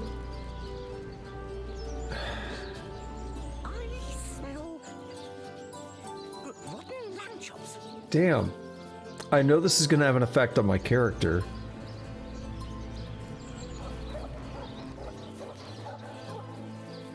I honestly, like, me personally, I lean more towards the second one. I'm not a fan of the whole, like, modern philosophy that a lot of people hold. Like, humans are awful. They, you know, humans do awful things, but I'm not a fan of the extreme that some people like to push it. And humans are but vile creatures. Like, that's a bit much. So let's go with number 2. Animals are not better than humans. They just don't know any better. Quite the difference, that. You are human. All too human. And you place trust in your fellows. But one day, a stab in the back will tell you, I am right. I know. For I have lain on silken cushions in marble palaces, and I have lain on wet leaves in soggy forests. Vastly do I prefer the latter. Oh, the occasional thorn may pierce your skin, but at least you are aware the sting is not that of a poisoned needle hidden by aspiring rivals. Scarlet agreed with me. Agreed. Show me a deer that can write poetry or build a castle, and I'll never burden or butcher another one. Until then, I won't mind venison. I don't 100% agree with that either, though. That's the problem. In the animal kingdom only, one is free. Beware the wolf. Yes, beware the bear. But their rules are honest. The kingdoms of man, they are built upon the blood of the ones not strong enough to lay claim to power. This dog, it is a creature worthy of your affection. The ones you see around you, the men and women of this world, they are not. That's a bit extreme, buddy. Well, I know I could just load older saves, but now it's real, I saved. We committed to that. Here lies Kavanagh, Will they have Sicil pie in the afterlife? Is this Jake? Here lies Jake. Please do not disturb. Rest in peace. Here lies David, who ran from the Reaper. You'll never catch me alive. Here lies Nemris, master of philosophy. In memory of Loni, death lies on her like an untimely frost upon the sweetest flower of all the field. Peace be with you, traveller. May your lost loved ones rest in peace. Tell me about yourself. I once lived a prosperous life with my husband and our happy little daughter Loni. But when the undead plague broke out, my dear husband was among the first killed. Loni never recovered from the loss, and when a group of mercenaries, predators, more aptly called, came to town dangling the opportunity to annihilate those undead devils, Loni lapped up their rhetoric and joined without so much as a backward glance. She was killed less than a week after she joined. Here she lies, and here I stand, mourning the death of my last joy. All right. I'll take my leave. That's a very unfortunate and sad story you have. There's a shovel there. That's good game design. Here lies Helen, killed by an enraged zombie. I'm sure we can talk this out. Good game design because you can dig these mounds with shovels, right? And you may not have had one, but it actually makes sense for there to be a shovel here. Here lies Jack, the oldest man in Sicil. Get off my grave, you jackanapes. May the seven keep you. You jackanapes. That's a phrase. Let's check Jake's grave. Whoa. I smell rotten lamb chops. What trickery is this? That's not Jake. It's a rotting sheep's corpse. It seems someone Rest in peace, darling. We're gonna take that with us. Let's talk to Jake. Wow. Or Murphy. That dead sheep smells pretty great. I mean, wow. But it's nothing compared to Jake. Seems like some mutt is marking my territory. This isn't your master, boy. Someone stole Jake?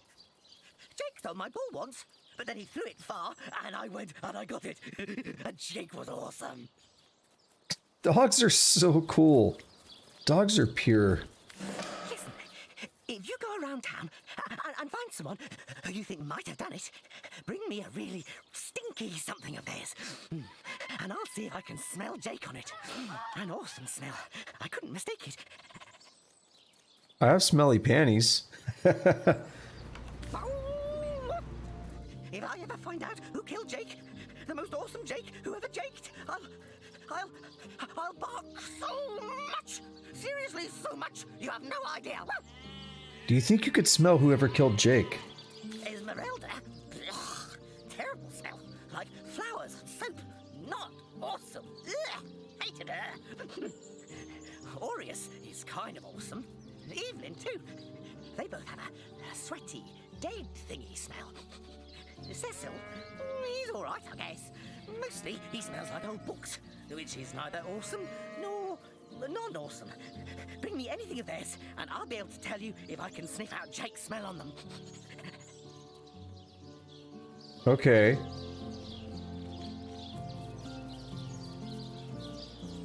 So Aureus, Evelyn, Cecil. Well, we have something of Evelyn's. I'd know it anywhere. Did you find something for me to stick my nose into? I guess not. What do we have for Cecil? Let's try Cecil. I've heard people say that politicians stink. Give me a whiff, and I'll be able to tell you if it's a Jake kind of stink. No, not him. No scent of Jake whatsoever. I think we're gonna hand over the smelly panties now. Get ready for this. Here, smell this. It belonged to Esmeralda. Jake was awesome, and she didn't like Jake, so I'm pretty sure she's the worst thing that ever lived. Let me get a whiff. Oh, take this away. It smells like every rich man in town except Jake. No, there's definitely not a hint of Jake here. I put those things on, didn't I? Come with us. You can help us sniff out the guilty party. Join you? No way. I mean, you smell pretty great. Even better than the dumpster behind the butcher's house. But the town is full of scary stuff like body snatchers and bathtubs. Without my best friend, the most awesome Jake ever, here to protect me, I'd rather stay far away. Just bring those smelly items to me here. All right, I'll do that. Oh. I smell rotten lamb chops. I was thinking it would still let me walk, but no, once you get encumbered to a point, you can't even walk anymore. Yeah, so Scarlet can still move. We're gonna take it to the Mortician and be like, yo dog, what's up with this sheep? Why is there a sheep in there?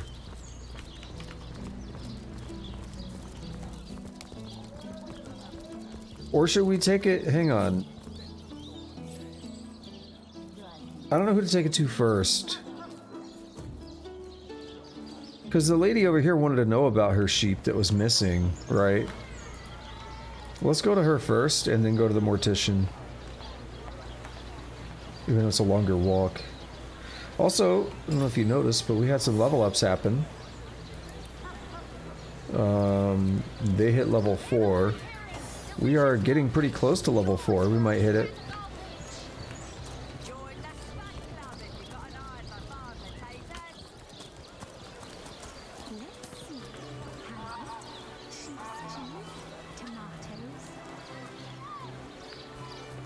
I need her to stay close. No. Livestock's got twice the sense and thrice the soul of the average human, I say. Source hunters, eh? All right, proper if you've got a favourite sheep. About your sheep. Oh, Ogget, you're rotten to the bone. Oh, me poor, sweet, plump girl. You've been wasted entirely. All that roast, all the mutton. Not even the sausage grinder will want her now. Give her here, will ya? Me little mouldering darling. All right. I recently sold most now that the herd's gone. So, I guess now we can go to the Mortician. We've got through here before. It's not anything new. There's a locked store that's like permanently closed. We haven't been in. Try and find our way in there at some point. We have a forge back here we can use for crafting purposes. Definitely good to know. And let's see what the Mortician has to say about this sheep that we found. So, what's the bad news? More orcs rampaging through the docks? Or have those infernal statues sent another soul flying to his death? It's an interesting talk about the statues. We've heard about those. A sheep? That's a whole heap of nonsense. Yeah, see, I was worried Bother me about with this. such wild tales. Damn, I'm gonna read it just because these intimidates get brutal.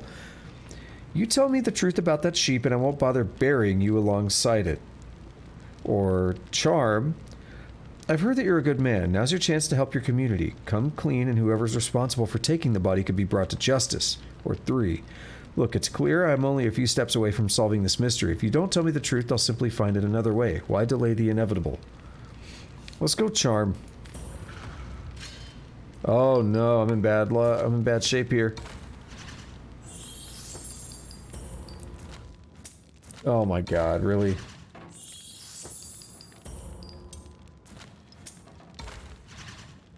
I gotta win 5 of these before he gets 2 more. I gotta get 4 of these rather before he gets 1 more. Dude, they'd be cheating on this. Why should I help those louts? Most of them would do anything to avoid paying a few extra gold pieces for a proper funeral. And anyway, I haven't got a thing to tell you.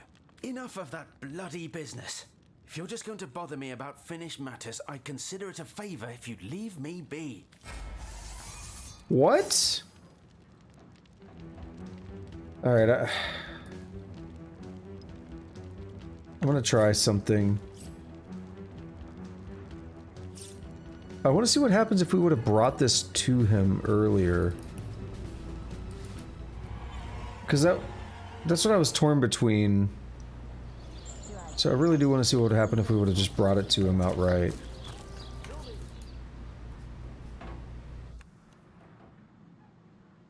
Because it's like, well, here's the evidence.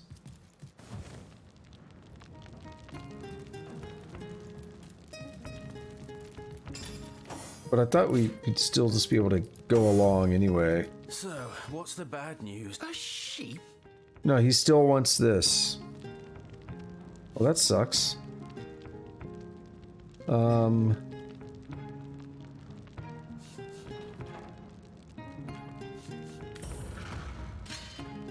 This is an easier one, at least.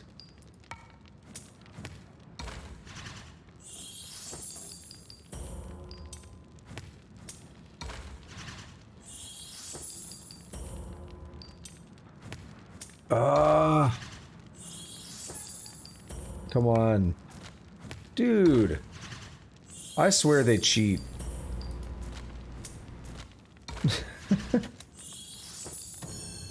What's to find out? Enough of that bloody business. If you're just going to bother me, this here's my sad story. I just concern myself with giving the remains a respectable exit from life.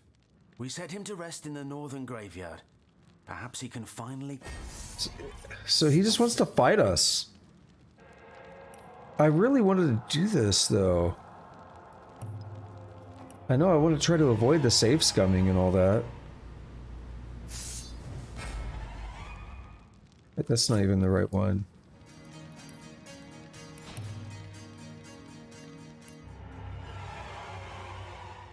Like, I really wanted to try to avoid doing that.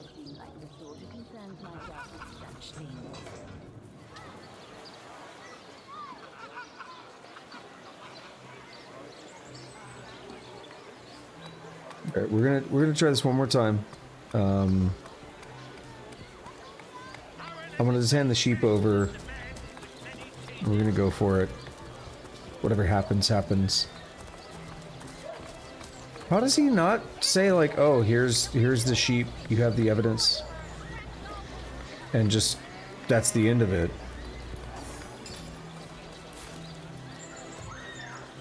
Damn it. Okay, how about this? Put it on the floor. What?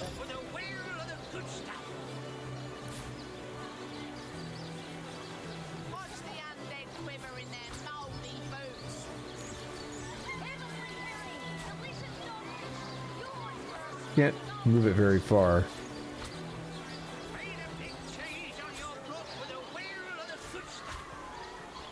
I wonder how my dear sweet sauce hunters, eh? If you've got a favourite... Oh, I'll get... Alright, that's the end of that. Do we get anything?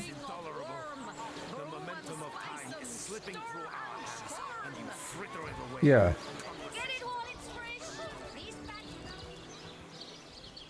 I wonder if... Okay, yeah, we're gonna find out both routes here just because I'm curious.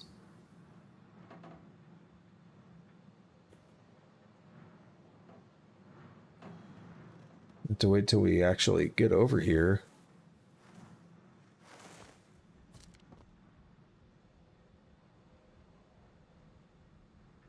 The way he just wants to fight, I wonder if he has a note on him or something that tells you. Because it'd suck to have like an unbeatable quest, right? Where are the panties at? I want to put them back on.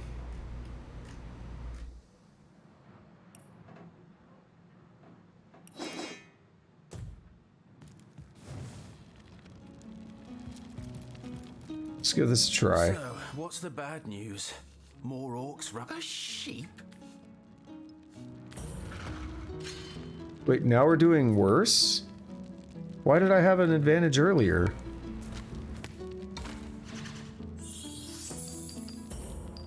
Let me guess, scissors? No.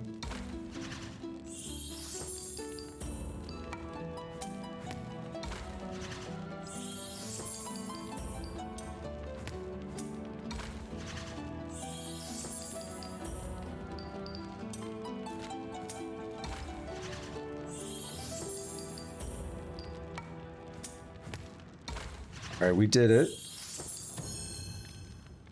I suppose you're right. A corpse is one thing, but I couldn't stand to have the disappearance of a living soul on my conscience. Come, I'll tell you the whole story. I buried that blasted sheep, but I swear on my lucky left foot I had nothing to do with that body disappearing. 1 minute it was on my slab, you see. I left the room for just a moment to answer the bell in the front parlor, and when I returned, the body was simply gone. It was a distraction. In its place was a sack containing more gold coins than I could even count. The message was clear. Silence is golden. My business has been declining right alongside the rest of our blighted city. And that sack of gold was worth more than I made during one of the good years. I needed cash, and someone needed my silence. I knew I had to bury something or risk being found out. So that night, I stole into the market and made off with Bertia's fattest sheep. It was a bloody waste to stick so much fine meat into the ground to rot, but it had to be done. The next day, the pallbearers retrieved Jake's coffin, sealed to hide the body's terrible wounds, none the wiser that within the casket lay nothing more venerable than a slaughtered beast. Now, you can imagine I've spent more than my share of restless nights wondering who could have wanted that cadaver and for what purpose. I'm not an inch closer to imagining the why, but I've got a few inklings as to the who. Near as I can reckon, there are only 4 people who could have been involved. Mayor Cecil, Captain Aureus, Thelyron's apprentice Evelyn, and Esmeralda.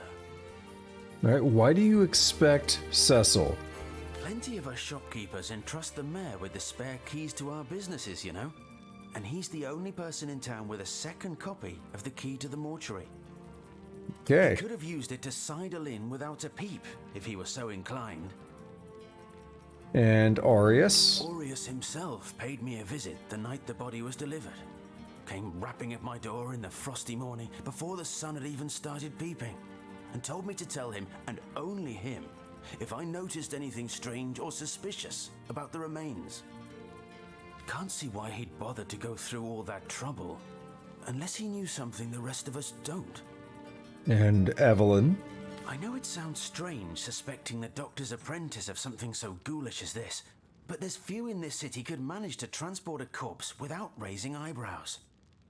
It was she who delivered Jake's body from the inn to the mortuary, and there was something about her that night, some kind of excitement. Seemed she could barely contain her thoughts, that there was something thrilling about to happen.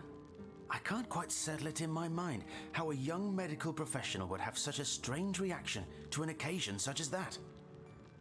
And this may or may not have anything to do with the whole rigmarole, but her master, Dr. Thelyron, bought an old shack of mine, one overtaken by undead, for an exorbitant price considering what he was getting. I never did figure what he wanted it for, but he sure seemed eager. That's good to know. And why would you suspect Esmeralda? I never saw a widow less distraught at the death of her husband, and I've seen hundreds pass through my parlor. It was she who rang my bell just before the body was snatched, lured me outside claiming she needed air, before discussing the funeral arrangements. Some accomplice could have sneaked in and grabbed the remains while I was comforting the oh-so-overcome Esmeralda. All right, and about the bag of gold. That gold's the only good thing to come out of this blasted affair, and I certainly plan on making some use of it. Let's see. Come now, you're a good man and a pillar of this community. Hand over this blood money before it stains your reputation and your conscience, or intimidate. Unless you'd like to involve the Legion in this matter, I suggest you hand over that gold immediately. Or 3, surely Bertia, whose sheep you stole, deserves the money more than anyone. Hand over the gold so it can make its way to its rightful owner. We're gonna go with reason. See what happens. Ooh, I got an advantage. Let's hope he doesn't cheat. Off to a bad start. Off to a terrible start.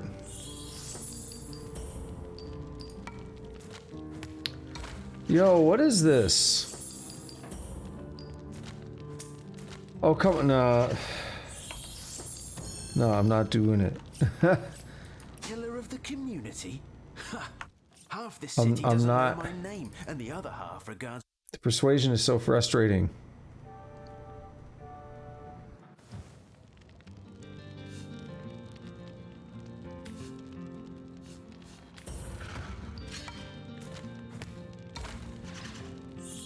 Can I skip and it'll just say if we won or not? Okay, that's better. Let's do that. With all the troubles plaguing Sicil, I suppose us natives ought to put our finest feet forward. Here, take the gold. Give it to someone who actually deserves it. I don't know how much money you gave me.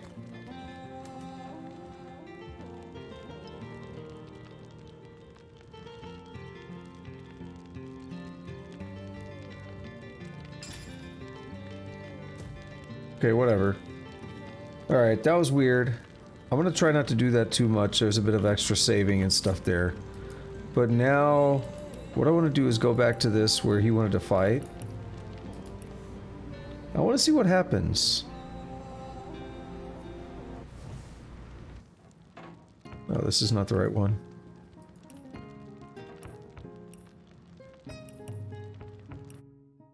I want to see if he had a note or something on him that would have told us more information. Dude, he's acting like...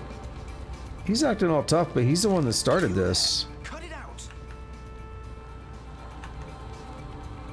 out. Dude, you started a fight with us. Why are you complaining? You're stupid. We haven't seen any spells yet, so that was a cool first chance at seeing spells and all that. Immune to knockdown, okay. Well, he's not immune to death. He had a bad day, didn't he? Yo, he jibbed.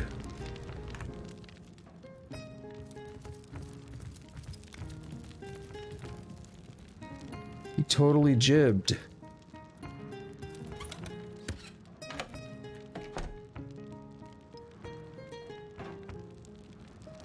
Yeah, so he's worth a little bit of experience, not much.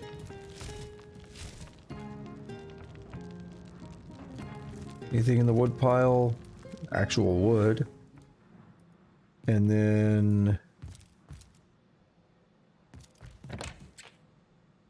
Yeah, we have a ledger. So...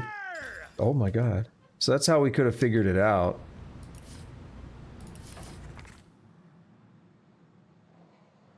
Yeah, okay. The Mortician is rather suspicious about Jake. What could Mayor Cecil, Captain Aureus, or Evelyn have to do with it? That's an interesting question, isn't it?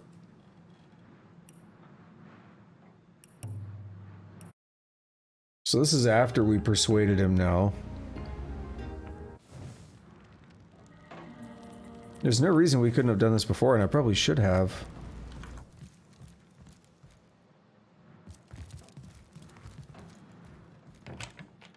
Because he's not down here. Read. Furthermore, I find it impossible that any but Mayor Cecil, Captain Aureus, Evelyn, or Esmeralda would have been able to gain access to the body without my noticing. A corpse can't just vanish into thin air, and even if it could, it's not as though a strong wind could blow a sack of gold onto the empty slab. No, one of them must have been involved, but as long as no one goes digging up Jake's coffin, I don't see how the crime could ever be traced back to me. Is rather suspicious. Fortune! About Jake. What could Mayor Cecil, Captain Aureus, or Evelyn have to do with it? Interesting. Alright, I'm gonna really try not to do this kind of save load thing and meta knowledge too much. We'll have have none of that, you hear? My bad.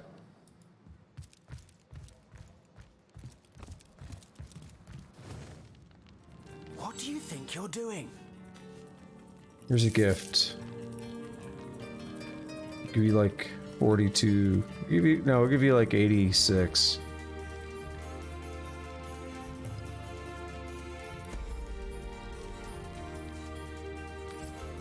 So, what's the bad news? More orcs rampaging through the docks? Wait, I thought we already persuaded him. So, what's the... I never imagined myself thanking some strangers for taking my money. But in the end, I reckon you were... Like I said, how do you... Ah, the ledger, is it? Fool was I to leave it in the open. Or perhaps I even looked forward to being found out. Well, as you know, I have my suspects in the matter. Okay. That's enough of that. That's gotten weird. I hope I didn't give too much money away to hand over to Bertia. I mean, I know Scarlet has the money, but still. Scarlet has all the money that we need. Let's see if we can get this fixed up with Bertia here. Make her happy. Reimburse her for what she should have had in the first place.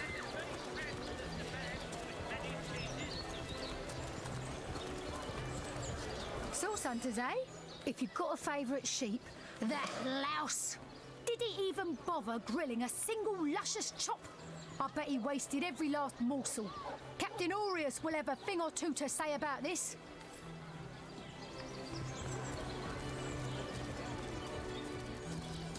Yo, she's booking it!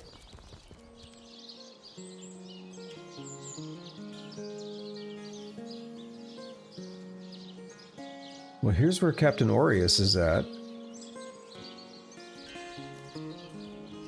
Let's go see if we can eavesdrop on this, because I think we're in for a good time here.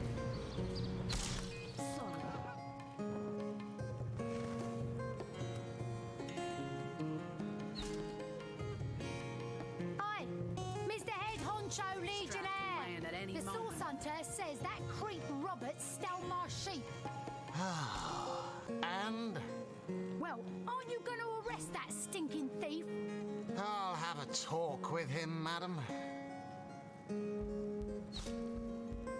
All right. Do we have anything here that is uniquely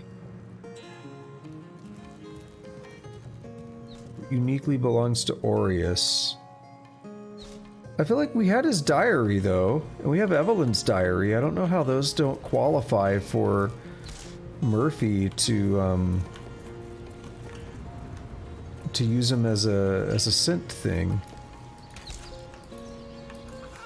Did I hand them over to Scarlet? No.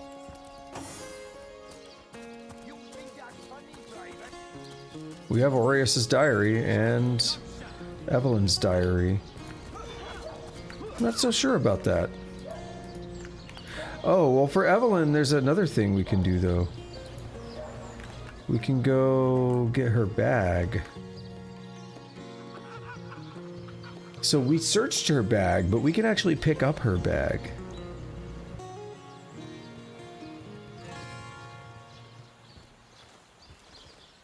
And we already know that Evelyn's involved, right? Like, we know... We've read her diary and stuff. I just want to do these extra plot threads because they're interesting and fun.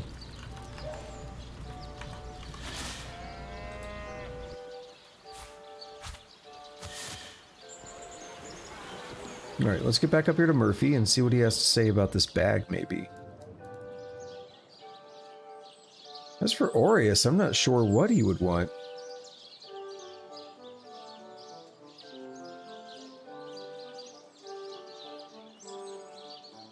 I don't know why the diaries aren't acceptable. The fact that they have their name, the name is in the item, or the person's name is in the item name. Just makes it seem like it would work. Wow, that dead sheep smells pretty great. I mean, wow. Let's see. If I'm Esmeralda, Jake has the best smell. What? No? Did you find something for me to stick my nose into? Huh. I might look that up between sessions, because I don't really know what else to try. Here lies Jan. Shall I come back as an enraged spirit, or a lovable prankster ghost?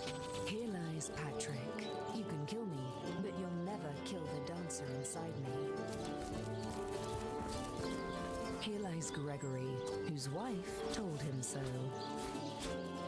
Here lies Judith, warrior princess. Here lies me, killed in the line of duty. I want to go home. I think we've read this one. Here lies Kimberly, finally. No, but damn. Here lies Catherine. I know, I was great. Catherine the Great? Is that it? Alrighty. Well, that's gonna go ahead and be it for today.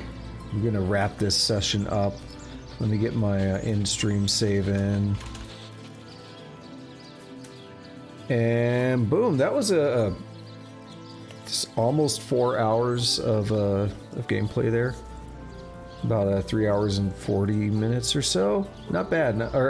No, almost 5 hours. My bad. I was reading 4 hours on the thing. Almost 5 hours. It's like 4 hours and almost 40 minutes. So pretty good. Yo, Wonky Wombat with the follow. Thank you. I appreciate that. Ooh, look at all them sliding in. Alrighty. So today, pretty good session. This game has, I really enjoy it. It's not for everybody, but the intro is a bit of a slow burner. And when we think about it, since we got to Sicil last time, we've been in here for like 6 hours. We haven't actually left town yet. But the game is basically pointing us like, hey, go out of town. You got quests that are outside of town. The main quest here, following Evelyn, is outside of town. So that's definitely going to be happening tomorrow. There's still some stuff we could do around town, but it's kind of running dry. So it's going to be pushing us to go adventure, go do some things outside of town. There's going to be a lot more combat and stuff happening. So it's going to be good. But I really like that kind of slow burner intro. Again, I'm a big fan of Morrowind, for instance. I like that kind of stuff a lot. This game does it really well, in my opinion, before things start ramping up. So, we definitely got some ramp up today, though. Investigating the murder site leads us to the end of time, and we got all that going on there now with the Weaver and Zixzax and everything. And we've really started unraveling the threads of this mystery here, where there's clearly a plot with the Conduit. There's a plot with Evelyn.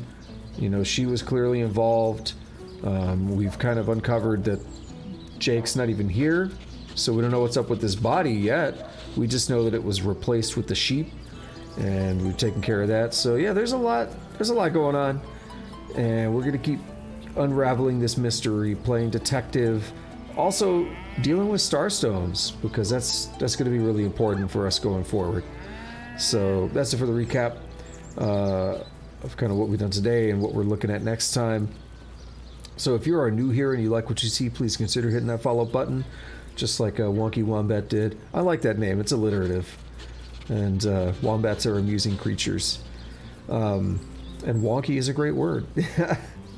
Anyway, though, yeah, if you're new here, you'd like what you see, please consider hitting that follow button. It's free. Doesn't cost you a dime. I greatly appreciate it, though. And if you are watching this on the YouTube VOD, and you are still listening, then please consider liking, subscribing, hitting a notification bell, leave a comment if you're so inclined. All that's free as well, and I greatly appreciate it. And yeah, my streaming schedule is Tuesday, Thursday, Friday, Saturday, Sunday, so I will be back tomorrow for maybe a bit of a lengthier session. I'm aiming for about noon Central, might be a little late. I'm maybe gonna have a bit of an early lunch with some people, so it might be a little afternoon Central, but we'll see what happens. Just keep an eye out on Twitch, on Twitter. I tend to post on Twitter when I'm going live, so that's about it. Anyway, that's don't think I have anything else to say. So until next time, thank you again, everybody, for showing up, or lurking, chatting, masturbating, whatever you like to do while you watch the stream. I greatly appreciate it. And until next time, have a good day, have a good night, whatever it is, wherever you're at. Take it easy.